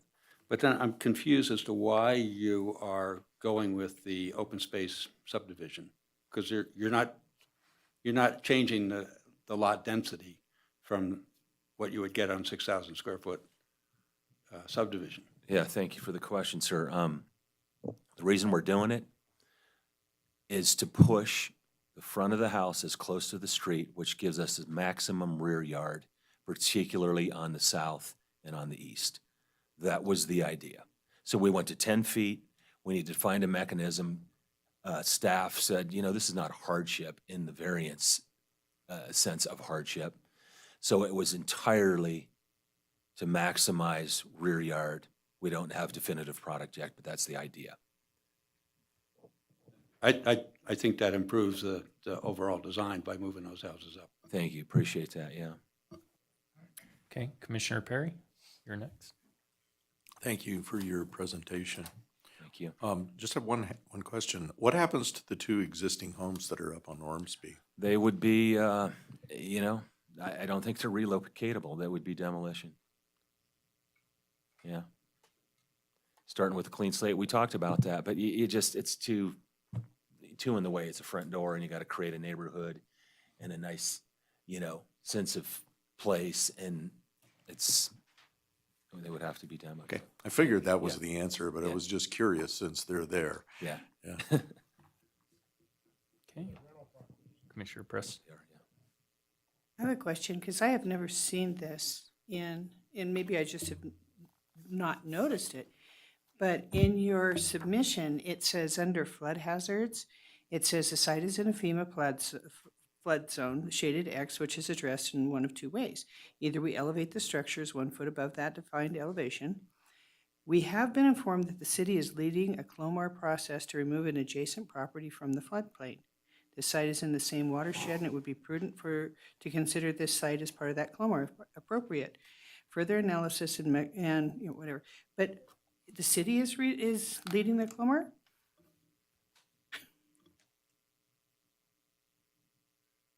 Page 7, number 9, flood hazards in this one.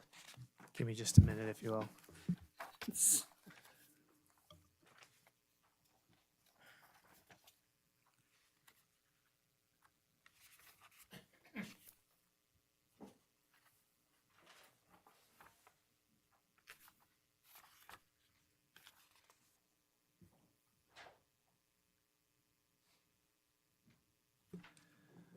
Okay, Stephen Potato, Development Engineering. So a couple things. One, the existing flood zone is FEMA X shaded, which has no special construction requirements. I think that what that's referring to is there was a flood study done on the opposite side of the street by the property owners. And that did change the flood zone. And what that was, it wasn't based on construction. It was a remapping based on new technology to do a more accurate analysis of the floodplain. And so I think that's what that's referring to. So that's on the one that we just denied, that was going to do their new CLOMAR, right? I believe it was actually with Anderson Ranch 1, the first part to the north, that did that study.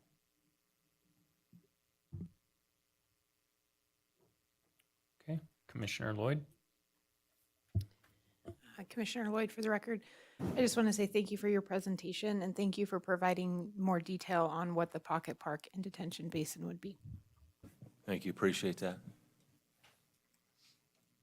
Okay, any last comments, questions for staff or the applicant? Seeing none, thank you. Thank you, appreciate it. Now we'll move on to public comment. If anyone would like to comment, please sign in, and 3 minutes, please.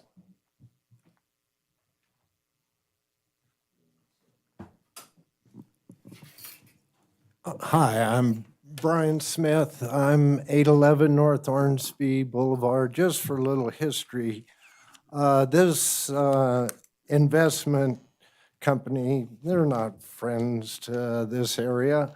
They've only been established for 10 months. They haven't done any work here in Nevada. A month ago, I tried to send them an email just to introduce myself, to let them know I was your neighbor. You got to go through, send you off to, I'm trying to find some biz thing where your email has to be accepted. So they're hidden. They don't want to be found or seen. A month ago, I sent it, the biz, whatever it was that went through my email, they accepted it, they sent it. Today, a month later, I haven't even had the common courtesy of a reply back from them. So I'm scared of a hidden company. The other thing is, as far as I've been there 30 plus years, from Ormsby back to, I'm trying to think this street behind me. Oh, yeah, no, Bunker Hill. We're all half acres. That will be lined right there. Beyond that, I'm not sure what they are. But being a neighbor of Bill Gonai for, well, until he and Louise passed, at least 20 years, and I still reside there. Bill's vision was 30-acre lot. That's what he applied for. That's what he got. He felt that was the proper density for it. He told me he would never develop it. He said, Louise and I couldn't imagine looking out our backyard and now seeing homes there. He said, that's going to be to my heirs. Well, they had no children, so it would have been his niece and 2 nephews.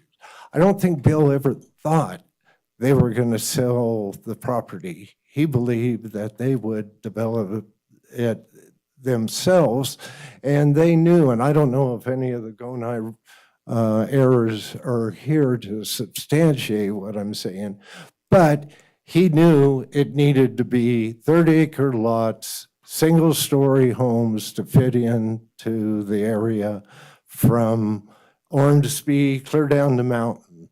I mean, 98% of the homes there are single-level homes. And I think on these small lots, I don't think they're talking single level. I think they're talking, they're going to make a tunnel with 2-story homes. Thank you. Thank you. Maxine Neitz, and since people are saying, I'll say, I am a degreed civil engineer. I have served on the Planning Commission where you're all sitting now. And in addition, I'm going to tout my own horn. I've been a mission controller for NASA. Mr. Chairman, you said there's nothing you can do about 1710. I have to disagree with that statement. Right now, you are working and have been working for the last year on Title 18. Why are you changing a title that is virtually fine and leaving a title without any amendment that is a mess? 1710 is a pit bull, and it is turning Carson City into a junkyard dog. We've had enough of developers who want to downzone everything in sight. What is wrong with building according to the existing zoning as the city planned it? This site is flat and rectangular. There are no impediments to building according to the existing zoning. It is not the city's job to ensure that developers and owners of property make a profit. And when they talk about consistent with existing zoning, I'm afraid the man from KLS does not know anything about Carson City. Anderson 1, as you call it, is not a PUD. The zoning remains at that end of it as SF 12. The zoning on the, let's see, let me find my space. The zoning to the north is SF 12. The zoning to the west is SF 1 acre. So they're just trying to cherry pick by saying, oh, this matches that zoning and that matches that zoning, but it doesn't match the zonings that are there. They are putting 10 backyards against 5 backyards. That should tell you that they're not being consistent with the existing homes along the south side of their project. During the conceptual map review, staff stated that there was inadequate parking, inadequate front setbacks, and yet staff offered them some suggestions on that. I personally don't think that's the job of staff. It is to review them and tell them where they fall short and let them go back to the drawing board. And speaking of the drawing board, their design is about as cookie cutter as a first grader. There's nothing creative about the little square shape, U-shaped thing that they've come up with. I have the same request on changing the conditions in terms of hours of construction and adding additional conditions that I had for the previous project. That's all. Thank you very much. Thank you. Any other public comment?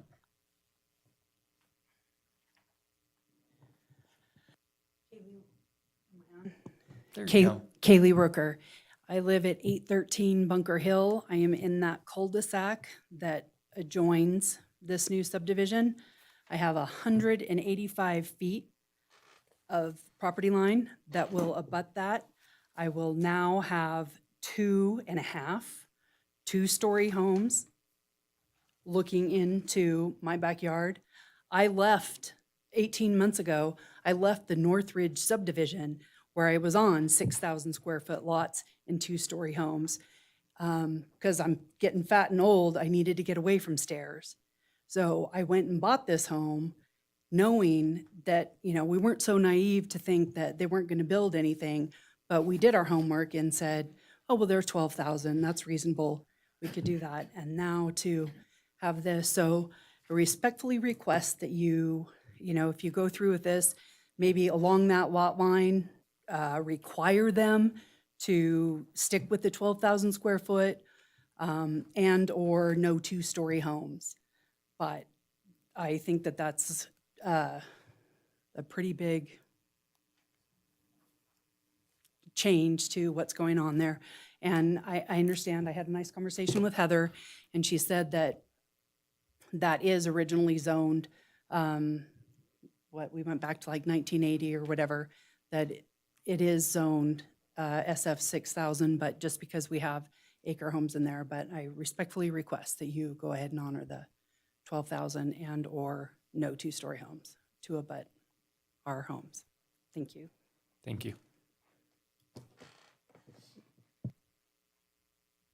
I'm Rob Jennings-Teets. Can you hit the button? Sorry. There you go. I'm Rob Jennings-Teets. I live on 1004 Lexington Avenue and have been a resident there for over 20 years.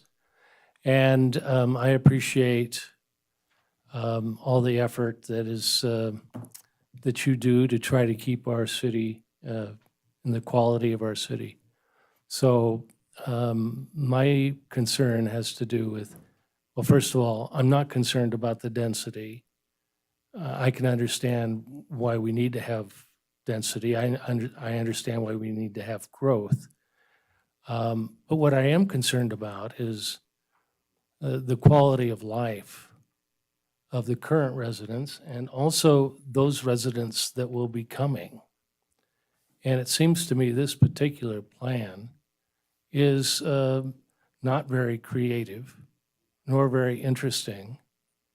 And I think, I mean, if this is the kind of development that we want to have in our city, then I think it's really too bad.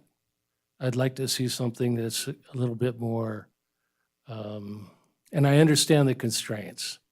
It is a landlocked situation, and, you know, to be honest, I'm surprised somebody purchased it and thought they could do something really nice with it, and I don't think they are. So I'd like us to perhaps push back to say, is there not something a little bit more interesting that you could do with this property? And if not, well, then let's forget it. Do something else. Thank you. Thank you. Any other public comment?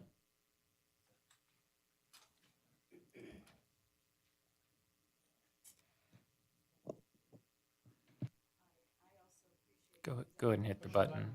Push the button. There you go. Good. I also appreciate the work you do. Dixie Jennings Teets, I also live at 1004 Lexington Avenue. I just looked up KLS planning, and it says complex land use planning and real estate developments require coordinated communication between community members, elected officials, government regulators, and project planners. Well, that makes a lot of sense, except we've not been told at all. This is the first time, except for the letter we got in the mail. So I'm just concerned about that, and I'm concerned everything that was said before about the other project, the Ormsby project, all those concerns, all that passion, I think you can just apply it to this one as well. We back up against what's proposed is that you change it from 12,000 square feet to 6,000 square feet. I can't believe that it would be that many houses in that small area. So I would invite you to look at it, and I'd also just say you have the authority to approve a zoning map amendment or to leave it as it stands. That's your prerogative. So I think that you do have that choice, and that all the people who spoke about the 1 acre lots, maybe they have more influence because they have a bigger lot. But I don't think so. I think the neighborhood, and we know that it didn't work that way with Anderson Ranch. We've gone through this for years. But I think it's one more time, if you're listening to 1 acre lot sizes, perhaps you also listen to the 3rd acre. Thank you. Thank you. Any other public comment?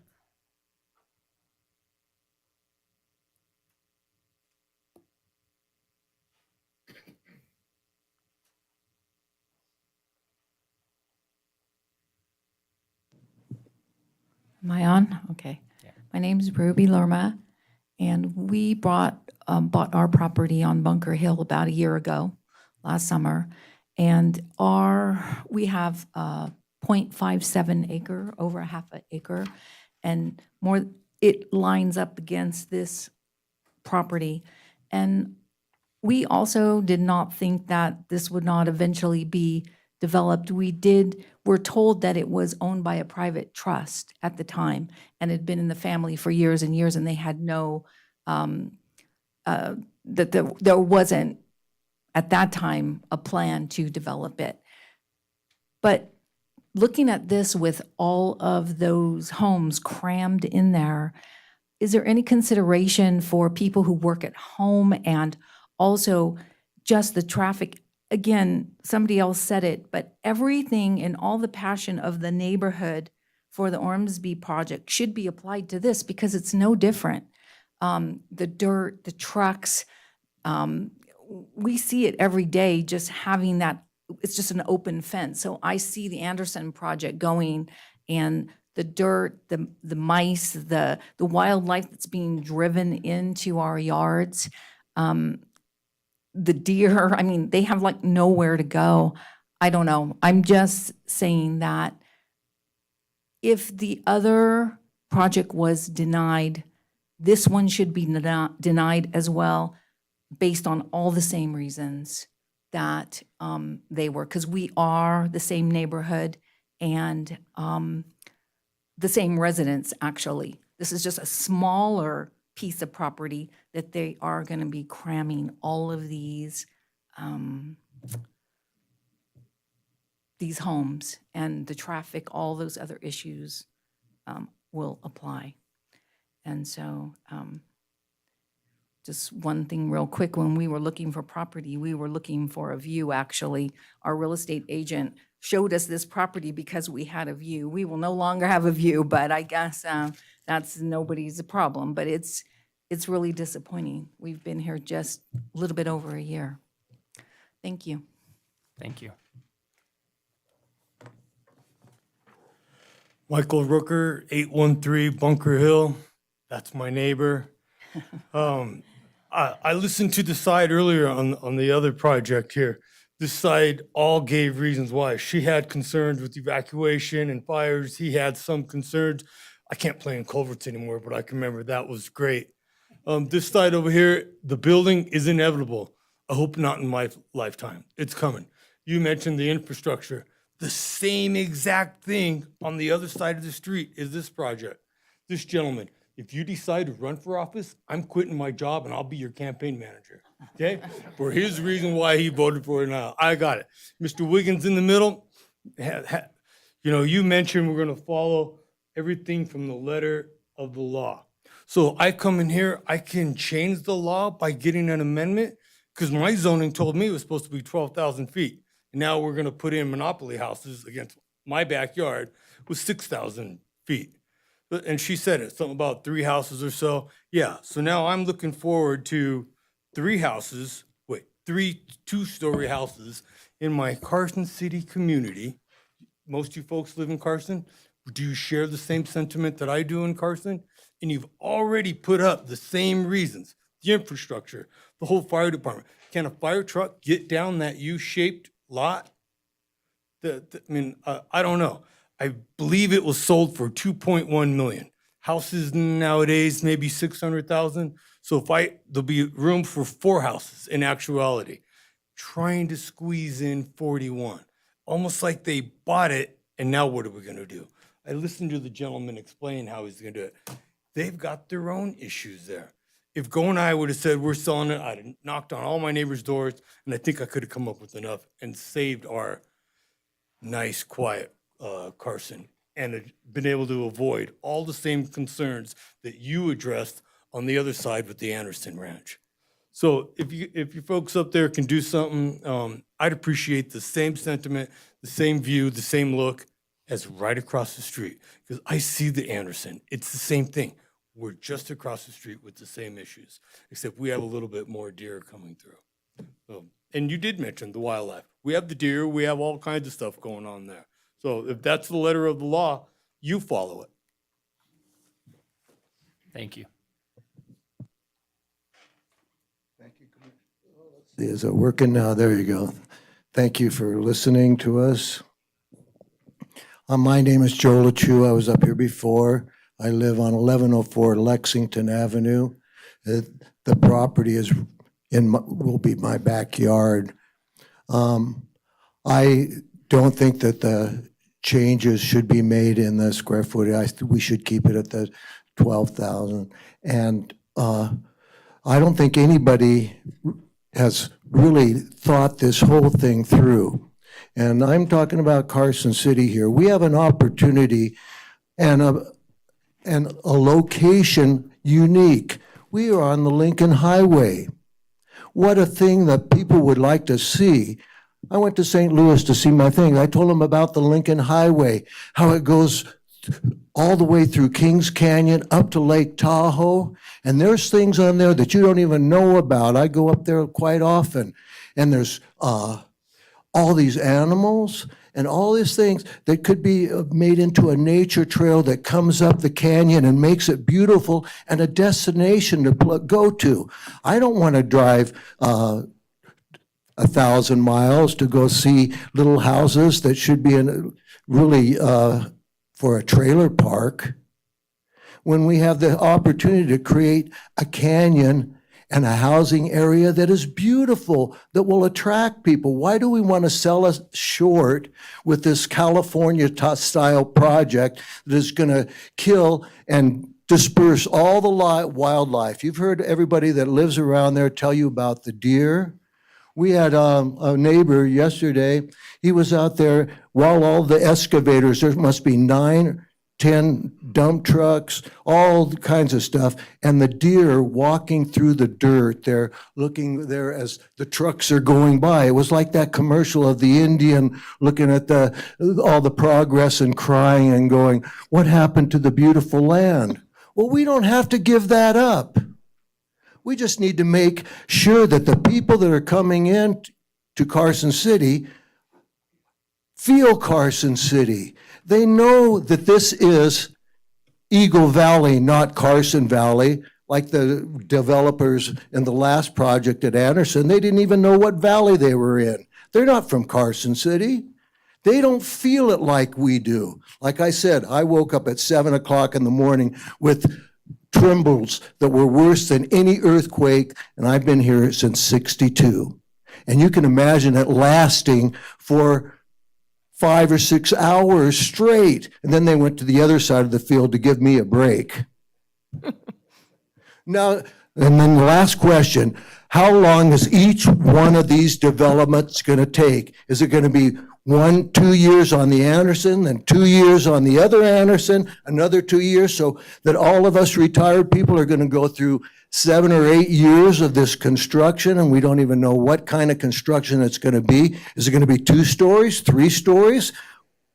Are we going to be as high as the mountains? Or are we going to develop Carson City so that it looks beautiful? I'm an artist. I taught at the college for 30 years. Thank you, Let's sir. be artistic. Let's make it nice. Thank you. Betsy Strasburg. I urge the planning commissioners to look what 17-10 is doing to our city. I had the same conversations when Anderson East was approved. Just for clarification, you're early in your comments and you can start over again. We are not debating 17.1 right now. I understand. And we can't fix it right now. We are going to follow the regulations as they sit. If you want to change 17.1, there's an absolutely way to do that, but it's not right here or in this. It's too late at this point. But okay, go ahead. I understand start what your you're comments. saying. Well, I know, but that's Chair I just want to make Wiggins? sure everyone else understands Yeah. as well. You can see the detrimental impact of 17-10 on our development in Carson City. And I do believe that this committee can bring 17-10 as part of your agenda to have a discussion in a venue like this to discuss the advantages and disadvantages of 17-10, and that the conditions on which 17-10 was created are no longer applicable. At that time, which is almost 10, 11 years or maybe more ago, we had more open space. Now we have infill, only infill that is surrounded by existing homes and people who have invested on their largest investment of their lives in this. And in the majority, as somebody said, there is a growth of senior citizens, and I count myself in that group, who are bearing the impact of this 17-10. And I do believe this committee has the ability to put it on the agenda to have an open discussion about this and reduce the detrimental impact of this title on our city. We came to Carson City because of its charm and the rural environment, and now we're building what California did in various neighborhoods, 2-story congested homes. I urge you to reconsider bringing this thing on your agenda because it is going to continue. Thank you. Thank you. Any other comment?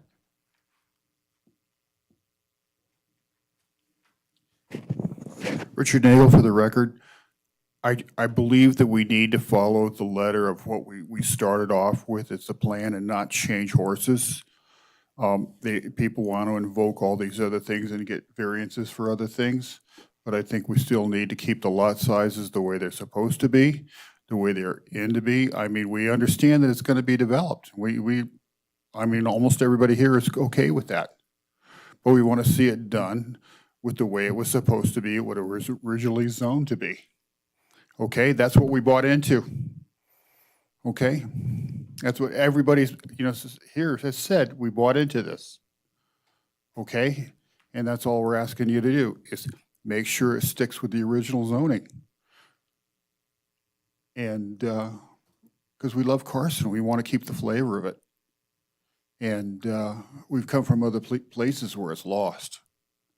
And I don't have enough money to pick up and go to another place. Okay? Thank you. Thank you. Any other comment at this time?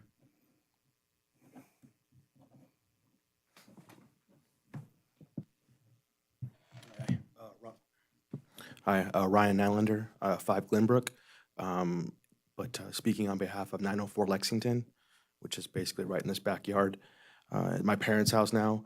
We had purchased that house 3 years ago on Lexington after looking across the entire United States of where to live. And when we found that, we thought it was a little gold nugget, just supreme. The view is spectacular. There's very few views like that. From what we're proposing here, I don't see that lasting for my parents who are now retired. I echo the sentiments of everyone else for the most part. It's inevitable that building will happen, but to preserve open space, keep the continuity of the development of Carson alive, that should be paramount. And so when things are shifting, like we saw in the previous one, it's definitely unfortunate to see and hear. So, as a resident, as someone who is highly invested with, a substantial amount of money being put into our homes to improve the look and aesthetics of neighborhoods, you can't fault that, especially with the light pollution. Even the view at night is spectacular. And by having, lights on in the evening to conform to neighborhoods, even that's kind of a Debbie Downer at this point in time. So looking at all these different facets, they all have value and merit. And so hopefully that there's enough weighing in on these decisions so that everybody wins, but it's done intelligently. And like we've seen this plan tonight, it's a little too cookie cutter, like it's been mentioned. It's compacted, it's crammed, it's already setting pace with what was already done north of us. And in conjunction with what's going to happen elsewhere, it's just too much. And I think it needs to be calmed down to conform to what Carson really is about. Thank you. Thank you. Any other public comment?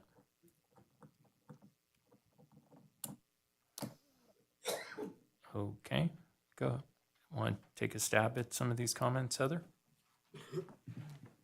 Well, I mostly heard a lot of repeats from previous item, and not really any questions or comments that really weren't addressing on my part.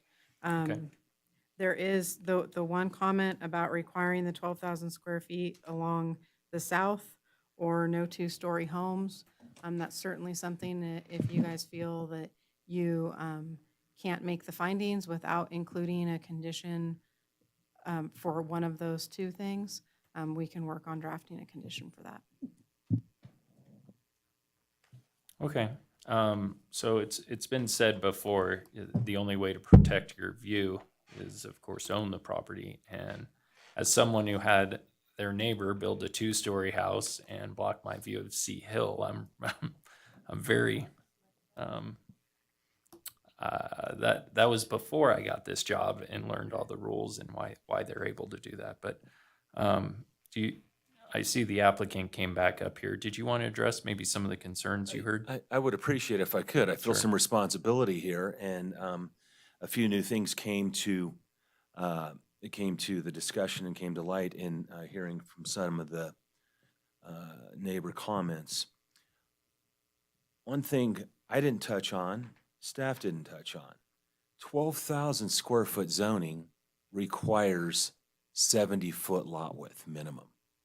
Our lot width adjacent to the south is 78 proposed. We exceed the SF12 zoning. That's part of the design to mitigate that lot-to-lot relationship. 78 proposed minimum lot width, 70 required SF12. The other thing that's been entirely missed, and maybe I wasn't emphatic enough in my presentation, 1710 common open space development. Why did we do that? To push the front yard, the houses to the front, reduce the front yard, push the houses forward. I'm making a commitment to this commission, to the public, to the neighbors, that we'll have as much rear yard setback as we possibly can. We do not have product. That was the number one reason we did the common open space development. It was a tool to help with mitigation adjacent to those people to the south. As far as the purchase, I think there's just some important stuff. It's not germane to any of the code, but there was reference to the Gonai family. We met with Joseph Gonai. We met with his brother-in-law, Robert Latzy. Over a one-year period, they see what's happening today and didn't realize that we've been at this for 2 years in the background, going for design iteration after design iteration. Staff knows some of this, and we flushed them away because we do have some very difficult development standards in Carson City to meet with. And I'm getting back to streets and sidewalk widths. They're just very consuming in space. The cookie cutter design. Mike and I laugh about it. Our civil engineer said, this is bland. It's bland to the eye. But when you see the world develop three-dimensionally and you see a straight street, I can guarantee you, and I'm not suggesting this is award-winning, because what does that mean? It's just a term. But you look at the highest price per square foot housing in Reno is the Newlands neighborhood. It's grid. And there's some basic themes that have been around for many, many years. Narrow streets, canopy of trees, very narrow streets. Not meant for capacity. So they actually are the number one calming feature. That's how narrow streets work. No speeding problems, no safety problems. It's not there for capacity. That's an important consideration. And so grid on paper is not very endearing to the eye, but let's not suggest that it won't lead to a very nice neighborhood and nice community. And I know that from knowing real estate prices. I'm more familiar with, again, that particular neighborhood in Reno, the Newlands neighborhood, highest price per square foot in the region. It's all grid. What other comments were there that I didn't? Common open space, the width.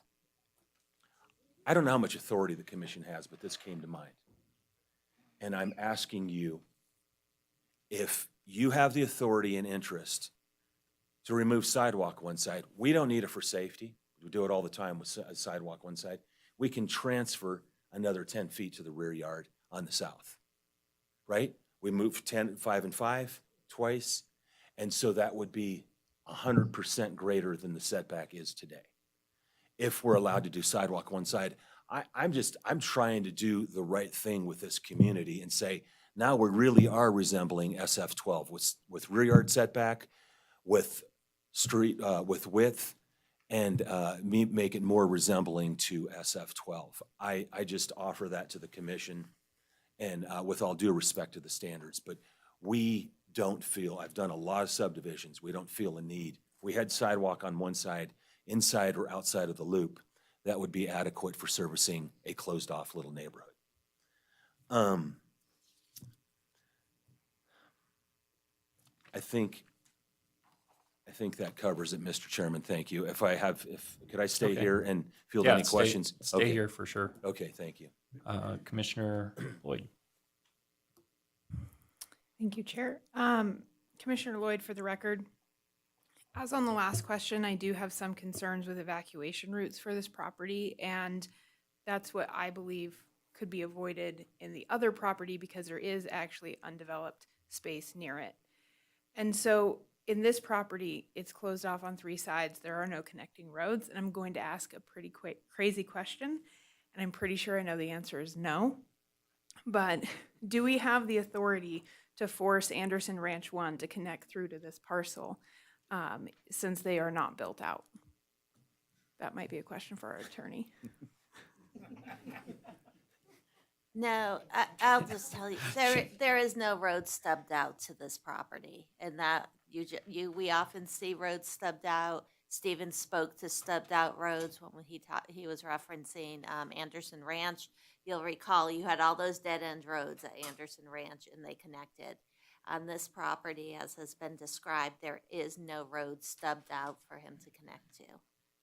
Thank you, Hope. I just wanted to clarify why I felt one way about the neighboring property and a different way about this property. The next question I have, and I think Heather answered this earlier, but can we restrict the height of the buildings with a zoning map change? Like, is that in the tentative map? That would be part of the tentative map. So the SF6 zoning allows for a height of 26 feet. If you're looking to limit the number of stories, then I would approach it by the number of stories, not the overall height. Thank you. Okay, Commissioner Eswine. I have to admit that I'm somewhat conflicted on this project. I don't like the design. I think that it's cookie cutter. And I appreciate the fact that they are trying to improve the design by moving houses up forward and having larger rear yards.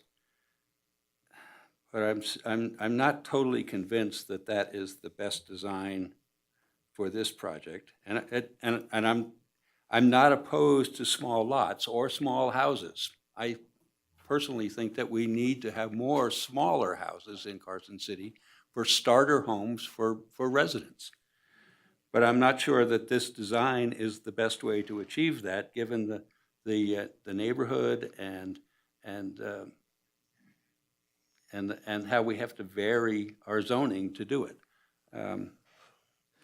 So those are just comments, and I'm not sure how I'm going to vote on this one. Okay, Commissioner Preston. Yeah, my question would be, again, is if we could keep them to the one story around the perimeter. Because I recall we did something like that with Anderson and did something like that with Little Lane, is to reduce the size around the perimeter. On the perimeter where Lexington is and the back part of Bunker Hill. There are nice products out here that are the one story. There are. I mean, I look at Mark Turner's over here off of Silver Oak. It's called Cabria. And Cabria has the double car garage with a tandem.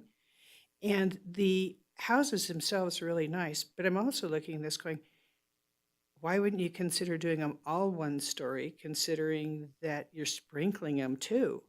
Because sprinkling a two-story is kind of a pain too.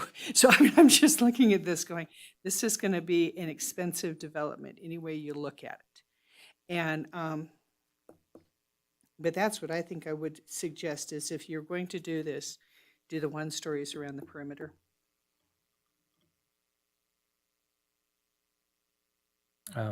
Let's see. Actually, I'm going to concur with you on this. I know we've done that before. We look at setbacks. We've looked at it, and I believe, didn't we match? You couldn't do a two-story to a single, or was it? Yeah, we did some mixing on Lexington. Just to break it up a little bit. So, okay, I'm going to think about that a little bit. Commissioner Perry.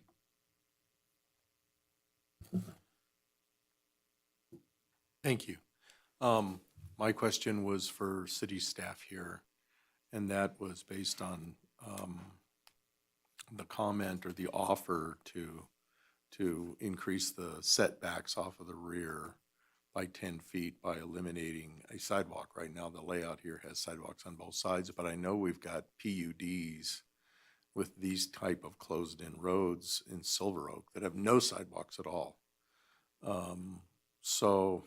And PUDs, you know, are, for those of you not familiar with, that's planned unit development, and it's kind of the somewhat the equivalent to the open space development here. Only it allows for different criteria to be put in there, but the densities overall to match. And I would say too, you know, with respect to 17 which I don't really want to talk about either, but it is the tool at which allows for the city to ask for open space and trails and so forth. Because without PUDs or 1710, it is just cookie cutter development. There's blocks of lots and there's no connectivity and there's no ability for the city to require trails or pocket parks or anything like that. So those two parts of our code allow for that. And I think that's a good thing, not a bad thing. But let me ask the city that, can we relieve sidewalks on one side of the street to do setbacks in 1710? Stephen Pote with Development Engineering for the record. So with a tentative map, there is the possibility to have different street sections. The subdivision you mentioned, Silver Oak, is an example of that. They have a tentative map from, I think it's 97 or thereabouts, where they had specific street sections. The concern that staff would have with eliminating sidewalk from one side is just replicatability and looking at the long term of all subdivisions that are coming across our desk and the justification for why we would allow this subdivision to have a sidewalk on only one side when the standard is on both sides. And the transportation department is focused not just on the streets and vehicular traffic, but on multiple modes of transportation, which is why we always have held to that standard of having sidewalk on both sides to encourage pedestrian traffic and making it so people don't have to cross the street to use the sidewalk. But isn't that on a public street? This is a private street. So there's flexibility, I think. There is flexibility. standpoint. Well, I can think of a subdivision, in fact, I live in it, that has private streets and no sidewalks. I mean, of course, they're wider streets, but it's doable. I don't understand why it's not doable. There are, may I, Mr. Chair? There are what we call walking streets, narrow streets where you walk in the street, very slow speeds, low density. It works. I'm not promoting that. It's a planning tool. The place to do that here would be the interior lots, because the connectivity to Anderson Ranch comes through that pocket park to a sidewalk. So, that would be the thing, at least that made sense to me. Here I come. Randy Wright, city engineer for record. I think I'm open to the idea of the flexibility. I appreciate the insight of this commission. Certainly willing to look at that. I would just ask that whatever condition that you make tonight, if this is something that you move forward with recommending approval on, is just leave staff enough flexibility. I would like to go back and work on that with our transportation group. So just make sure that the condition is not so specific that it kind of corners us into doing one thing. If I can make that, I guess as clear as I can be, but just give us flexibility to work with the applicant to consider a street section that utilizes sidewalk on one side, but doesn't force it. Because if I get back with my transportation group and we see other issues, whatever they may be, it just allows us to work through that with the applicant to make that adjustment. What if we just give you the option to find ways to increase the setback by Perfect. 10 feet? Perfect. And let somebody else work it. Yep. No, we can work with that. Okay. Commissioner Kilgore. Thank you, Chairman. So the question is, whether or not that the setbacks or, reducing to single story is going to please the public or not. And the landlocked situation here is a mess. And, looking at the grid, it's no wonder that it's set up that way, because you just wonder how else you could even set it up. And that's, of course, the terminology cookie cutter comes into mind pretty well there. And it is a mess. But specifically, what is gonna work there? As far as the landlocked situation, it must have been mind-boggling to try to come up with a plan for that. And there's, like I said, if what's going to please the public here? Is it going to be the setback being better? Is it going to be reducing to single story? I mean, are we going to see, what is it, 26 foot? Was that what was it 26 feet? We're going to see single story 26-foot houses there? I mean, I mean, it could be done. So it's just I've heard a lot from different commissioners and even the public today, talking about the inevitability that something will be built there, and the best we can do to accommodate and please the public is going to be what makes everyone happy, and that's, I think, what we should be focusing on. So I just think we need to know better what that is, because I think we've gotten muddled up here a little bit, and it's just dragging on.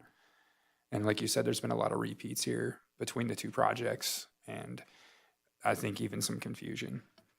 But I appreciate everyone's patience.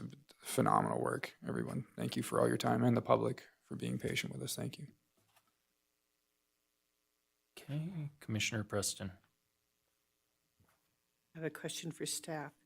The property that's over on Nye Lane, that's just before the overpass behind the church, College Park, and it's the houses that were in on that loop that they decided to make into a public rather than a private. Huh? Emerson? Was it Emerson? and Okay, College. Emerson, okay. Yeah, on that one, what did we do with the roads? Because they were different.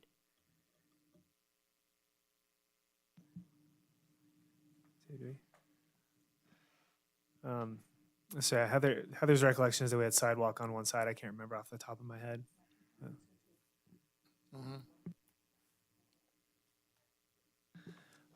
Stephen Pote for the record. I just wanted to add one thing real quick to the discussion. So sidewalk is 5 feet wide, so with that horseshoe shape, if that were the solution, eliminating it on one side, you'd gain 10 feet total on the east-west property line, but you'd only be gaining 5 on that east side.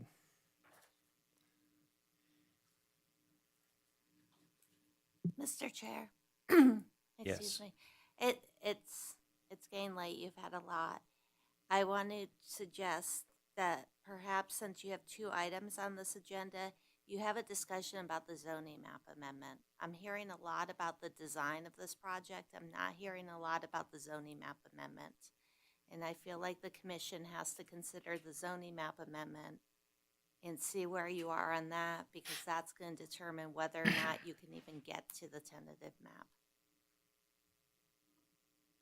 Okay. Zoning map change. 12 to 6. I'll start. I'm okay, especially since the surrounding neighborhood, the properties around it are the same. So I would be okay with that. But definitely, I would say single sidewalk and taking that to setback wherever possible. As part of the zoning map amendment, you can't put conditions on it. No, I know. But I was just stating Okay. both for Got me. it. Okay, thank you. I'm out. Next.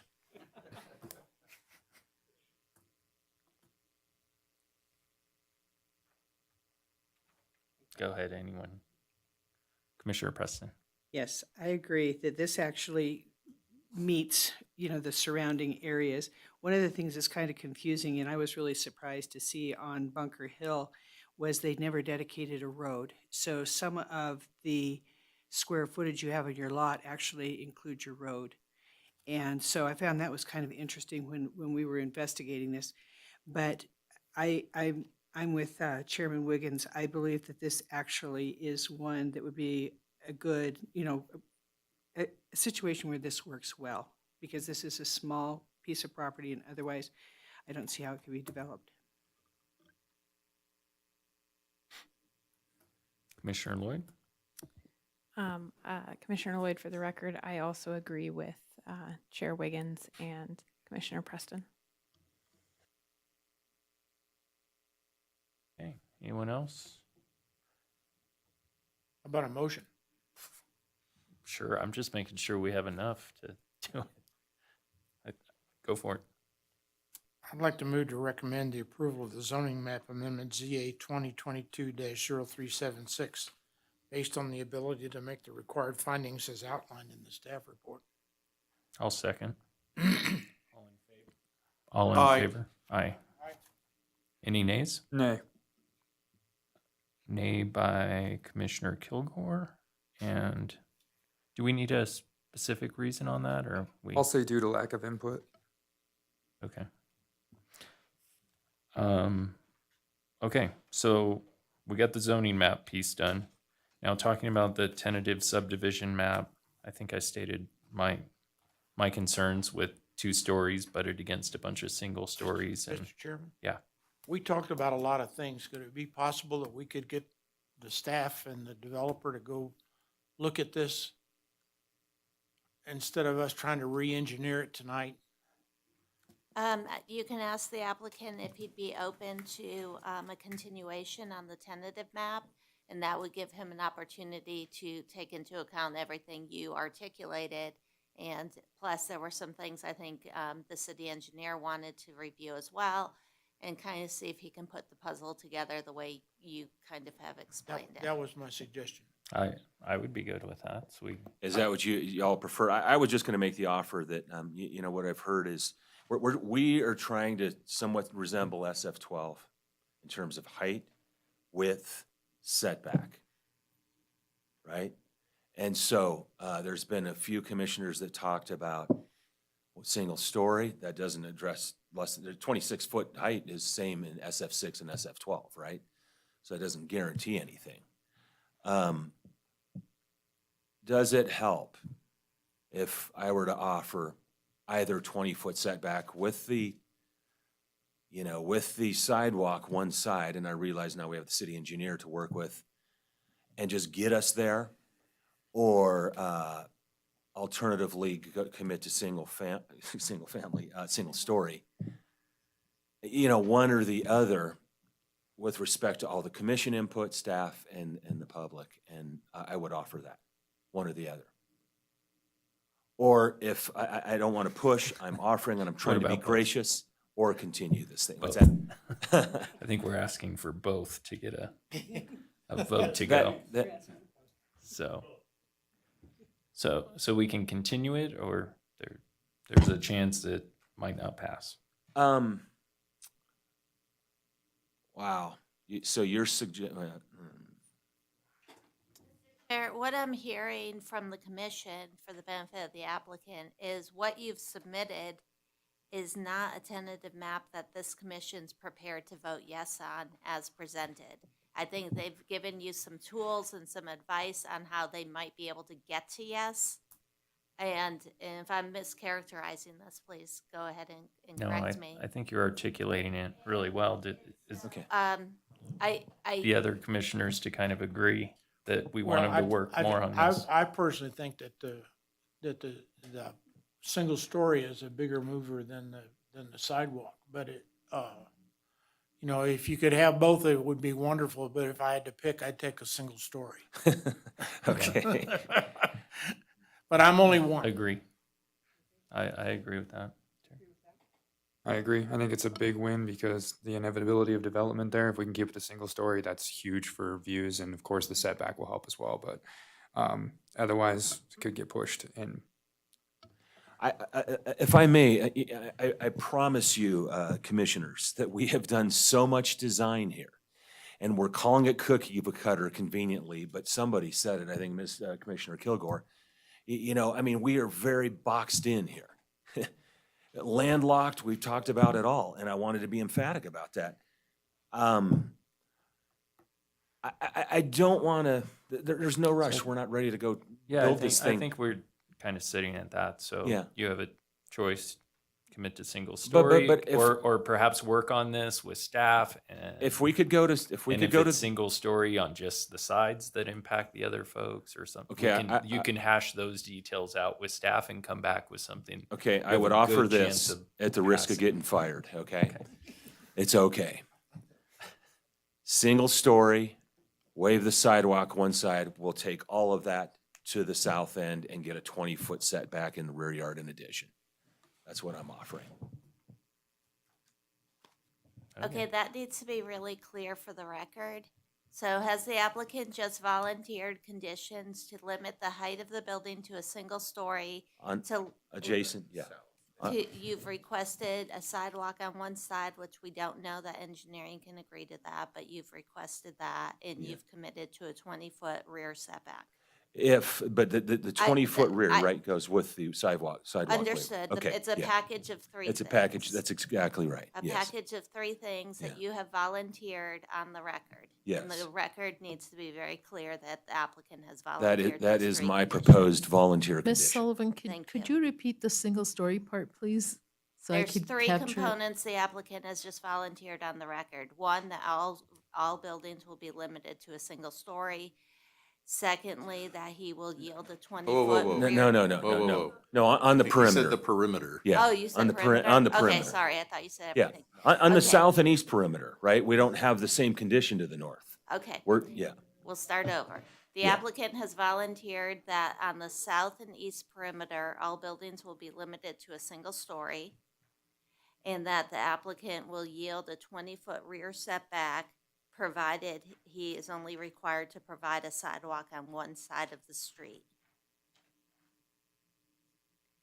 So with that volunteered condition, the commission can decide if you feel like the findings can be met, if you want this continued, or how you want to handle it. All right.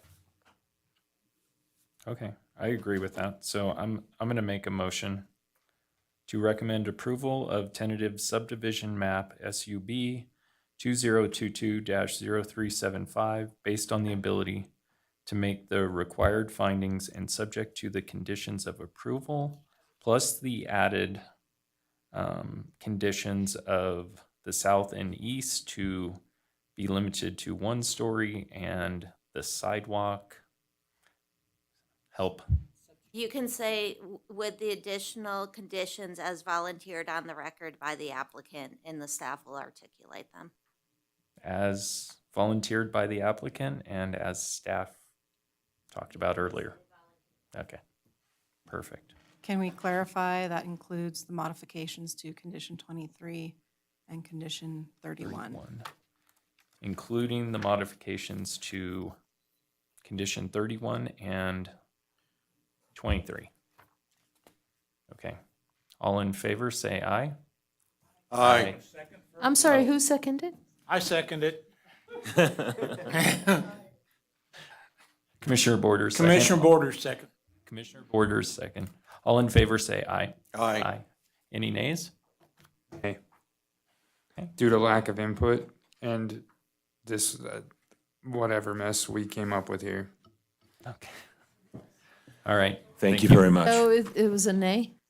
Yes, nay from Commissioner Kilgore. We're going to take a 5-minute recess.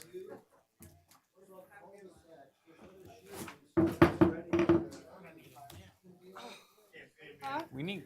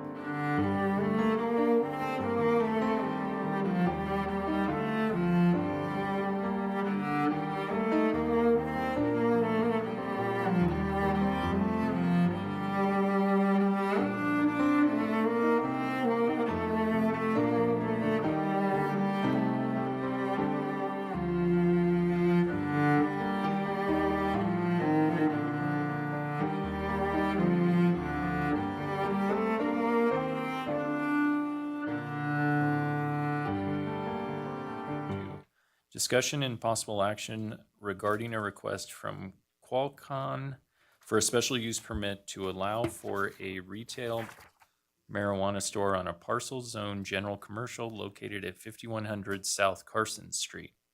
Heather. Thank you, Heather Ferris, for the record. So as I'm sure you all recall, the Planning Commission considered the applicant's request for a zoning text amendment during the June and July meetings. The recommendation from the Planning Commission was to make no changes to the ordinance.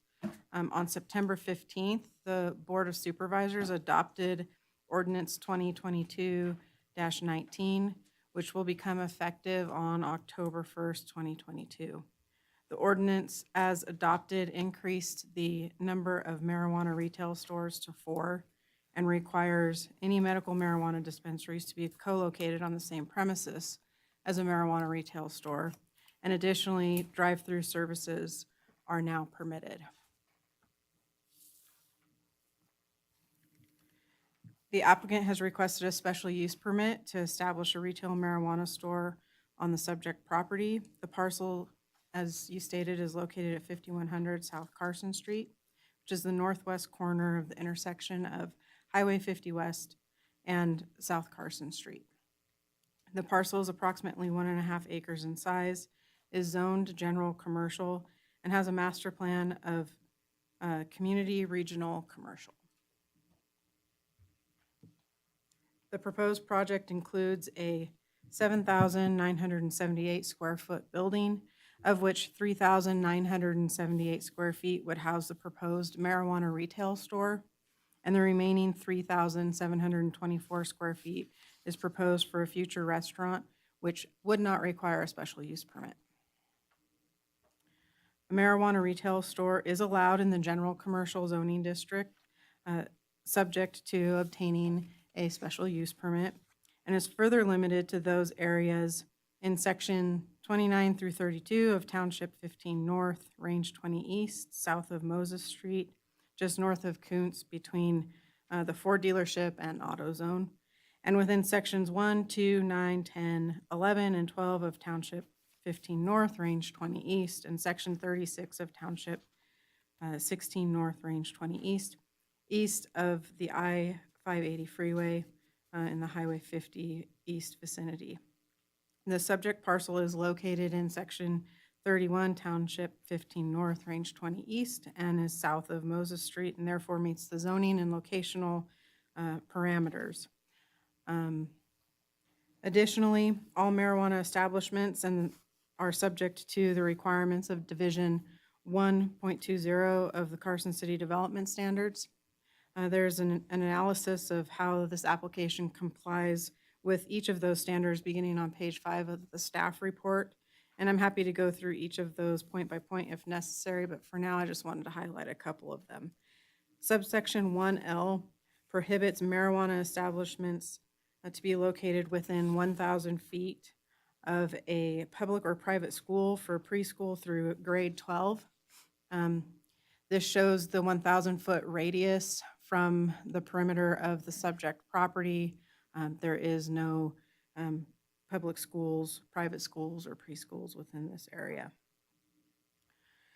And then within 300 feet of a daycare, public park, playground, swimming pool, or other center or facility providing recreational opportunities to children. This slide shows the 300-foot radius. And again, there's none of these facilities within that radius. Division 1.20 subsection 2C permits drive-through services as recently amended. Go back a couple slides. Because the ordinance was ultimately adopted with the allowance for drive-through uses, the applicant has indicated the desire to move forward with the request for drive-through. I know there was some confusion and a little bit of back and forth about what they were actually applying for. That was the request, and that's the request they've moved forward with. Staff has recommended a condition of approval requiring the drive-through to be equipped with a visible operable security surveillance system.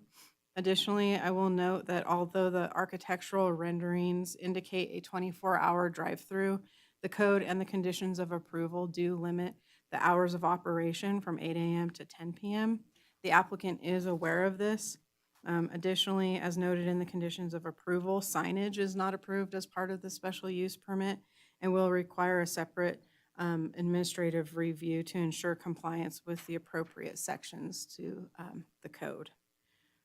And then subsection 2D prohibits a marijuana retail store to be located on a property that is on the same street on which a residentially zoned, and I want to stress that, residentially zoned parcel is located, unless it is located more than 300 feet from the property. The proposed location of the retail marijuana store is not located on the same street as a residentially zoned property. There is an existing single-family residence immediately to the west of the project site. However, the property is zoned general commercial. While it is a residence, the property is zoned as such, and therefore the requirement for the 300-foot separation does not apply. I also took a look at the two previously approved dispensaries in the city, and will note that they are both immediately adjacent to properties that have commercial zoning, but have residential uses on those properties. So we are treating this request consistent with the previous two approvals and consistent with the code. So there are 7 findings of fact that the Planning Commission must make in the affirmative in order to approve a special use permit. Staff has made those findings in the affirmative as outlined in the packet. I do want to touch on a few of the findings. First is finding 2. Finding 2 has to do with whether or not the project will be detrimental to the use, peaceful enjoyment, economic value, or development of surrounding properties or the general neighborhood. Staff found that the use will not be detrimental. In considering this, staff looked not only at the zoning of the subject parcel and surrounding parcels, but also at the existing uses. A majority of the site is surrounded either by roadways or vacant parcels zoned general commercial. As I already noted, the parcel directly west is zoned general commercial, but is developed with a single-family residence.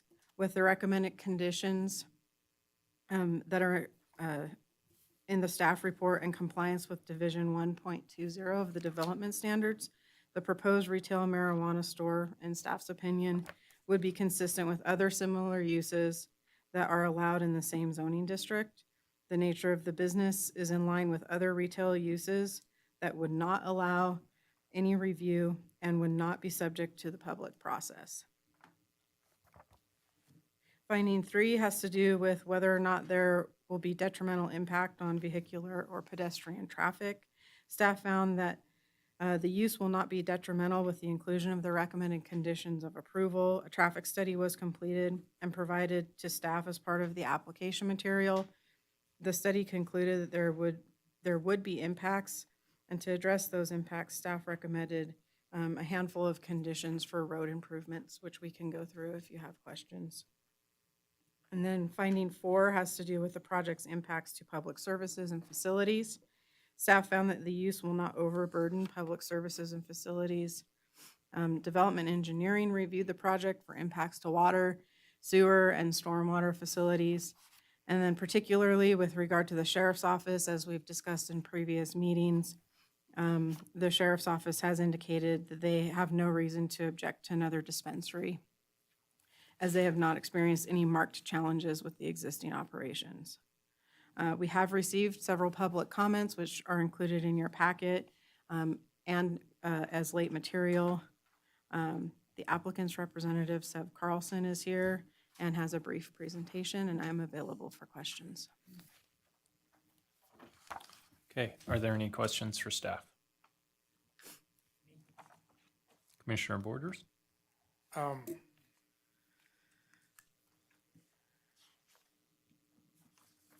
Heather, is the entire building going to be under one ownership or one deed?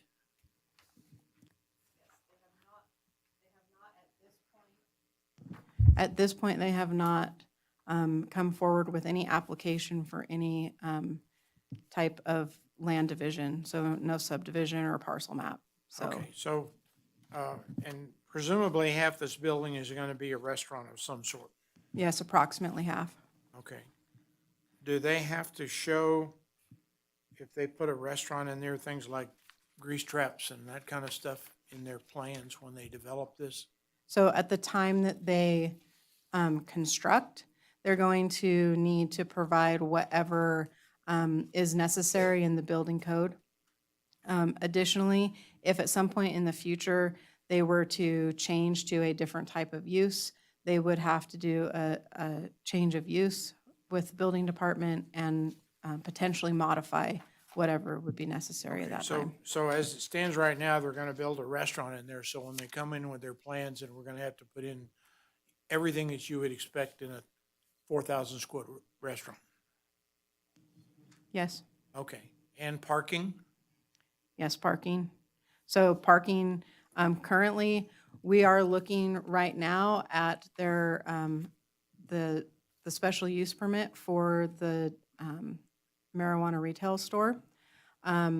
They do have sufficient parking for the marijuana retail store. Because we are not looking at the restaurant or future use, they will, at the time they come in with the building permit, have to prove that they have sufficient parking. I believe they have sufficient parking or nearly sufficient parking. So at the time that the building permit comes in for the additional use, then we have to evaluate It that. just seems like that's a sleight of hand. There's You know, sufficient, if we're telling everybody this is a restaurant, and when they build it, they're gonna have to put in a grease trap and do all the things that we do for restaurants, shouldn't we at this time, regardless of what they use in that building, if it's not a restaurant, it's something else, but it should at least have the parking requirement for a 4,000-foot restaurant and their store? so they have sufficient parking for the dispensary. I understand It that. requires 14 spaces, they Yeah. have the 14 spaces. I can go back through my analysis and double check, but if memory serves, I think they were one space shy, but we are not reviewing or approving the entire building or the additional future use Okay. at this time. So And then in their traffic study, they show that under their highest use is like 36 cars in an hour. And their average use is like 14 cars in an hour. So if they only have 14 spaces, they're full. they have sufficient, no, they have 14 spaces dedicated to the dispensary itself. Okay, Yes. all right. That meets the requirements of the parking standards. Okay. Thank you. Okay. Any other questions for staff? Seeing none, applicant? Good evening, Mr. Chairman, Commissioners. My name is Sev Carlson. I'm a partner with Kempfer Kroll, and I serve as counsel for the applicant, Qualcan LLC.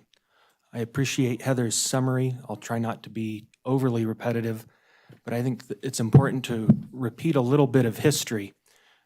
So when we look at cannabis establishments, we need to look to the state of Nevada in terms of the provisional licenses that the state issues to qualified applicants. In this instance, the state has issued 4 dispensary licenses for Carson City. Prior to the Board of Supervisors adopting the text amendment on September 15th, Carson City only recognized 2 of those state provisional licenses. Now they recognize, effective October 1st, all 4 of those state provisional licenses. Qualcan holds one of those additional state provisional licenses for Carson City. With respect to the ordinance that the Board of Supervisors adopted, I anticipate you may hear some public comment that the ordinance has a flaw or was perhaps adopted unlawfully. That simply as a legal matter is not the case. Qualcan, at the time of its application for the special use permit, also sought a text amendment. Qualcan is under contract to purchase this parcel. And what is common with almost every development, when you have an applicant who's acquiring property, the condition of those purchase agreements, so that they're not putting money on a project that may not be entitled or approved, is to have a condition precedent to closing. In this instance, we have those same types of conditions that you see in all types of developments, that the buyer, Qualcan, will obtain the necessary regulatory approvals. The owner of the property understands that. The owner of the property has an obligation to cooperate with the buyer to obtain those approvals. So as a part of the special use permit application, we have what's called the owner's affidavit. That is a part of the package. So at a minimum, we have an agency relationship with the owner of the property. We have the ability to seek the text amendment, which was ultimately approved by the board, and we have the ability of coming to this body with respect to the special use permit application. So the project, let's look at it. We're basically on the northwest corner of Highway 50 and Carson Street. We have access on what's called Junction, or the frontage road, on the south end of the project, and we have Bennett to the north. If we can move to the next slide, it's just a satellite image. It gives you a little better sense of the terrain and what's surrounding us. And then if we can go to the next slide, we have the Community Regional Commercial Master Plan designation for this parcel, to the parcel to the west, and parcels to the north. Next slide, please. We're in the General Commercial Zoning District, and again, the parcel to the west, parcels to the north, as well as the south and the east, all share this General Commercial Zoning District designation. Next slide, please. So in the General Commercial Zoning District, retail marijuana dispensaries are allowed subject to the issuance of a special use permit.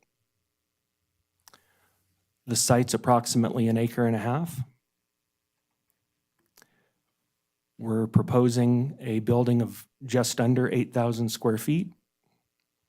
Of that, just under 4,000 square feet will be used for the retail cannabis dispensary. The balance of the building will be separated and have a separate tenant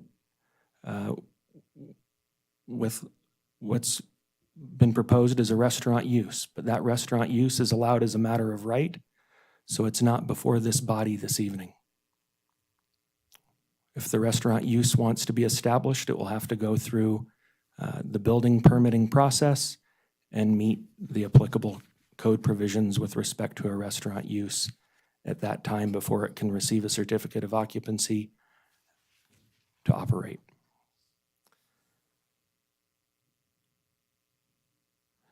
We had a question regarding parking. Right now, the site is designed to have 63 total parking spaces. 14 of those spaces are designated for the marijuana retail store, which requires only 13 spaces as a standalone use. So we have an additional spot, and then we have the balance that's available for the neighboring retail use for when that comes to fruition. Next slide, please.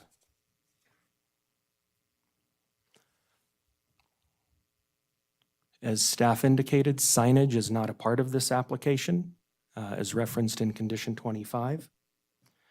And staff also discussed the fact that this property is not on the same street as residentially zoned property. We do acknowledge there is a residence next door, but it shares the same general commercial zoning designation. Next slide, please. So we have our site plan. You'll notice that the building is set toward the northwest portion of the site with parking along the frontage road and along Bennett. You'll see the gray kind of ribbon arrow that cuts through the site. That is fire truck route access for ingress and egress into the site, both through the frontage road and through Bennett. We have the traffic study that was furnished.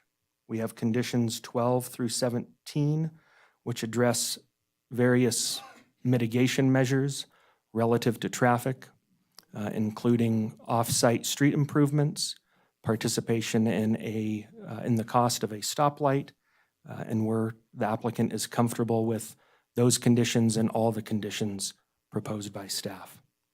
Next slide, please. This is the landscape plan.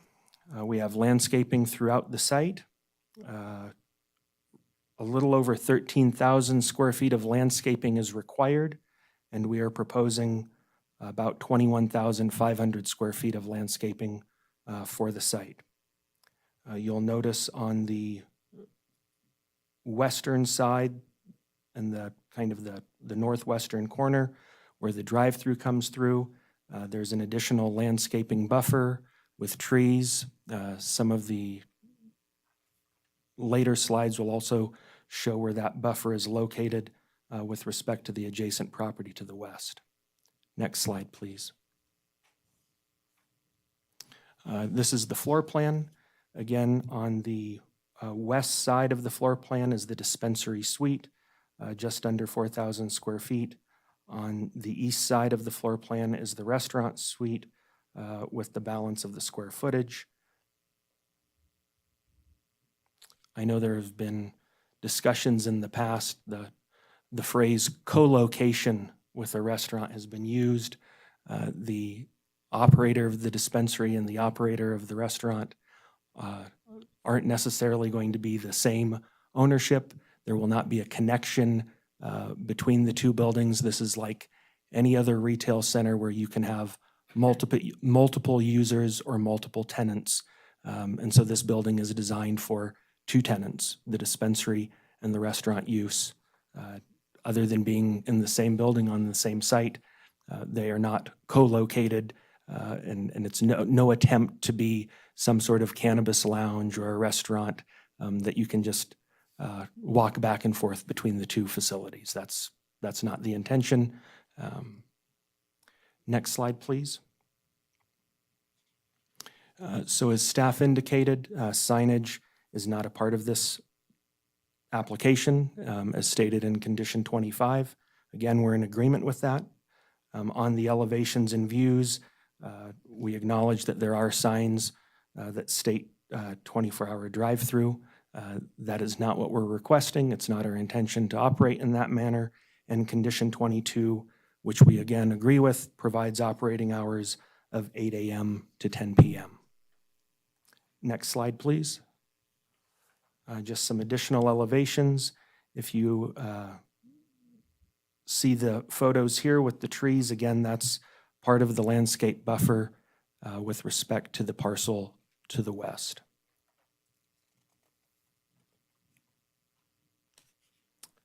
Next slide, please.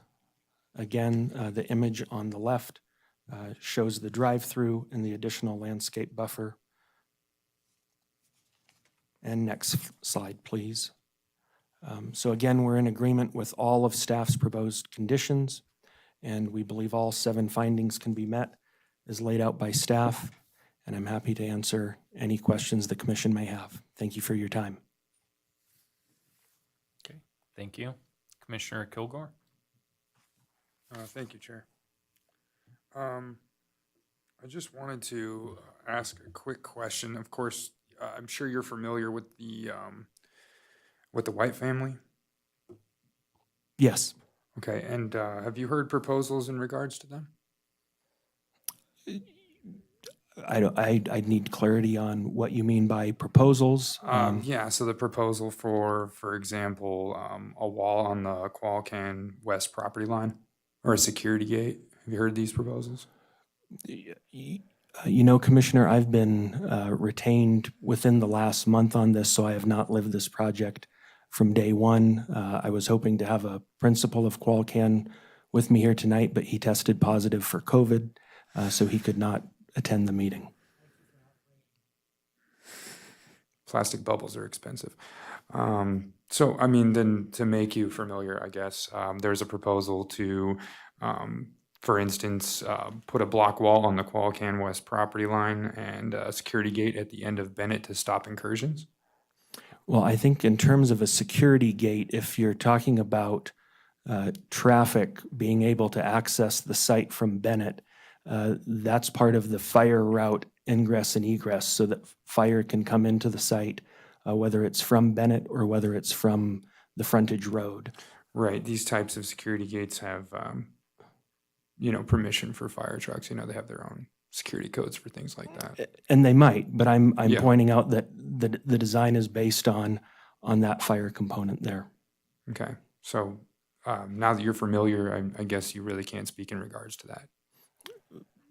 It's a proposal. I know that my client and the Whites have had various levels of discussion. Sometimes they heat up, but I am not aware of any agreement having been reached between my client and the Whites at this point in time. Yes, that's exactly what I was referring to, and wasn't sure what the other end was and exactly what you could tell us about that. The only other piece that I'm aware of is my clients offered a letter of intent to purchase the White's property. We have not received, my client has not received any response to that letter of intent. Thank you, sir.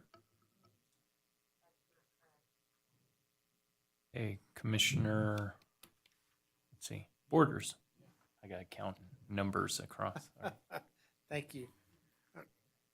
Can you pull your floor plan chart back up? Yes. All right. Which way does the drive-through work? Do they come in from the right and go around behind the building, or do they come in from the left? They would come in from the right or presumably Bennett Avenue and turn right into the drive-through. Well, that's not helping me. Okay. Well, they would enter, okay, they would enter this loop on the quote restaurant side of the building. Yes, that's correct, on the north side of the building. All right, so they would they would come in and enter the loop there and then drive back around to the very edge back here where it says, now if you go back to the other slide, where it says drive-through. That's where the quote window would be, or the products would change hands, or the sale. Right. So Commissioner Borders, Zev Carlson for the record. So the drive-through starts at the northeast end of the building where the restaurant suite is located. Yeah. The window is on the north side of the building, but at the west end of the building, At the very on the end, west at the end. very end over there. Yes, very end of the retail marijuana site. I got it. Okay. Okay. The other thing that you've done a couple times, and I understand it, I think, but you've used the term retail store and dispensary interchangeably. This is basically both. So a dispensary under Nevada law now, we don't have a real distinction between medical and recreational anymore. They're all considered retail. Well, There's in a- our ordinance, I think we did, and I think that was part of the confusion. Right, but at the end of the day, we started out with medical. Every medical store is a retail store. Any new license has not been deemed medical. They're all retail marijuana stores. Okay. There's a distinction in terms of tax treatment on a medical sale versus a non-medical sale. But in terms of operations, they're one and the same. Okay. And if we ask you to put a concrete wall up on that property line, you wouldn't be prepared to accept that condition tonight? If I could have a recess, I would be happy to confer with my client on willingness. Okay. That'll work. All right, thank you. Thank you. That's all I got. I had a question in regards to the medical and the retail, because I know the two existing ones we have two separate entrances and they were separate completely. So because they differentiated, originally said medical, then they said they had to co-locate in the same building but have separate entrances. I think that's where the confusion lies. And operationally, the other stores in town may. I do not have firsthand knowledge of how they are designed or built or operate, but in terms of what's allowed today, they're one and the same. The customer can come in and identify themselves as a medical patient, and with that verification, their transaction is taxed differently than someone who comes in and either chooses not to identify themselves as a medical patient or is unable to identify themselves as a medical patient. But by and large, the retail stores that I have toured all now have a singular entrance. It doesn't, I would say that the oldest stores may have two different ways of doing it, but the point is to have a singular entrance for customers, and then they may be diverted in different directions once they're in the store. This is Todd Reese, Deputy DA. If I could clarify, Mr. Carlson, I'm going to have to disagree with you just a little bit. Carson City, the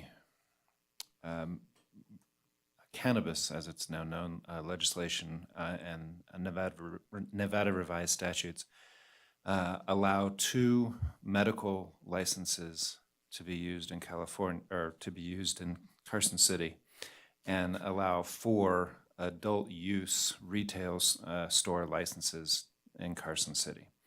So the 2 medical licenses are held by the 2 existing licensees in Carson City. Beyond stating that, I would defer to Mr. Carlson and his client's discussions with the Cannabis Compliance Board on any further licensing. Commissioner Perry. Thank you, Mr. Carlson, for coming in. I wanted to see if there was another copy of this, Heather, that you could share with Mr. Carlson. This is what Commissioner Kilgore was referring to, and it is late material public comment from the Yeah, I folks- believe it the was folks provided next door. electronically to him. And it requests certain conditions be added if this is approved. And I think you probably should have that for the discussion. Thanks. Thank you. Is that it, Commissioner Perry? Or okay, Commissioner Lloyd. Thank you, Chair. Commissioner Lloyd, for the record. In the staff report, I do see a billboard mentioned, and that that billboard has been removed. And I see that in public comment, there is concern that that billboard may be put back up. Can you clarify for the record? Thank you, Heather. Sure, so I did clarify for the commenter as well, so we've had that correspondence, but, so the site plan does indicate that the billboard's there and it's to be relocated. I want to say end of July, maybe beginning of August, they removed the billboard. So the billboard was non-conforming. The billboard is gone. To replace the billboard, they have to go through a special use permit process and comply with the current standards for a billboard. I think, given the constraints, because of its proximity to other billboards in the area, as well as its location in a redevelopment area, I highly doubt that they can meet all of the locational standards for another billboard. Thank you, Heather. Commissioner Eswine. Has your client been in discussions with NDOT over the future grade-separated intersection? Commissioner Sev Carlson, for the record, I have not been involved in any of those discussions. And again, I don't have my principal here with me this evening to answer that question.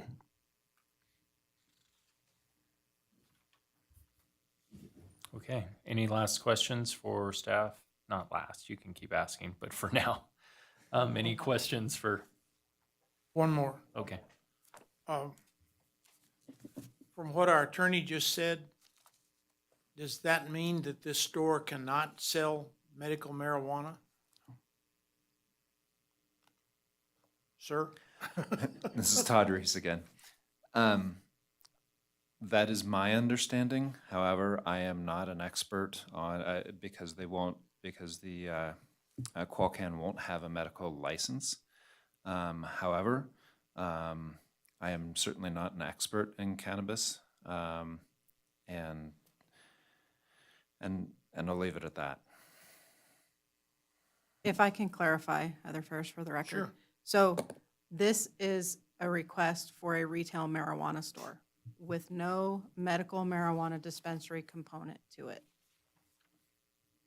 And that is allowed under the new code. Okay, but it says dispensary. I can't control what gets put on their plans.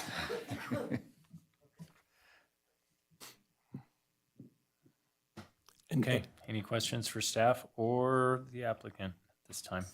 And Unless you wanted to answer clarify this. Doesn't never mind. so under state law, a retail store, formerly commonly known as a dispensary, can sell both adult use, meaning non-medical marijuana, as well as medical marijuana.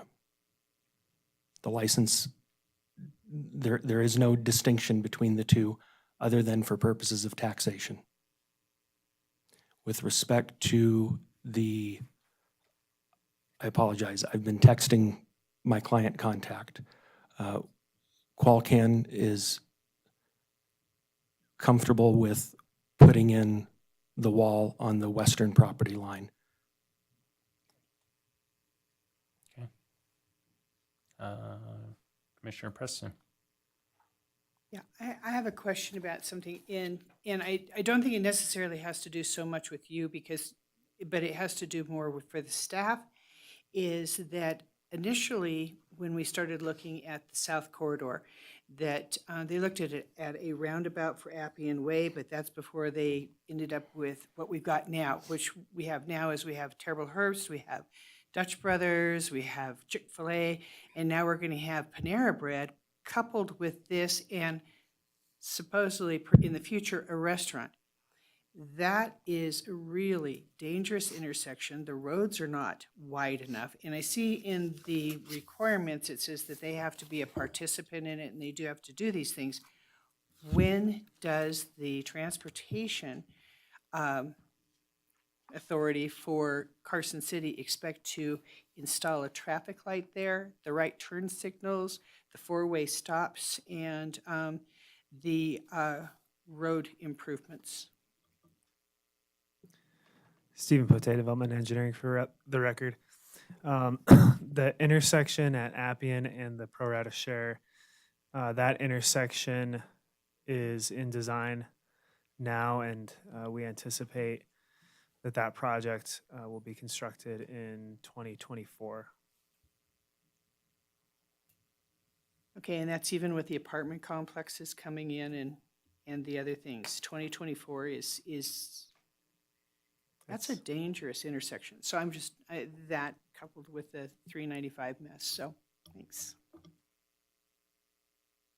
Okay, any other questions for staff or the applicant?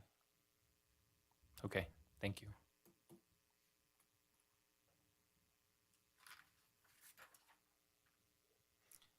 Now's the time for public comment.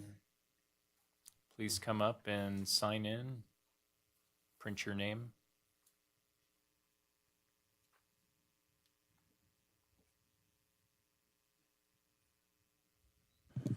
One more time, Richard Nagel for the record. Cowboy Liquors is open 9 to 9, and so is Rise Cannabis, and most of the other alcohol establishments that sell it are 9 to 9. They want to be 8 to 10. I think everybody should be the same, it's 9 to 9. And especially since most everybody goes to bed pretty darn early in Carson, Unless you're on the planning commission. But except tonight, I'm sorry, we're all tired. But again, it's a cash-only business. And I don't think it should be open late at night. Just on that aspect that it is a cash-only business, and that's what's mainly, to me, separates it from everybody else. And since the location is pretty far away from the police department and where assistance could be rendered, it leaves it as an incredibly more vulnerable place. And I just think a little ounce of precaution. Thank you kindly. Okay, thank you.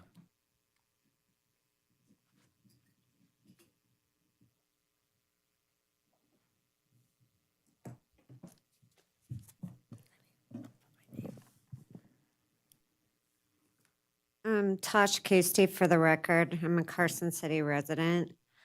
I am speaking on behalf of my grandparents, Jeannie White and Bruce Sanders. And I thank you for your dedication and hard work on behalf of our community.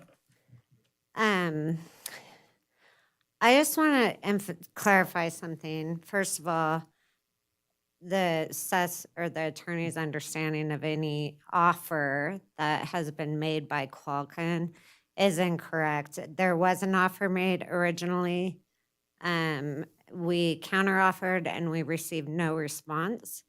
There's been a lot of miscommunication coming from Qualcomm representatives to our board of supervisors, and I'm a little bit disturbed that it's continuing. I don't think that they are either on the same page with their Qualcomm, but my grandparents have no intention at this time to sell. I want to make that clear to our commissioners. So they will be living in this residence. So their home shares a property line with the location of the proposed drive-through and the dispensary. And we're respectfully asking that the drive-through be denied. It's going to be located 110 feet from their front door. So even with the traffic study that was done, and the combination of the traffic study and the future restaurant will introduce, has the possibility to introduce 1,240 cars a day. That is going to be the view from their front door. It's very close to their property line. With the dispensary alone, it's 800 cars a day. So we are asking for consideration of possibly a denial for that drive-through. In the absence of that from the Planning Commission, the possibility of diverting the traffic from Bennett Avenue dead ends in the driveway of their home. It's a dead-end road. If the drive-through entrance is being proposed off of Bennett Street, if it's possible to redesign or consider a plan that diverts the traffic in and out of Junction Road, it would limit some of the safety concerns that we have, traffic backup, emergency access, access to my grandparents' home. And I thank you for your service and for those considerations. My husband will be presenting additional considerations for you that I've already submitted in the plans. Okay, thank you. No, you. Oh, Is this on? Yes. Okay. I am asking you to deny the drive-through. Having please identify the yourself? drive-through about 100 feet from our front door. Oh, sorry, I'm Jeannie White. I wrote it down there and I thought, okay. Okay. And I live next door to the proposal. Having the drive-through within, about 100 feet from our front door would make our life a living hell. It would be inhumane to do this to us. If the driveway was off of Junction Road, it would make our life possible. And that was suggested to us by one of the Board of Supervisors as a possible alternative to what they want. I do not believe that parking should be allowed on Bennett Avenue either. We are concerned about our ability to get in and out of our property safely. We're asking that they install a security gate across our driveway to prevent customers from driving into our property. I'm slowly dying of cancer, and it's cruel and inhumane that you would allow 100 to 1,000 or more cars a day within about 100 feet of my front door. Please, I beg you, do not allow the drive-through where they propose it to be. Thank you. Thank you. Danny Kuste, for the record, Carson City resident. I'm speaking on behalf of Jeannie and Bruce Saunders, Jeannie White and Bruce Saunders. Thanks again for your service to the community. Their home will be sharing a property line, which is the west property line of the proposed dispensary. They're asking for the following provisions to be added to the conditions for the special use permit.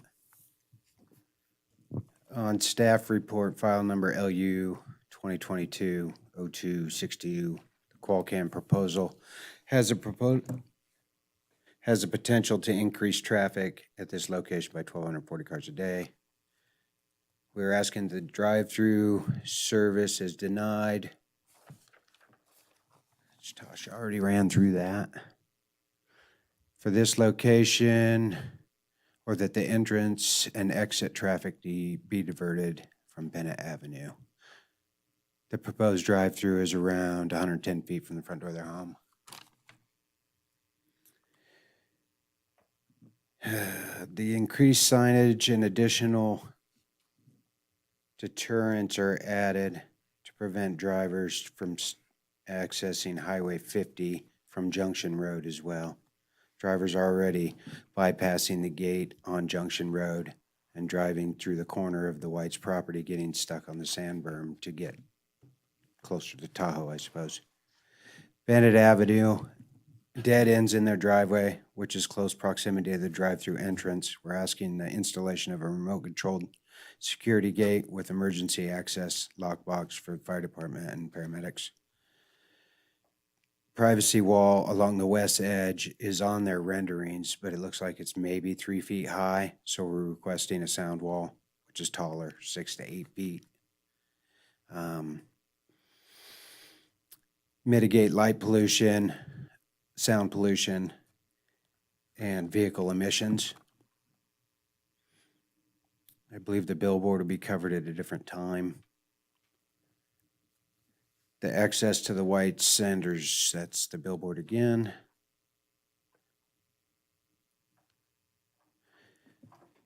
I see that they have to bring in city water to supply the new proposed restaurant. The Whites are on a well and septic system.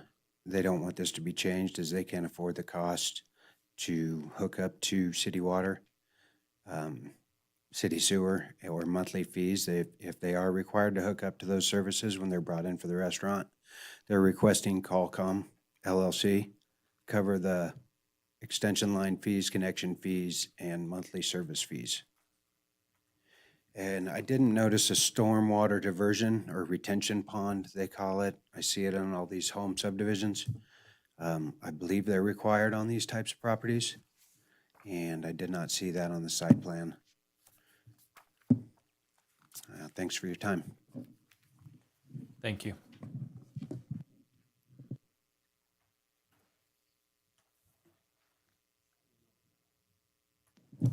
There you go. Oh, okay. I'm Bruce Sanders, I'm Penny's husband. I'm gonna bring up an issue that's not on your site plans or any of your other plans. We have a blueprint. We own both properties originally, and on that blueprint, it shows a highway right-of-way along Junction Road. You can call it a frontage road, which means it's still a state road. There's a barrier on it that Carson City had to ask permission to put on that road. So the highway right of way runs through my property and through part of the property in question. Now, the billboard I have on that property is back far enough that it does not cover that right of way. I believe the state does not allow buildings on their right of ways. That's all I gotta say. Thank you. Okay, thank you. Did you understand that highway right away on Junction that they were talking about? Did you bring up the site plan for satellite view of that junction from the property line? You can go ahead and come back and clarify. He had more time left, so. The highway right away, the yellow line coming east down Junction, parallel with Highway 50. Is that he believes that continues all the way down to the corner of Junction and Bennett? Yes, that line. And I believe on another one of your drawings, it was in red. And it continues through. As for the billboard location, he was saying they wouldn't let him put it closer to Junction Road because it is a right-of-way for the highway. I don't know if that comes into play, continuing all the way down or not, but that's his statement.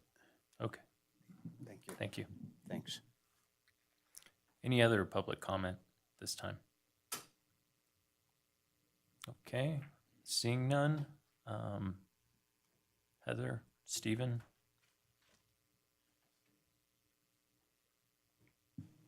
Okay, so Richard brought up the hours of operation. The code allows 8 a.m. to 10 p.m. So if other dispensaries, retail marijuana stores in the area are choosing to operate from 9 to 9, they're within those hours of operation. The issues that were brought up by the Whites, we've got the increased sign, they're asking for increased signage and additional deterrents that prevent drivers from trying to access Highway 50 from Junction Road. I think I'll let Stephen answer that. They're also asking for, as you heard, a security gate at the entrance to their property off of Bennett. So I think that is going to be, if that's something that you guys feel needs to be added for, in order to make the findings. I don't feel that that's necessary in order to make the findings. If you do, we can work on drafting a condition. Alternatively, if the applicant offers that, we can add that as a condition as well. The privacy wall along the west edge of the property, we can certainly, if you feel like that's necessary for mitigation, we can include a condition for that. I already addressed the billboard.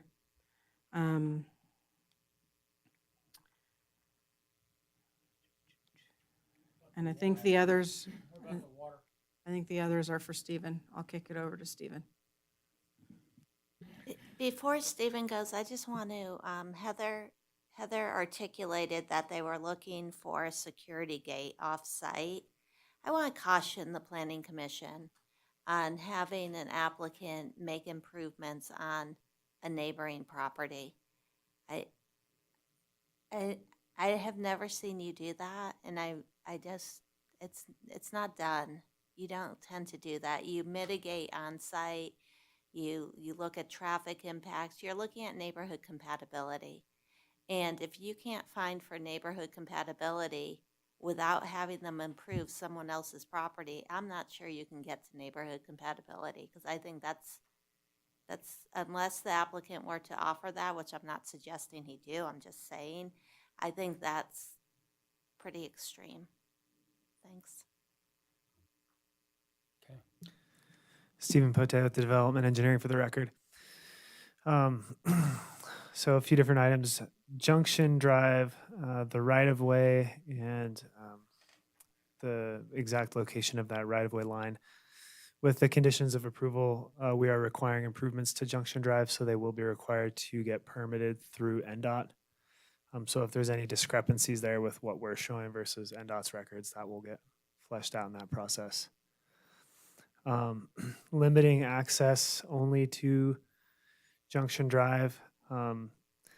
That is not the design that has been reviewed, but I don't know that staff is opposed to that limitation, although I will say that based on what I heard earlier in the meeting, that emergency access might be needed on Bennett. I'd say that at a minimum, there should be emergency access allowed on Bennett, since the fire department's not here to speak to that. There's a question about a detention basin and how that is not shown in the plan. That is because of the proximity to the regional detention basin, which was installed with the freeway project, and that's northeast of the freeway intersection, Highway 50 and South Carson Street. So with this project, they're required to confirm that NDOT has sufficient capacity to take their increase in runoff, and if not, they would be required to provide a detention basin. One of the requests from the neighbor was to provide signage for folks that are driving down Cochise, to notify them that there's no highway access down Cochise. I don't know that we need that to make the findings. It's not a bad idea. Probably not a very expensive addition to the design, but from staff's point of view, it's not really necessary to meet the findings. For clarification on well and septic, so with the conditions, this project is required to extend sewer and water to serve the project. And once that is finished, then the neighboring parcel would be within 400 feet of water and sewer, which would not require them to connect to water and sewer unless their well or septic failed. They would not be able to deepen the well or replace any part of the septic system if it was in failure. If they were within 400 feet of a water or sewer main, they would have to connect. But that being said, they would be able to continue using the existing well and septic as long as it was functional. I don't know that they brought up in the meeting, but in the late material, they mentioned access to that billboard. And we looked and weren't able to find any existing easements or anything on the subject property. So I think Junction Drive would be the official legal way to get access to the back of that parcel. And then the only other thing I wanted to add was in the additional information, it kind of read like they were requesting a gate on Bennett. Just wanted to make it clear that that is a public right of way, and we don't want a gate across a public right of way.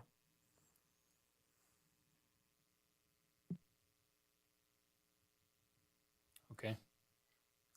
Applicant, I see you here. Do you have anything to add based on comments, staff's comments?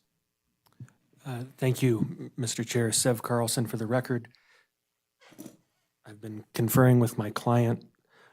Although we think you can still make the finding relative to neighborhood compatibility, largely in part because of the general commercial zoning across both parcels, my client is, again, willing to agree to the barrier wall on the west parcel boundary.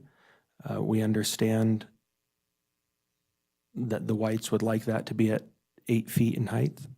I don't know what's allowed under code, but my client's willing to condition the approval on a wall that meets code. I don't want to go beyond that or seek a variance beyond what code allows, but we will put in that wall. And we are willing to put in a security gate on the White's property because we do understand Bennett Avenue is a public roadway. So if there's a suitable location on their property, again, we still think you can make the neighborhood compatibility finding, but we understand what their concern is, and we're willing to do that. Okay, so a security gate, I guess we could write that in that they'd put it on their property. It can't be on city right away, obviously. Mhm. Yeah, if it's on private property, engineering doesn't have any issue. Okay.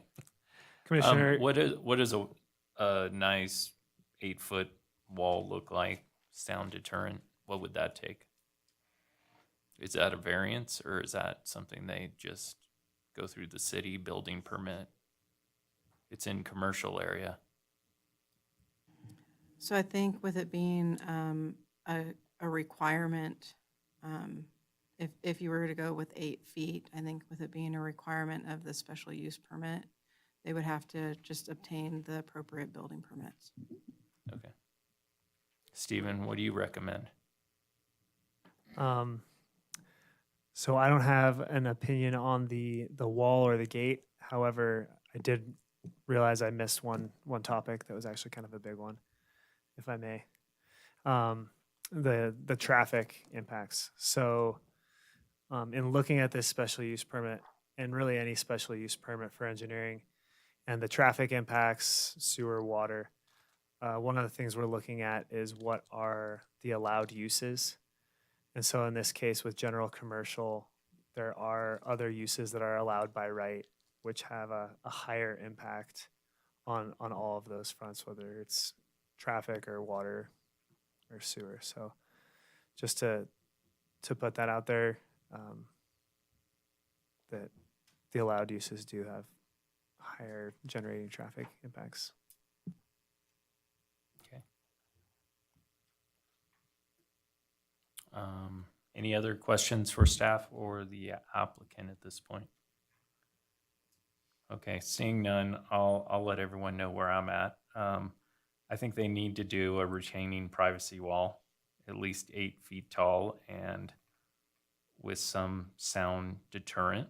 I also think the drive-through could probably operate. The drive-through portion from 8 a.m. to 8 p.m. would be reasonable. And I think there should be signage because this is kind of a dead-end area off both Bennett and Junction. So, you know, a requirement for dead-end road or something to that effect. I could probably make the rest of the findings with those 3 items. Commissioner Kilgore. Say we give the whites everything. Give them the wall, give them the gate, give them the signs, take down the drive-through. I've never will and never ever have voted for a billboard. So anytime that hits the agenda, you know, I'm not going to be voting. And I always encourage all the commissioners to vote that down as well. So yeah, I say if we give all those proposals to them, I consider it more than fair and respect that fully. And the fact that they're willing to go forward with it, the developers, a lot of respect on their part too. Okay, I just wanted to clarify. I was okay with the drive-through, but not the late hours. I did, but okay. Next, Commissioner Lloyd. Thank you, Chair. Commissioner Lloyd, for the record, I agree with you, Chair. I would also add that I can make the findings, but that since the developer applicant has offered the gate, I think we should allow for the gate as well. Okay.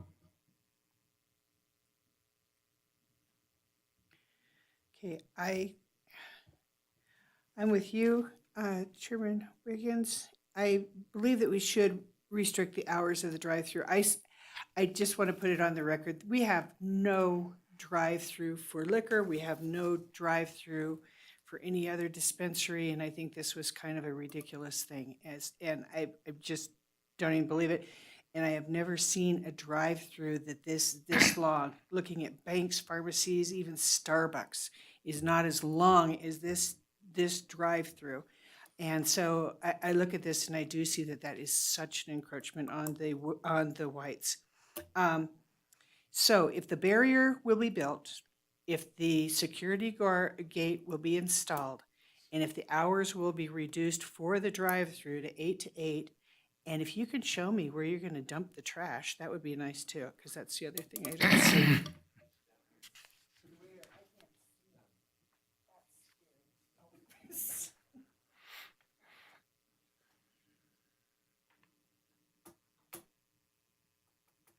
Okay, let's see.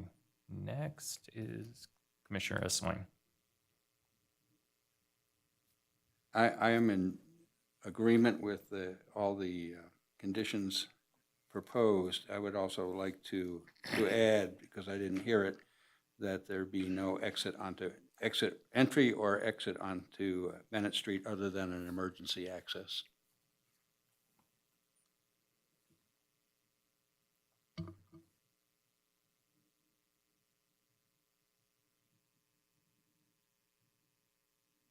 I'm giving the applicant time to text. I'm texting.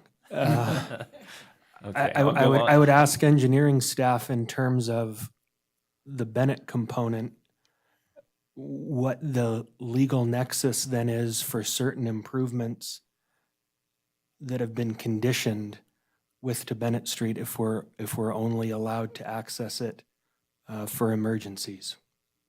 I think that becomes problematic from a legal nexus standpoint on conditions to mitigate our use. Development engineering for the record. Our development standards require frontage improvements on all frontages of a parcel, regardless of what frontage you're taking access on. Okay. Let's see, Commissioner Perry. Thank you, Mr. Chairman. Well, I had a few things here, because it was proposed that the times be 8 to 8, but I just want to see from a legal standpoint, the ordinance itself says 8 to 10, right? So can we actually condition something that's different than an ordinance? We can. Drive-through. Okay. And the drive-through also is in the ordinance. And it is, and we're saying we're going to condition that to have no drive-through.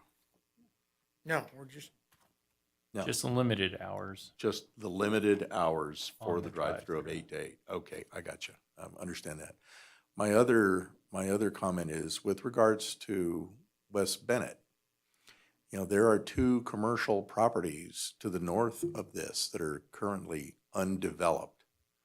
And ultimately, the property that Mrs. White lives on is commercial also.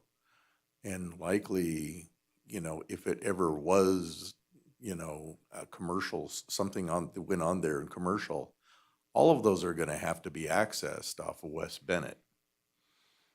So, I just say that to throw that out there because if we say we're not going to put anything we're not going to allow ingress or through Bennett through this, then, doesn't that make it problematic for the other 2 commercial properties to the north that would have to be accessed off Bennett?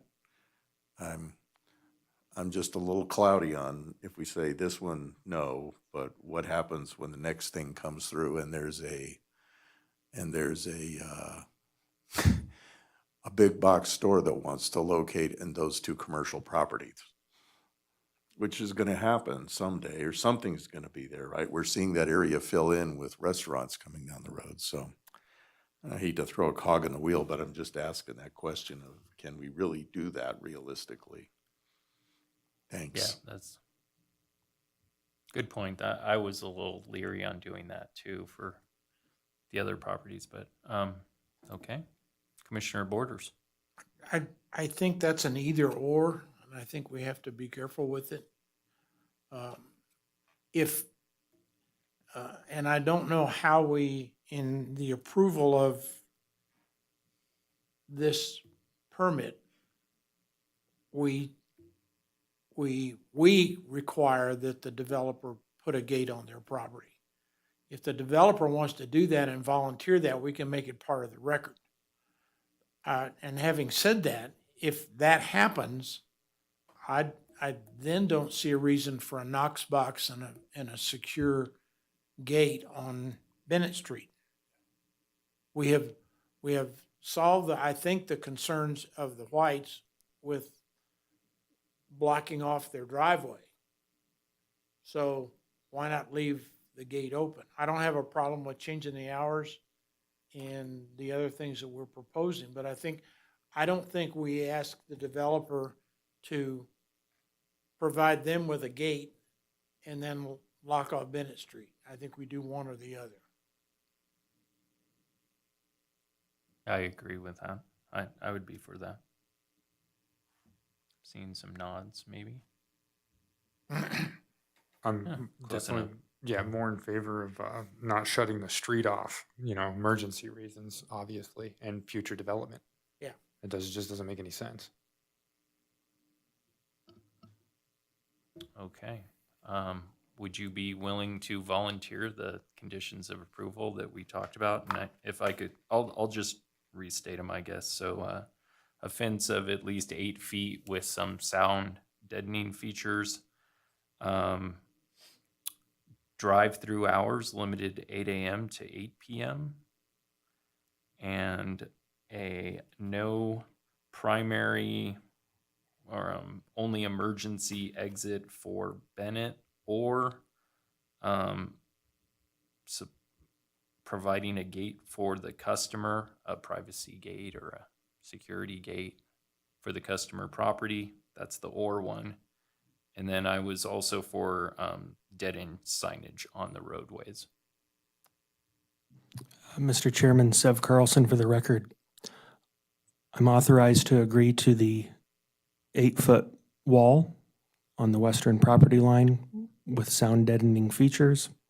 It's a little broad. Hope we can get there with the whites, but we will do our level best. I'm comfortable with the signage. I'm comfortable with a private gate on the white's property.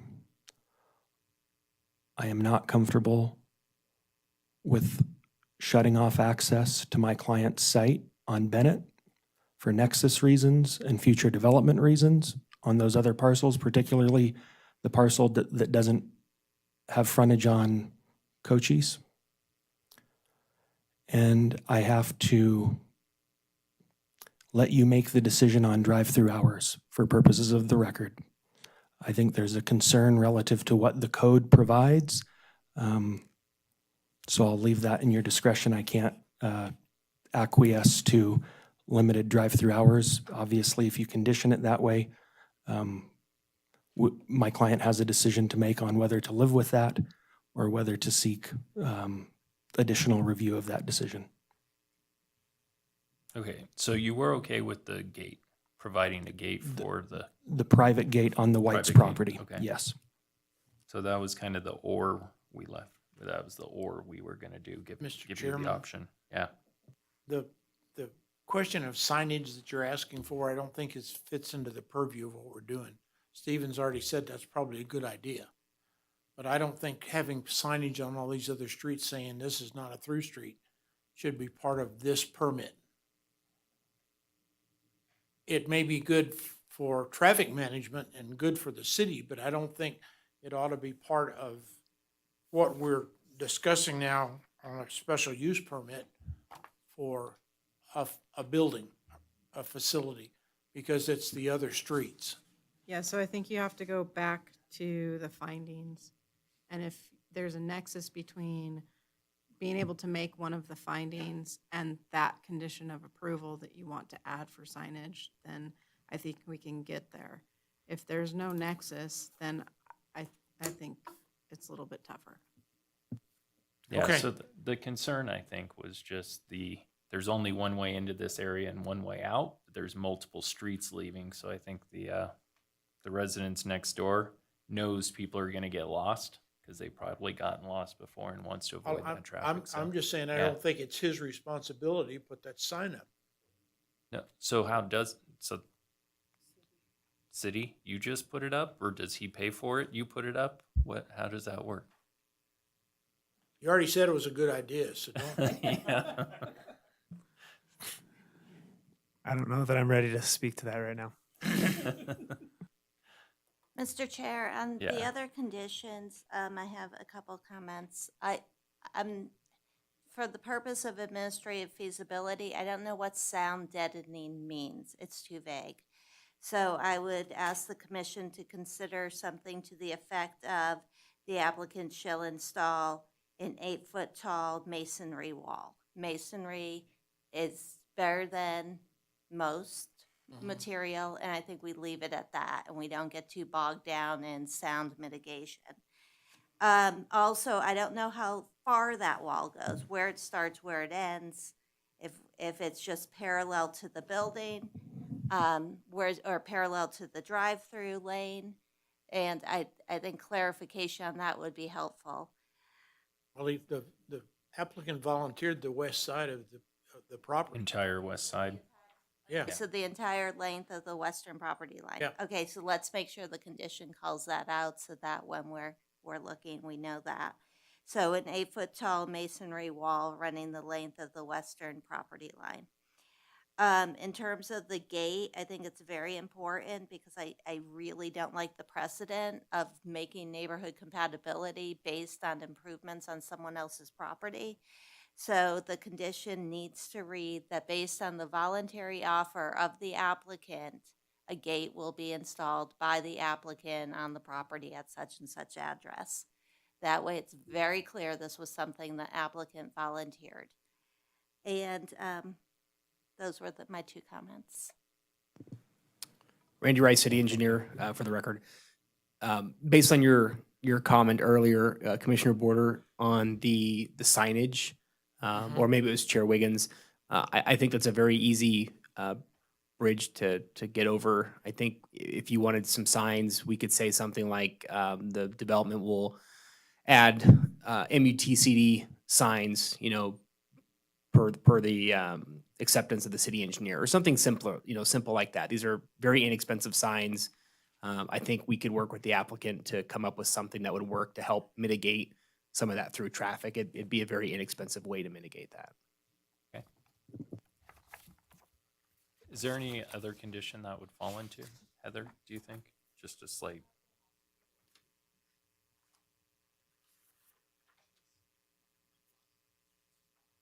Okay, maybe not.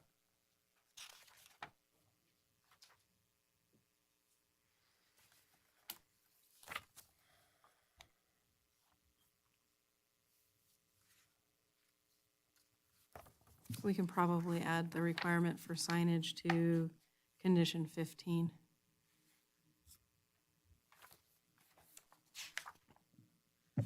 Okay, we could probably do that to all these, fit them somewhere, but. Yeah. Yeah, And- 22 would be the hours of operation. Yeah, so if that's what you're going to move forward with, I would recommend just modifying condition 22. Okay, so let's And- do this so we can get it straight. Fencing would go under what? I think that would be its own condition. I think that's new. That's Okay. a new condition.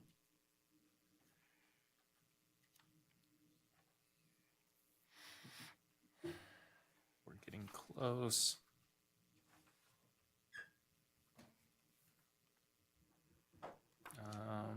And then the gate would be a new condition as well. The gate's new. Okay. 27 and 28. Now, you're not suggesting limiting the hours of operation for the store itself, are you?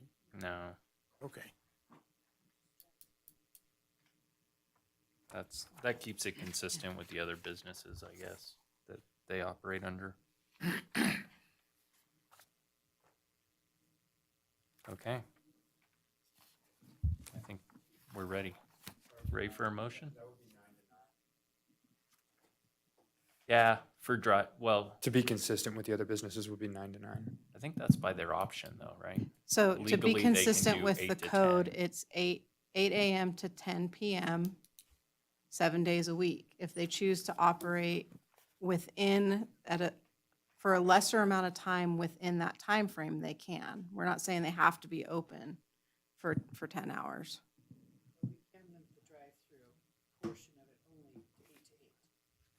If you feel that you need to do that to make the findings.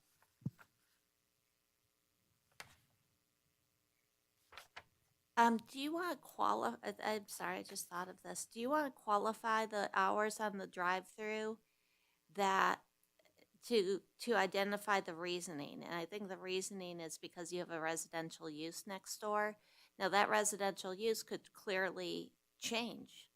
And then do you really have that same, it could become a non-residential use, and then do you still need those same hours? What would be their mechanism? They'd have to come back for a whole new. They'd have to come in to amend the special use permit.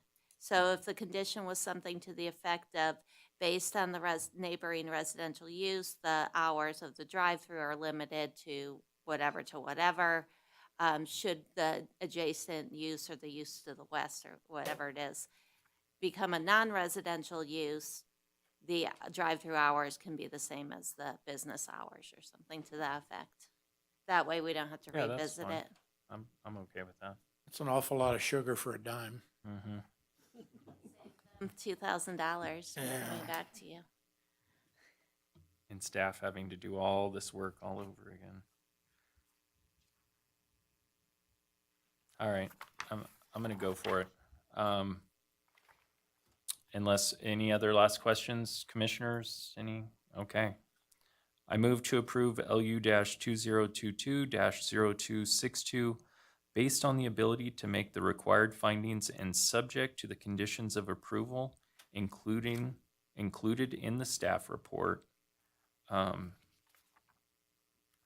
with the following changes.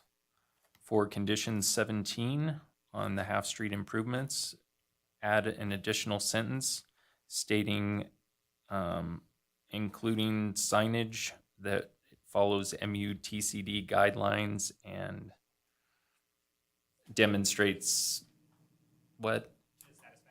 To the satisfaction of the city engineer. Just to clarify, it's condition 15. 15. Oh, Cochise? No, 17 is Bennett, though. Yeah, but And Cochise, and 16, actually. We want it on Junction and Bennett, don't we? Stephen, where does it need to go? Cochise. Just Cochise? 15. start over. Delete. Okay, move to approve, including these changes on item 15, Cochise Street, to include the statement regarding with additional signage of MUTC guidelines and to the satisfaction of the city engineer. Item 22, hours of operation are limited from 8 a.m. to 10 p.m. Huh? That's right. Oh, yeah. Well, so that stays the same. Hours of operation for the drive-through are 8 a.m. to 8 p.m. until such time the residential use changes. Item 27 is a new one.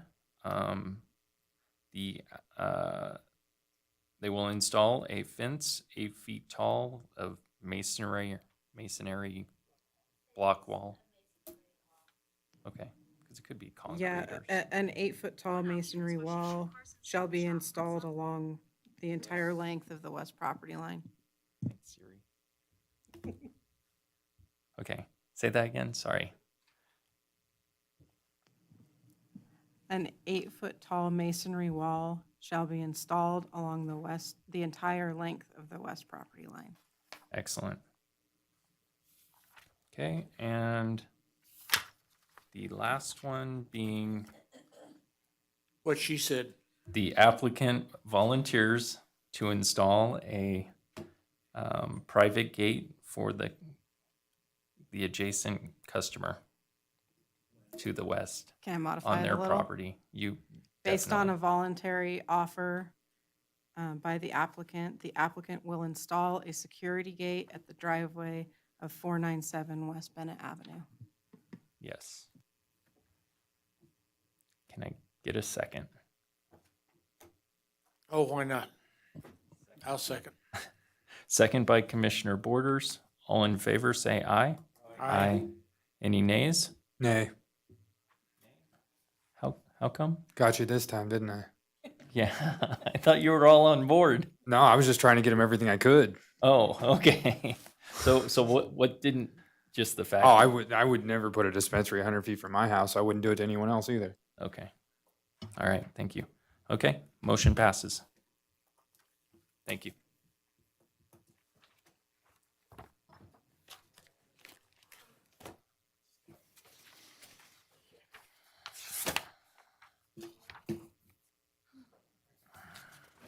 I lost where I'm at.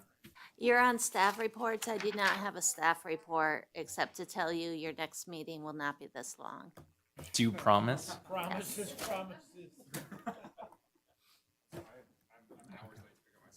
Okay. No problem.